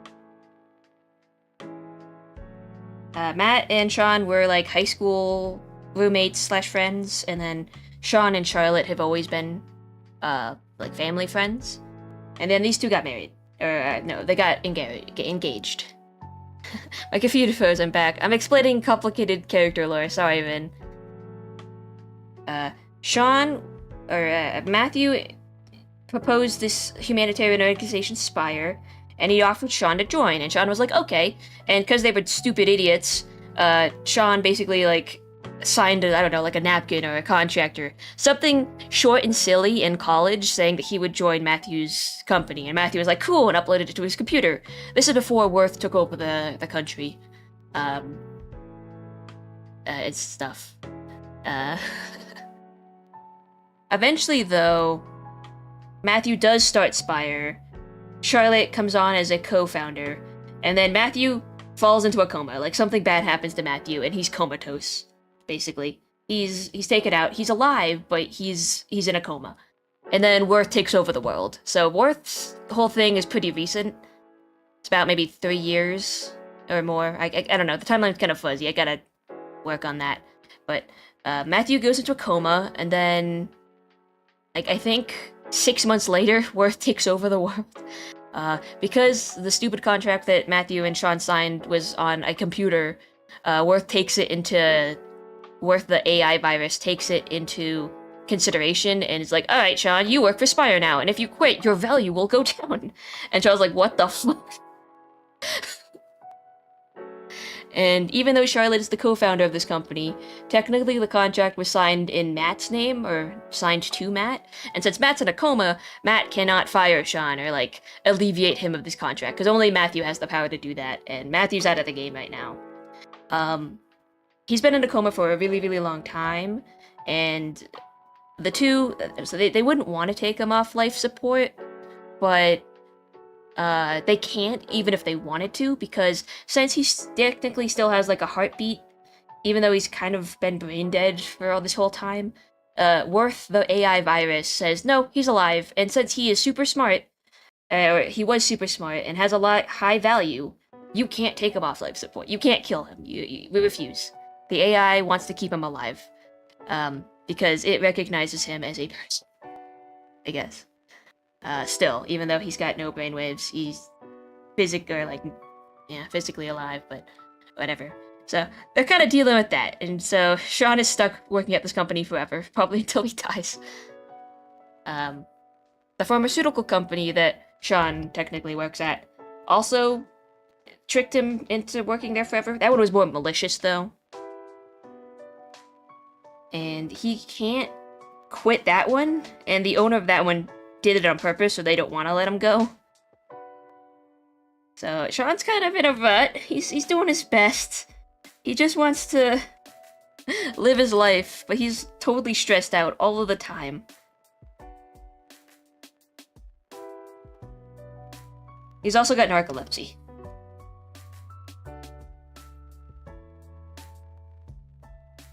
Which does make his value a bit lower than it should be, since he is very intelligent, but because he has a health problem, because he's got, you know, a thing, this AI virus doesn't take that into consideration. And it's like, well, man, if your value drops too low, we're gonna take your kid. And Charles like, Jesus Christ. Except they wouldn't say that. I don't think Jesus is not canon to the work universe. I need to come up with different curse words for fictional universes.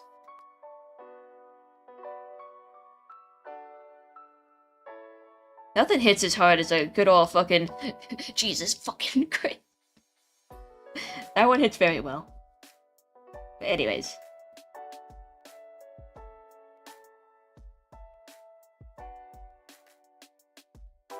Sean and Blair don't... Or Sean doesn't get along well with Blair.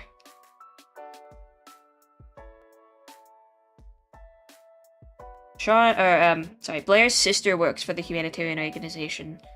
She works for Spire. Oh. So Blair kind of comes around every so often to see her. And when he does that, Spire basically sends Sean out to deal with him. And Sean's like, God damn. Why do I have to deal with this dumbass?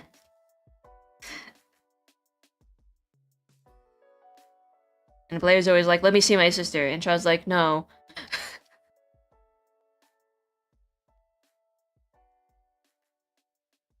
Like, no, she's working right now. What do you want? He's like, I want to see my sister. I need to talk to her. And Sean's like, oh my gosh.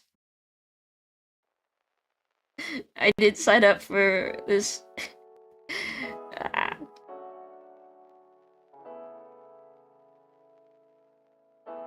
Sean's like, you need family therapy. I can't offer you that. I just work here, dude.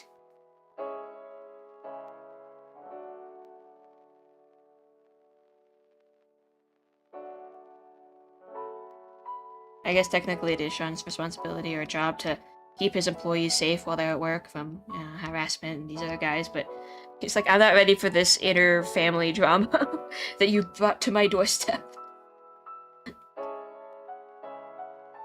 I have to manage 50 people. I have only had 1 cup of coffee. I'm super stressed out. The government is threatening to take my kid. Like, what do you want from me?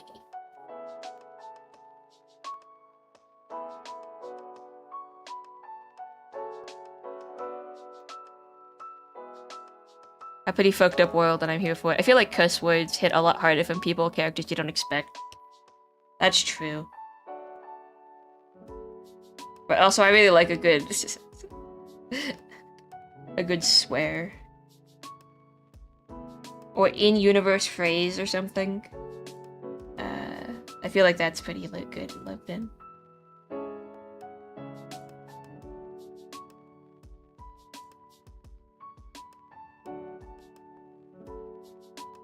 Yeah.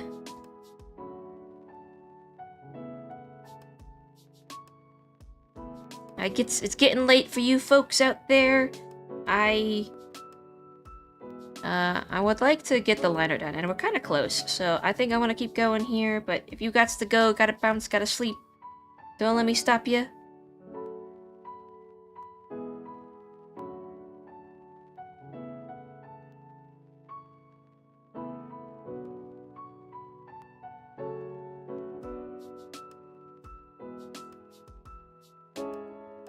Oh man, I swear the time, but it hits so much harder if you save them for when you really need them. Oh, wait. Oh, I mean I swear all the time, but it hits so much harder if you save them when you really need them. True. I swear all the time as well.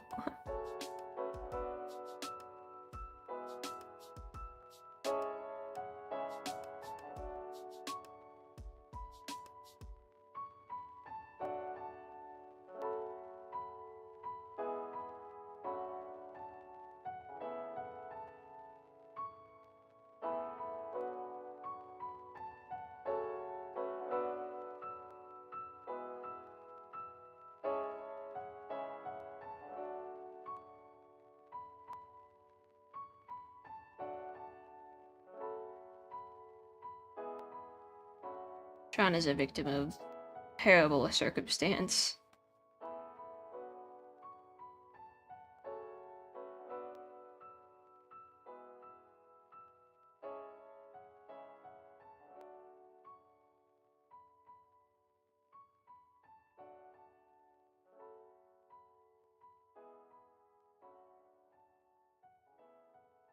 Nah, I swear like a sailor. Say.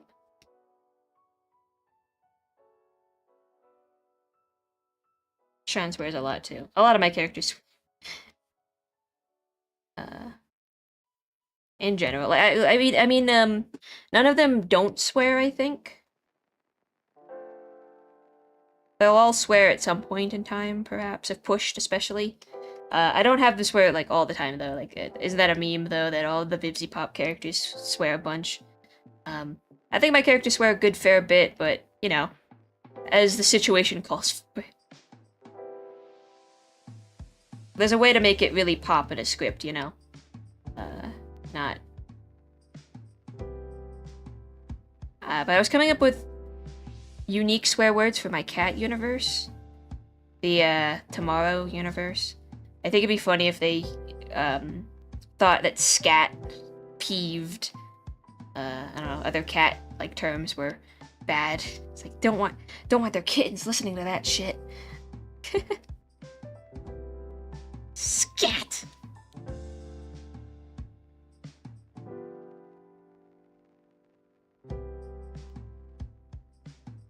Stay away from him, he's a tabby.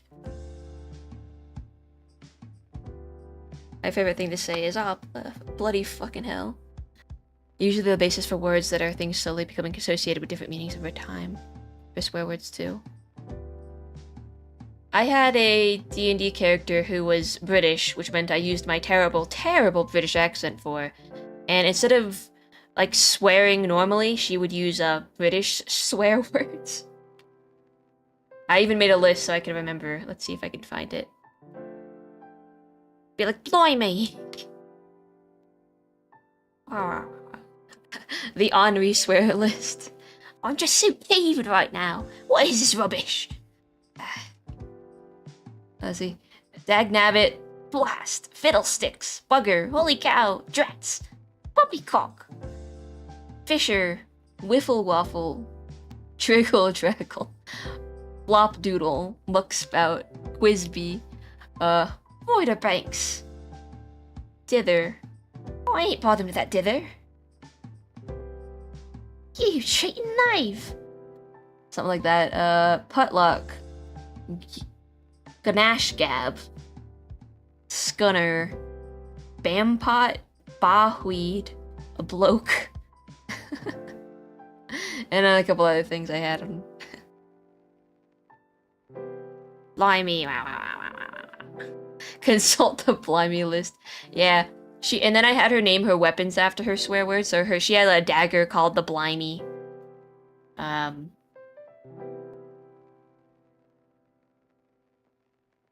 A little one called a bloke, a knave. Actually, I think knave was the blade. What did I say? The blimey, I think, was her rapier, something like that. Blimey, what in Gordon name is this? I mean, it's a berry, isn't it? I'm knackered. Take me a nap. That's pants.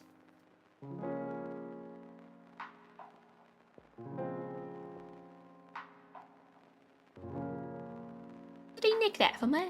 No, he nicked that from the other guy. I can't keep coming up with them. Cheer. I also had some like British phrases I saved. Do you fancy a cuppa? Oh, chuffed to bits. That's a mumbo jumbo one.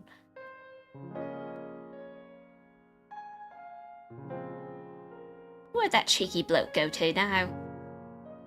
I can't do accent very well. I know it's bad, but I had a lot of fun with it, so that's all that matters. Like, I'm aware it's not good.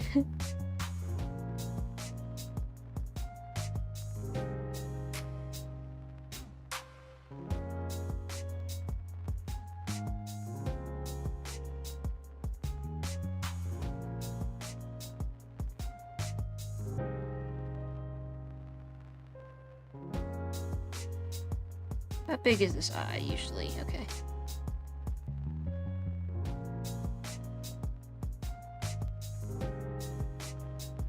She didn't swear. The character also didn't drink. So there was this moment where there was in our D&D sessions, there was a moment where a wedding was happening, and everyone else was getting like fucking wasted, and she wasn't, because my character didn't drink. And so everyone who drank the wine got poisoned, but my character didn't, because she didn't drink. So when combat started, I was one of the only ones who was up and about. That was fun. Wish I could stay for longer. Gotta head to bed. Good night, Hot Rod. Thanks for hanging out. Thanks for listening to the Blair Ide ramble. We'll make a channel for them, and then I can yap about them some more. For those interested in my little guys. Everyone is little guy coded if you try hard enough.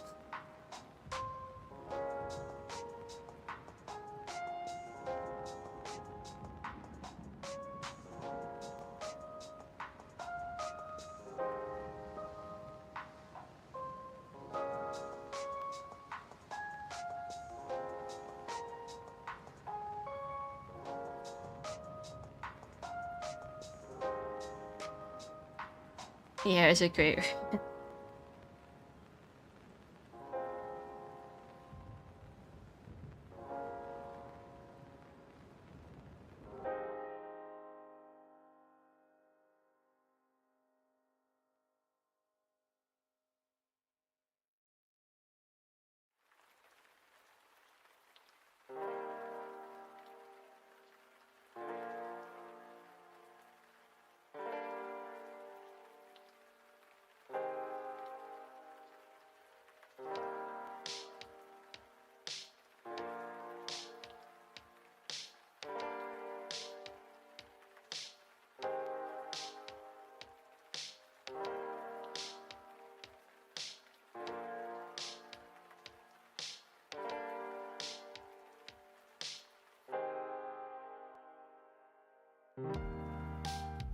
Even you can be the little guy pointing the screen.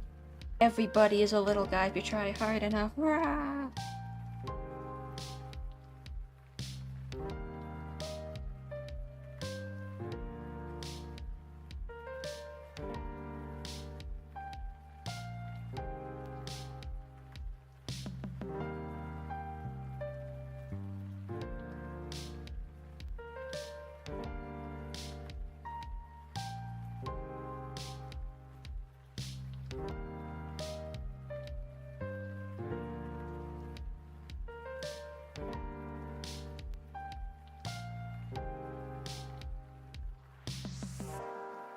Yeah, I like Sean though. I like him as a character. I mean, okay, I love all my characters as characters, but Sean is very near and dear to my heart, too. A lot of them are near and dear to my heart. I like characters that, even though they're not nice, the nicest characters, they still will help you out in a pinch. Like, kind characters. A character that's kind, but not nice. I always find those fascinating. Like, they will help you. They will complain every step of the way, though. They will complain, they will judge you, but they'll help you. They'll be there.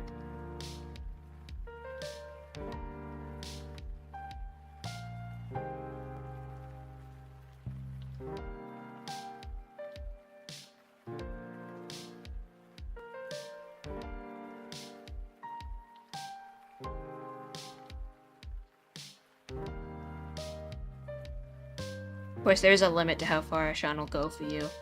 If you're nothing, if you're not, like, he'll help you to an extent, but if you prove that you don't want or will not use his help, then he'll stop trying.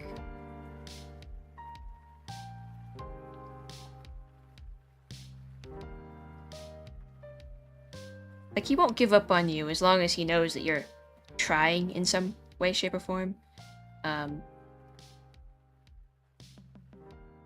But if you don't show that, or don't indicate so, like, that's why he doesn't like Blair. I mean, there's a lot of reasons he doesn't like Blair, but he's tried to help Blair out. He's tried to do stuff for that guy, and Blair is really not great at the beginning. Because he's wallowing in that sort of self-pity about stuff. And Shaw's like, I can't help you if you don't want help.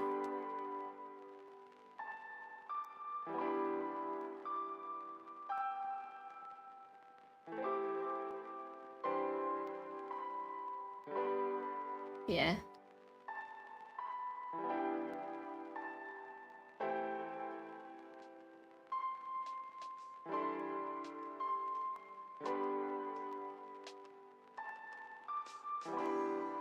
I love the expression on the spell FB. Thank you.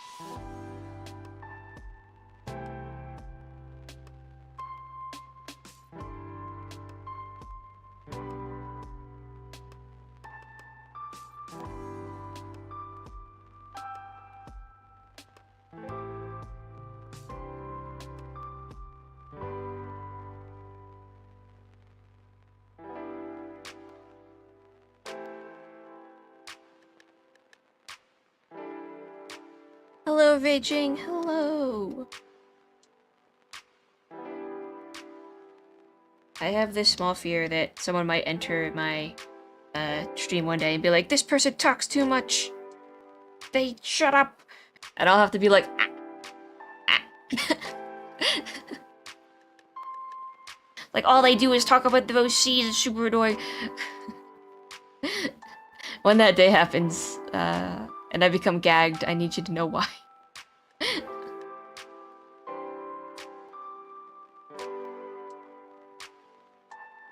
Beijing, I have a new redeem. I've got a couple, but I have one called Look Into My Eyes. It makes me large. Comes to Twitch, doesn't expect the app. I saw a TikTok though. It was somebody who was like talking, and like some commenter was like, "God damn, doesn't this person ever shut up?" Big Effie, go!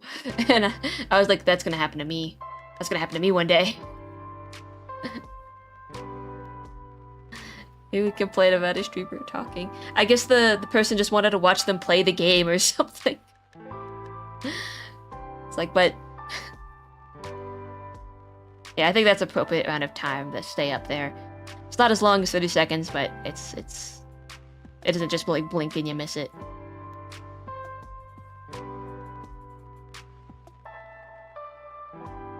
There we go. And from afar, it kind of looks like a... I guess I could make them meet, maybe. Just like barely touch the eyes. Just have them off by like a pixel.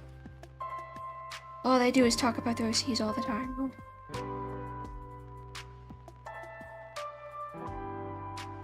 There.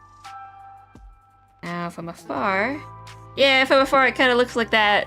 Ah, yeah! I think I can actually finish coloring it today, so... if y'all don't mind, I might do that. Right now.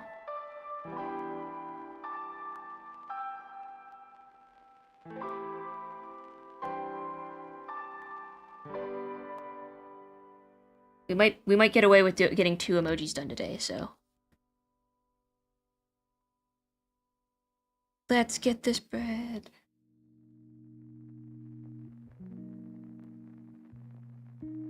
Whoops, forgot that line.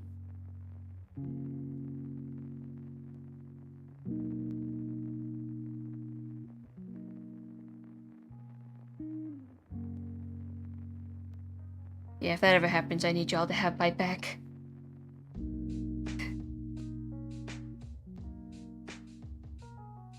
I guess it's one thing to yap during a game or something when it's like... But that's also the entertainment! That's the commentary!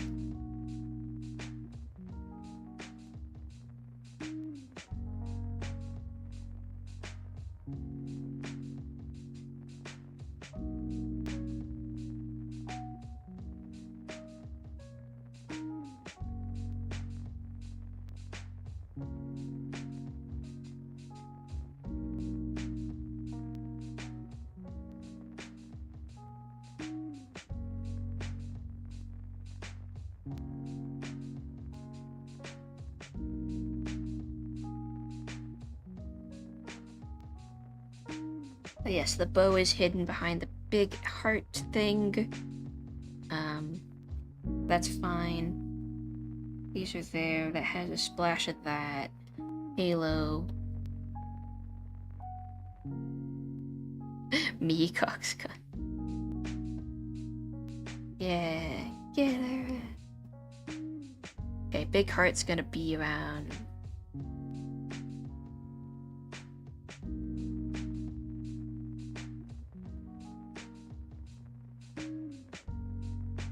Want to go with a traditional pink.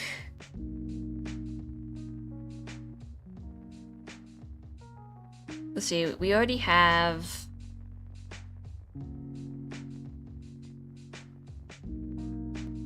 We already got these guys. So we got red, blue, green.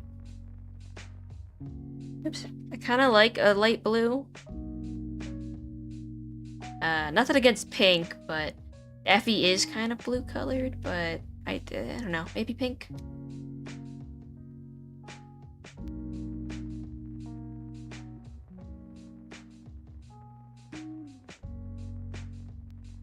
No, that blends in with his hair too much.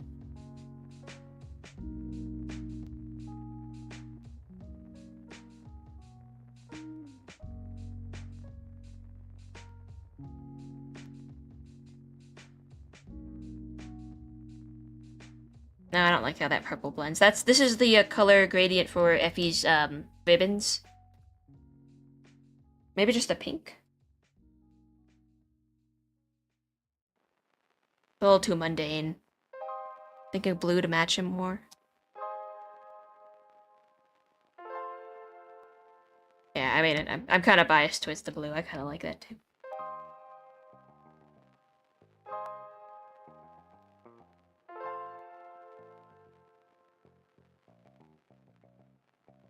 Nah, that looks not dumb.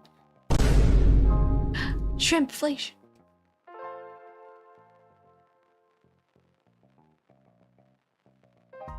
Oh, you did say you would choose evil shrimpflation, didn't you?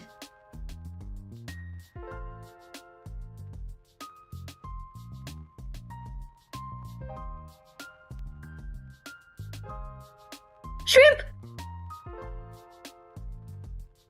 Oops. Wait, okay. Order of operations.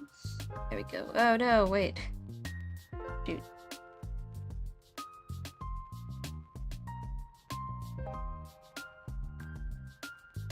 Hahaha. Okay. There we go.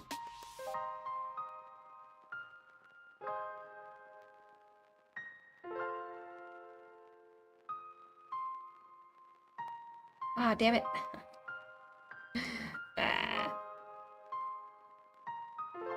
There. Okay, now it should be layered correctly.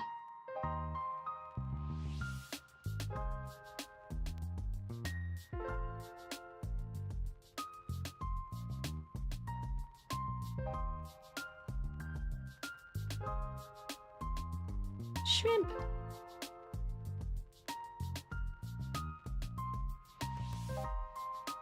I'll do some funny shading to the heart. For now we can... Okay. I know it's a little later than usual, but we're so close to finishing this one. I think I can get it done tonight. I'm going to get some water real fast, because I'm out of water. When I get back, I'll try to get through this, and then we can leave it at that. Or I want to finish it tonight, because we're so close. I believe it is doable.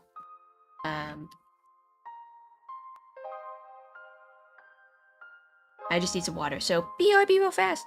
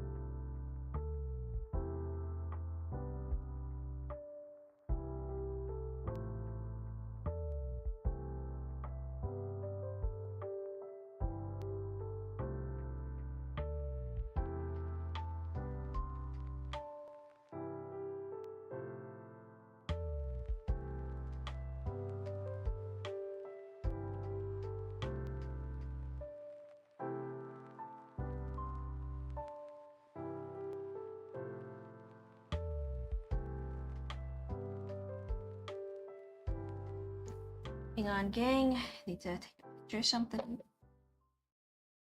Or somebody.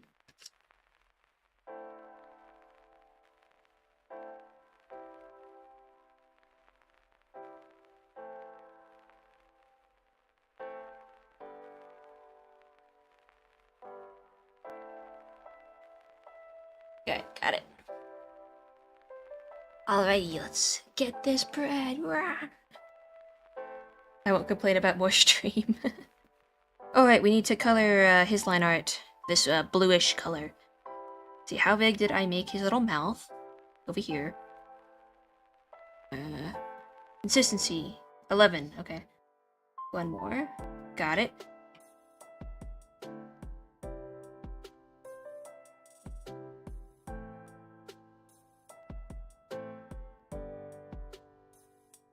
Okay, let's see here. I need to...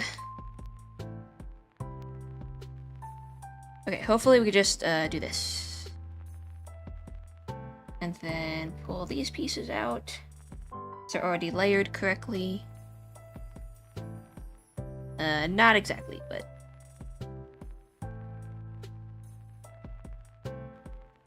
There we go. Yes, yes. The eyes need to be the correct color as well. Make sure it's the right one.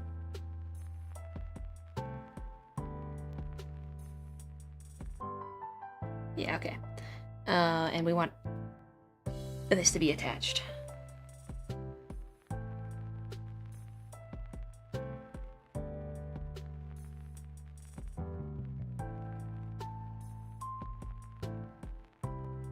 Okay. Actually, we can duplicate this layer. We can rasterize, turn that one off, put it under this one, and then do the thing I usually do, which is this.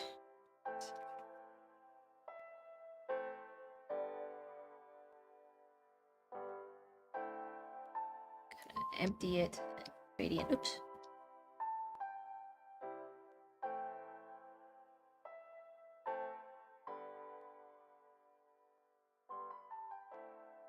Okay.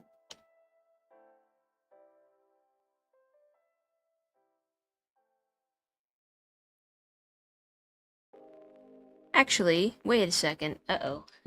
Did I do a thing that was funny? Not a bad uh-oh, just, I noticed something that is inconsistent. Let me get my Effie emojis up again.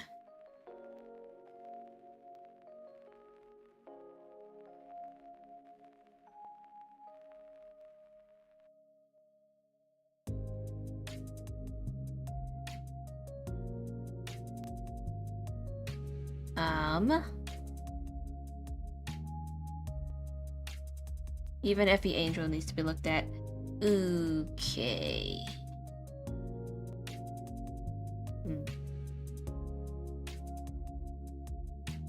Okay, I guess I was trying to see the consistency of whether or not I make it transparent behind these side hair pieces, and it looks like I do.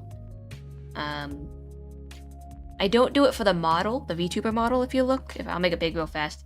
You can see it's transparent under the top bangs, but not on the sides. But I guess I don't follow that rule because the eyes flip into the hair sometimes. If it's just the eyelashes, maybe I wouldn't bother, but it looks like the eyes do too sometimes, so I guess this is fine. Never mind. Not a O. I'll just keep that consistency. It's small enough that it doesn't matter all that much. Oh, whoa. Gonna save. Oops. I don't know. The things I care about versus what actually matters. Put that back up there. Alright.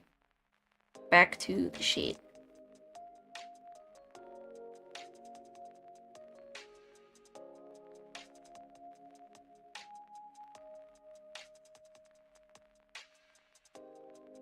The emote is so cute. Thank you, Raging! Working hard on it. Actually, let's get the hair shaded a little bit. Oh, oops.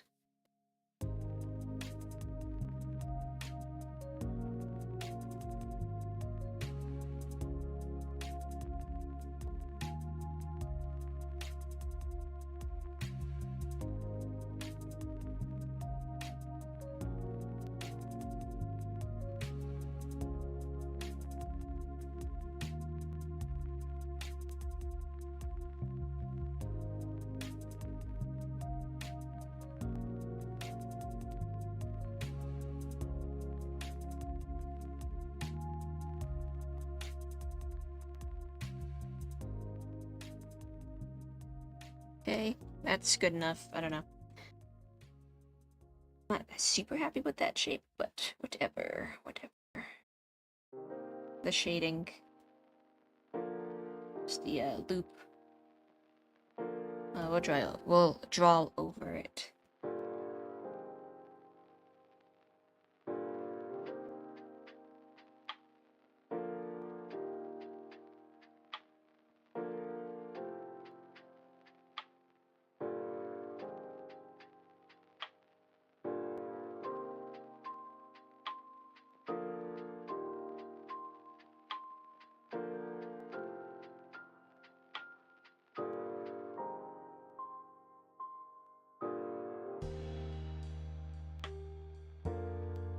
Okay, what else do we shade usually? I give it 2 hearts over here.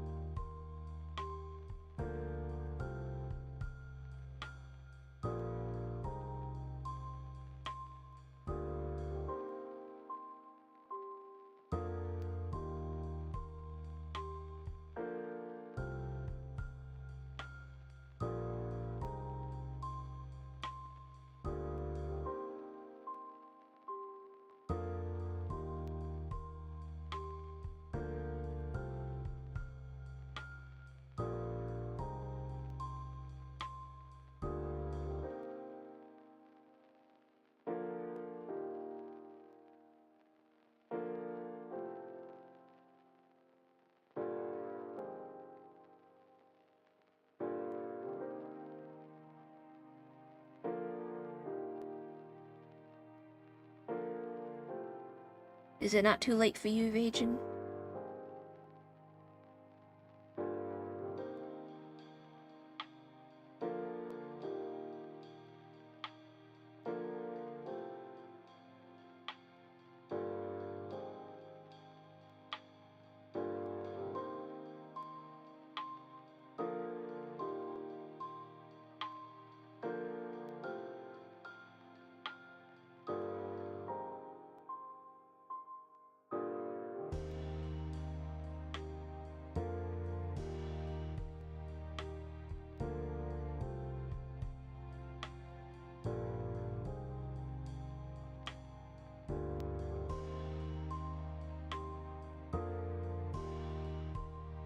Veering back onto the topic of Resident Evil, how I cope with scary stories, movies, video games, etc. How I cope with the fear I get from watching those is I just imagine what would happen if my characters were in those situations. Obviously giving my characters OP powers and, I don't know, resistances to all the yucky, bucky stuff. And I just imagine how kick-ass they would be, and it makes me feel better. Either by outsmarting the situation, surviving the situation, or by just being silly enough the situation can't do its evil thing. Like Morgan Final Destination, like positively sillying his way out of bad scenario. It's like, oh look, a penny. He like drops to pick it up, and some kind of sledgehammer flies over his head. He's like, oh look, I found a $5 bill. Oh look, a penny. Oh look, this and that. I'm like, yes, this helps me sleep at night.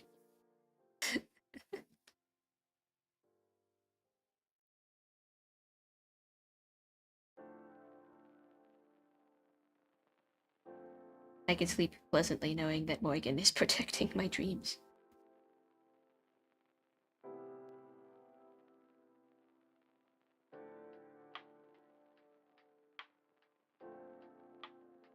Yeah, you were right when you said Xenos.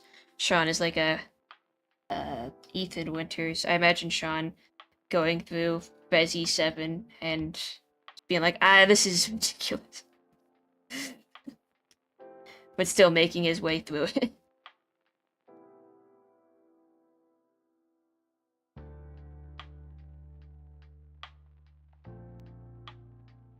Just being so done with it, so over.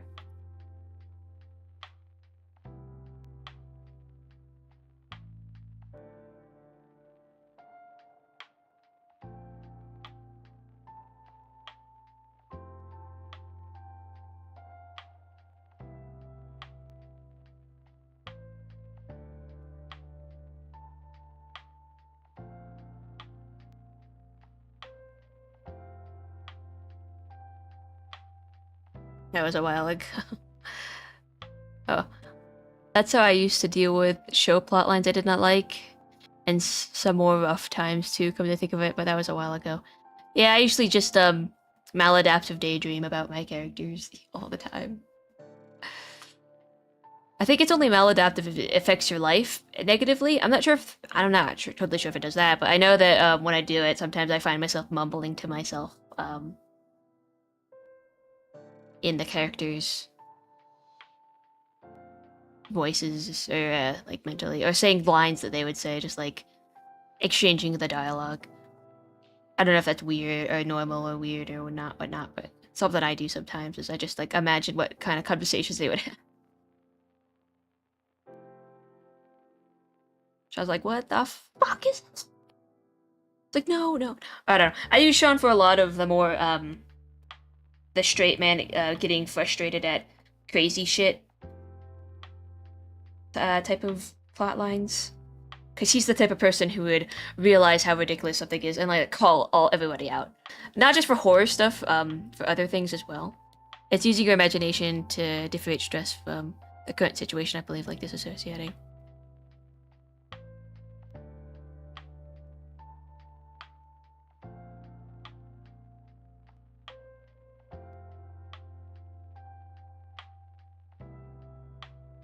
I feel like I do. I don't know. I feel like I do that, but also part of me feels like I don't fully understand the definition all that much, so not sure.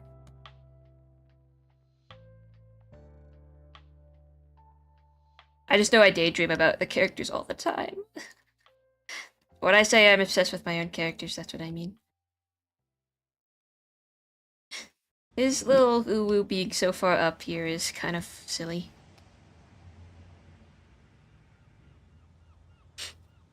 But I'm gonna move this one to another layer.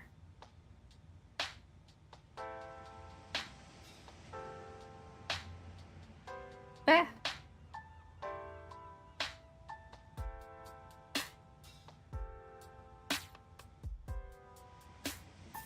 No, that was okay.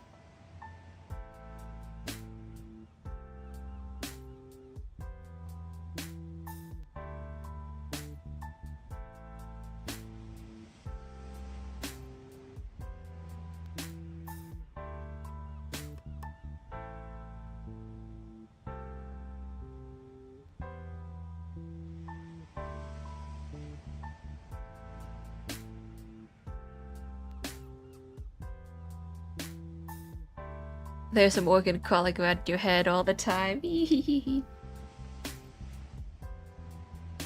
doing something up there.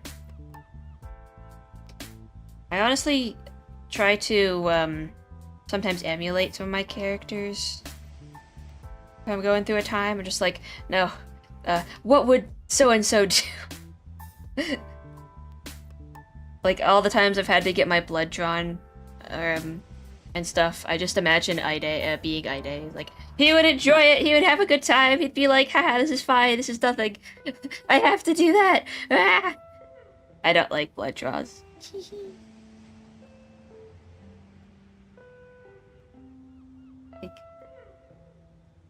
Try to be a little crazy right now, so you don't have to feel how bad this is. In terms of needles. I hate needles.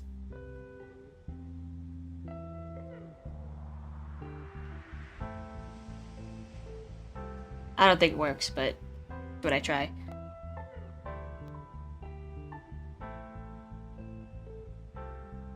Try to be silly. I need to be sillier. What would Morgan do?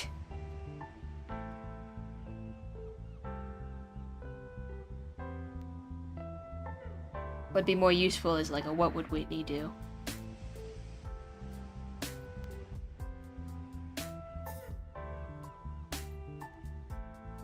Whitney doesn't take shit from people. Wait a second. Let me see the question mark one again. Did I shade his arms? I did, but I didn't add stars to them. Okay, we're gonna do a quick...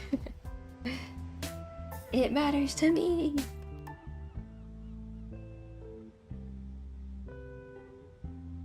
Yay! Okay. Very quickly, I'm gonna save this and replace it. I used to hate them too, but then I did it 1,000 times and exposure theory happened, I guess. I used to have to get a lot of shots too, for allergies specifically. I was like twice a week, then once a week. It didn't exposure therapy me.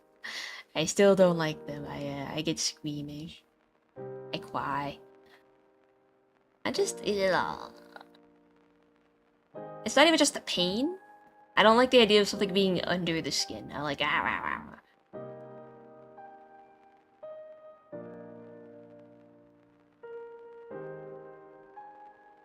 Okay, we upload to Twitch.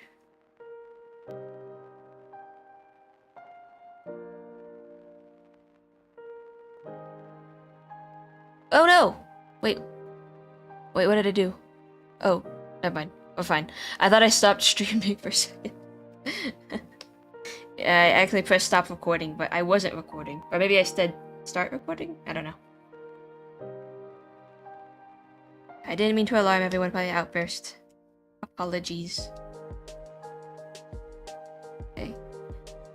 We have to do one of the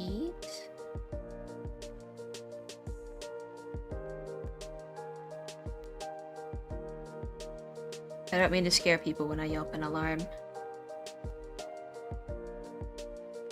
I'm a reactive person. Alright, that should be that. Color set.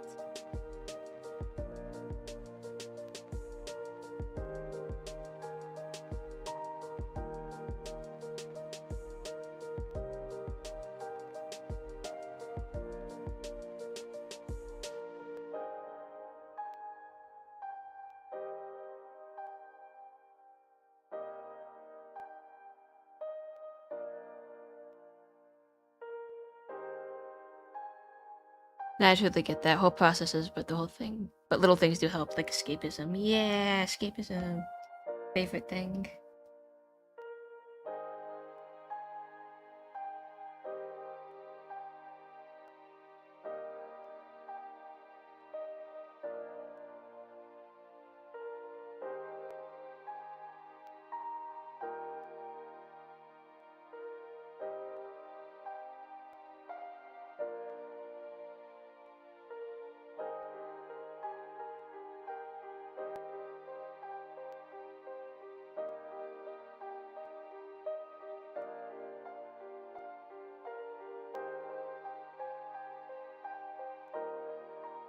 Gotta reference everything again.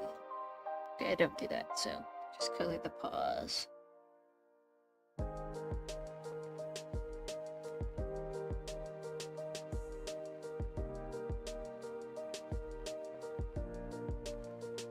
Hello, Dating Days Druid.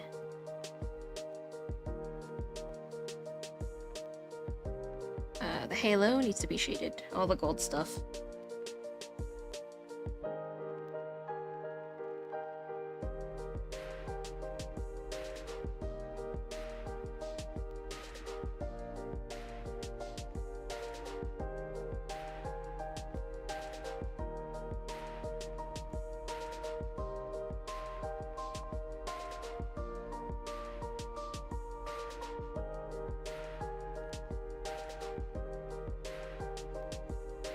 Go. Nice little highlight.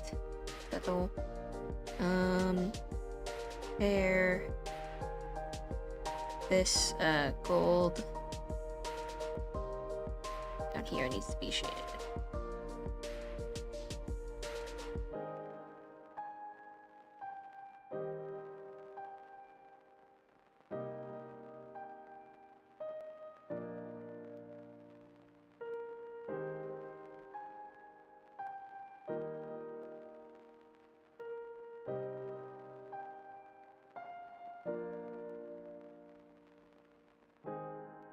Hey there, hanging out. Just finishing up this emote.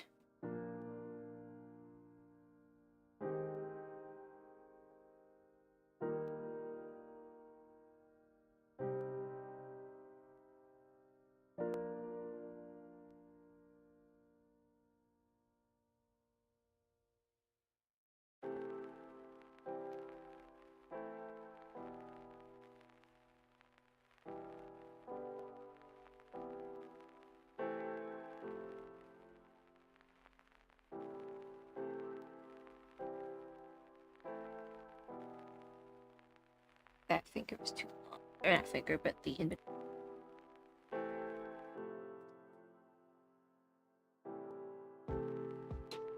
Okay. We need to shoot the heart, but let's see how's it looking.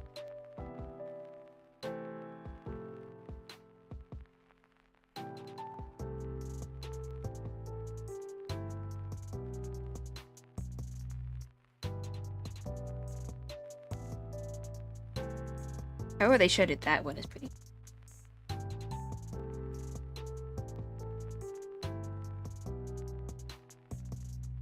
Let's just, for the time being, fill it all in this way.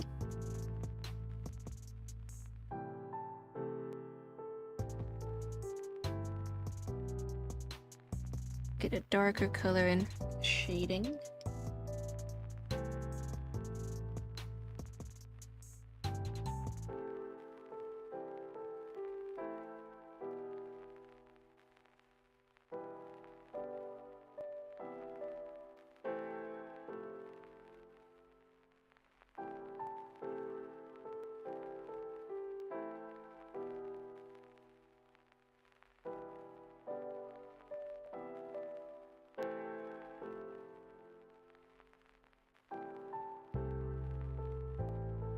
Interesting. Okay. Hang on. If I can get this shape correct. It like folds in a little bit. Or curls in a little bit. Okay.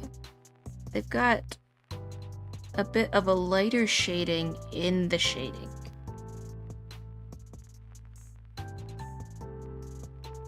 It kind of doubles back.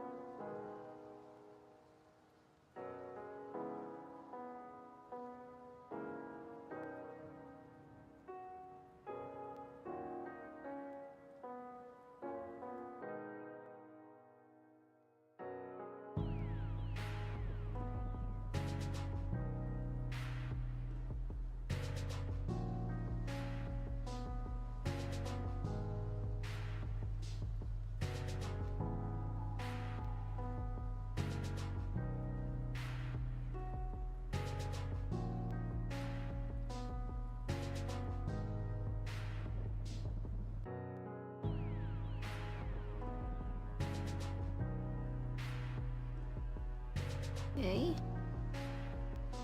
Color this in, I guess. Just that they have.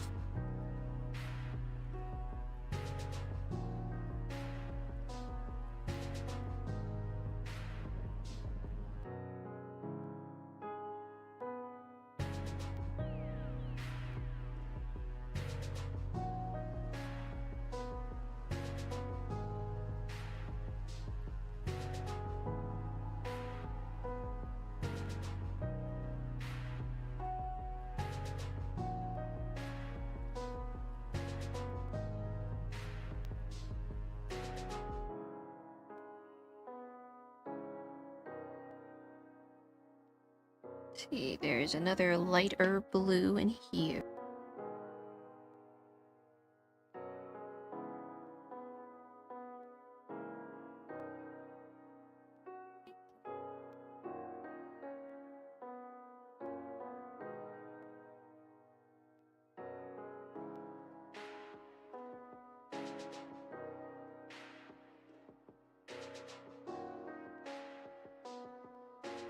Okay, okay.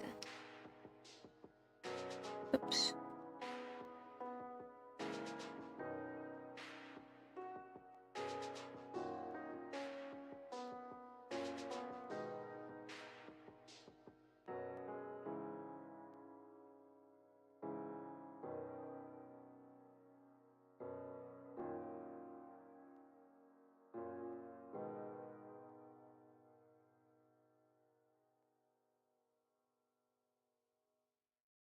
Currently melting ice from my freezer. Why are you doing that?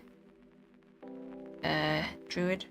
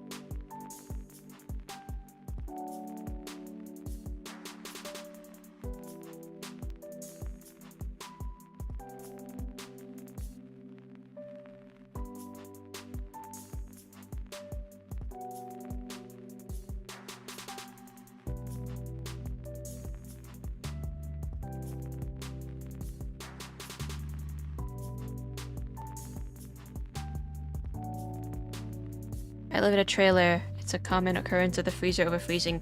Ah, yes. Interesting. I mean, I think we have to do that sometimes to then make this a vector layer. Our freezer will just produce too much. Like, why? Why, freezer, why?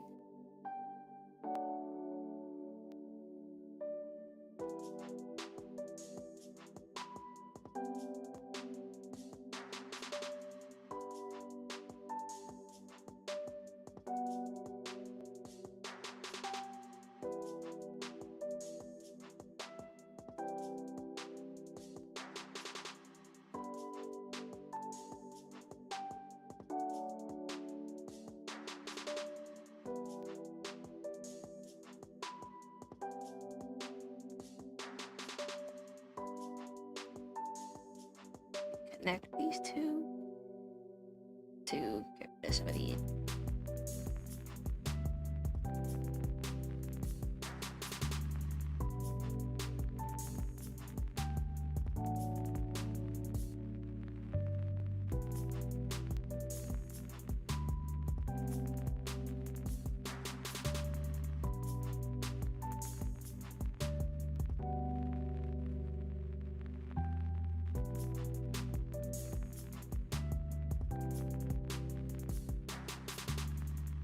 Ooh, actually, that looks good, actually.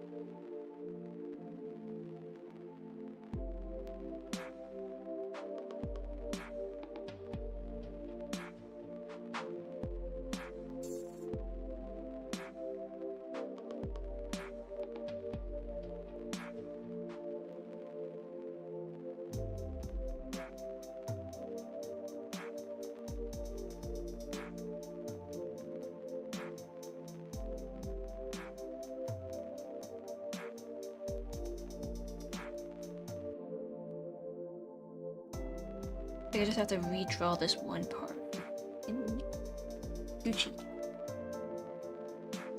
And we'll be ollie oxen free.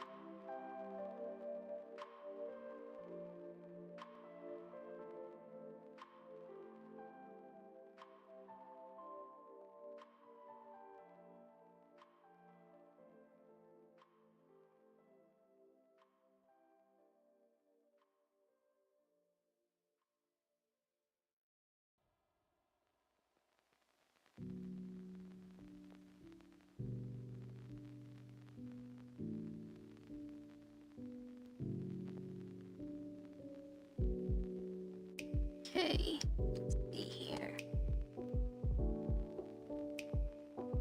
we need that.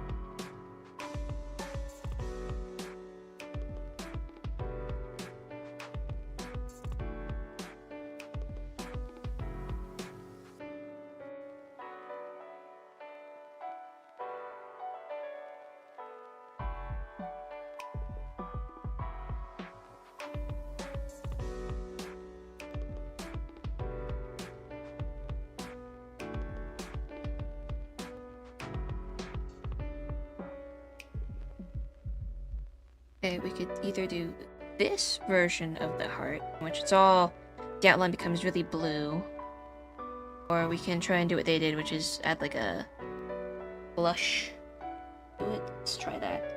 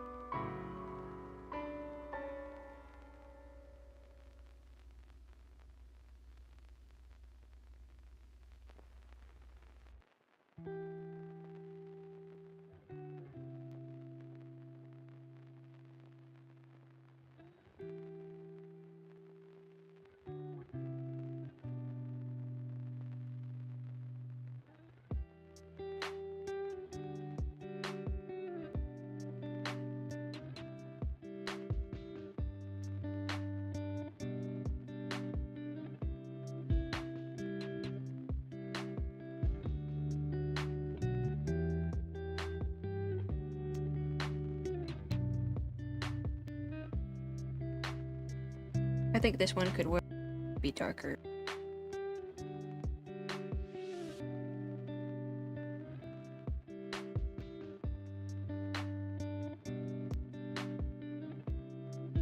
Maybe both.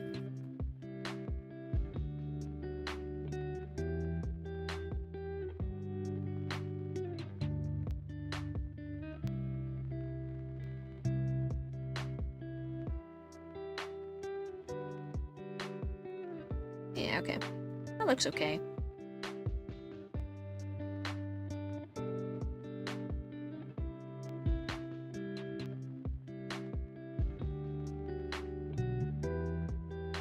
Hope that artist doesn't. I don't know who drew that, I just found it on Pinterest. I hope it's alright that I use their shading as reference.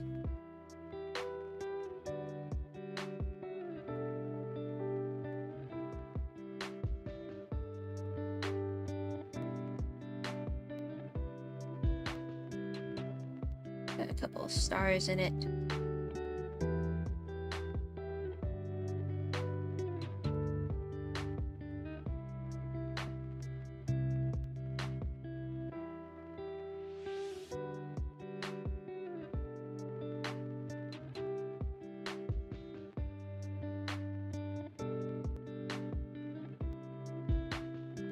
See. Anything else I can do? What else to add? I'm gonna make sure I cover my bases. We got stars in there.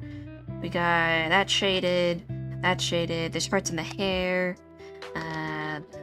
Gradient. Halo's good. Line art is colored where it needs to be.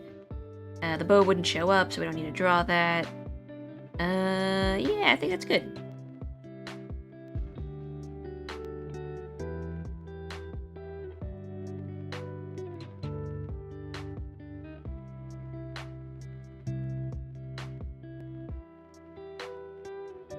These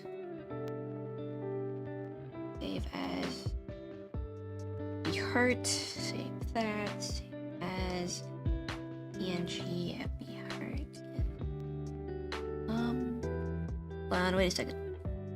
Okay, just making sure it had a transparent background. Sometimes it shows up with a background in with a white background. Yeah, okay. Alright, let's see.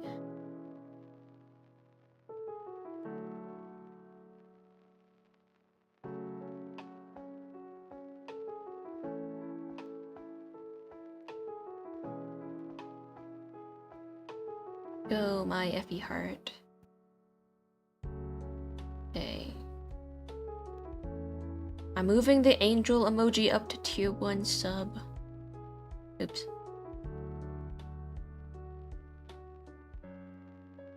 The Morgans will stay for now.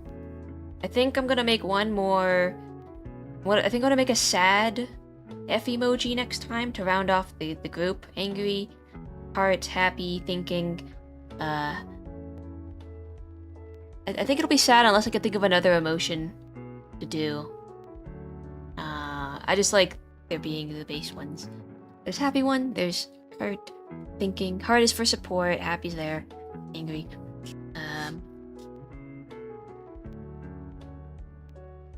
I just think the funny niche ones would be better as sub ones.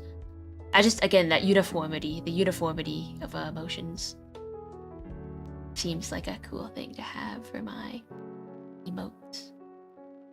Let's test it out.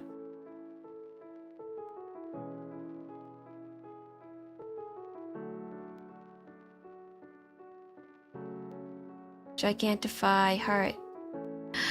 Ah, he's so cute.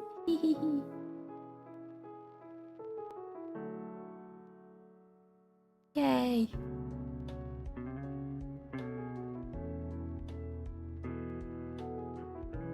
Yay. Oh, it's very visible. That's what we like. We like the visibility.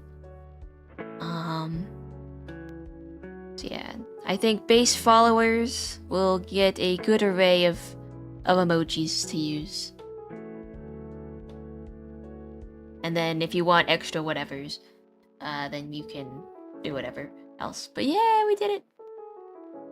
Accomplishment. See, I do want to quickly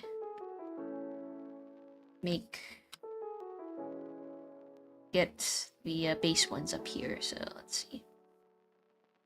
Copy, paste.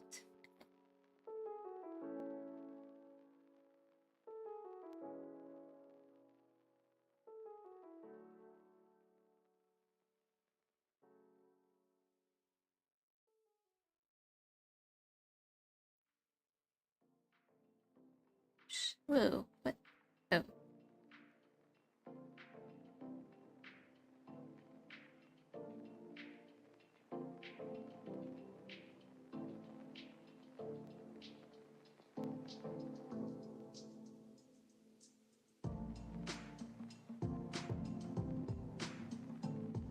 Yay!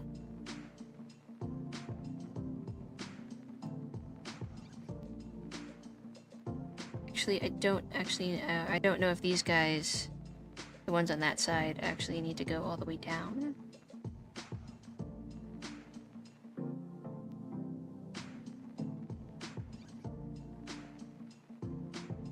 Because they don't actually reach the end, so what we're gonna do is quickly add.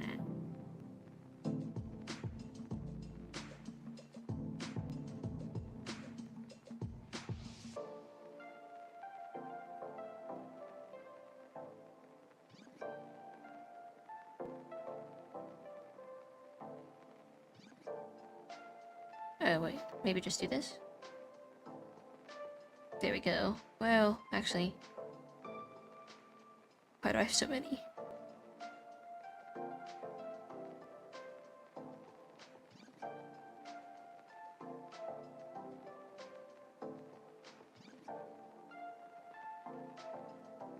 Not following the bounding box. There we go. Because it doesn't actually touch the edge with the hair.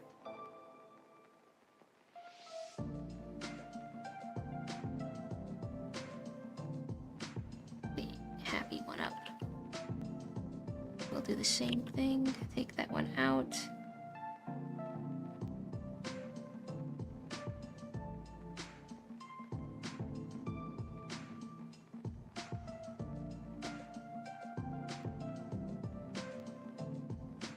And we'll have to make room for one more eventually, but the base ones.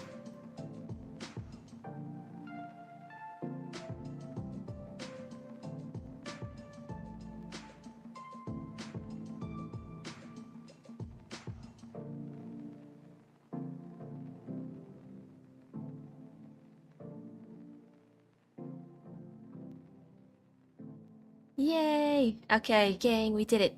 Did it. These are the emotes we have. Pretty proud of them. We got through 2 emotes. We did go longer than 4 hours, but that happens with the art streams. So I think we can call ourselves, we give ourselves a pat on the back. We're accomplished. So, you know what that means? It's time to say goodnight. Let's see. Hello or I guess good night, everybody. Goodbye. Thanks for sticking around. Thanks for helping me out through the art process by being the moral support we need and enjoy. Now we got Confused Effie and Heart Effie plugged in. The one's missing is I guess the sad one, or if I see something that inspires me, then maybe we'll add something else as the base one, but the base 4 or the base 5 emojis for followers will be the more headshot regular ones, and then more obscure funny ones, or maybe not even funny ones, but more non-traditional ones will be for the other things. So yay, yay. And then we'll work on the okay, I think I said after the base emotes are done, so one more follower one. Then I'm gonna work on the animated ones just a little Shrimp! bit. Yeah, shrimp. I would like to get the awawa in. I think that would be fun. Maybe 2 animated ones, and then we'll see what happens. I think that's the goal. That's the thing. Bali. Where are we? Bali. Yeah.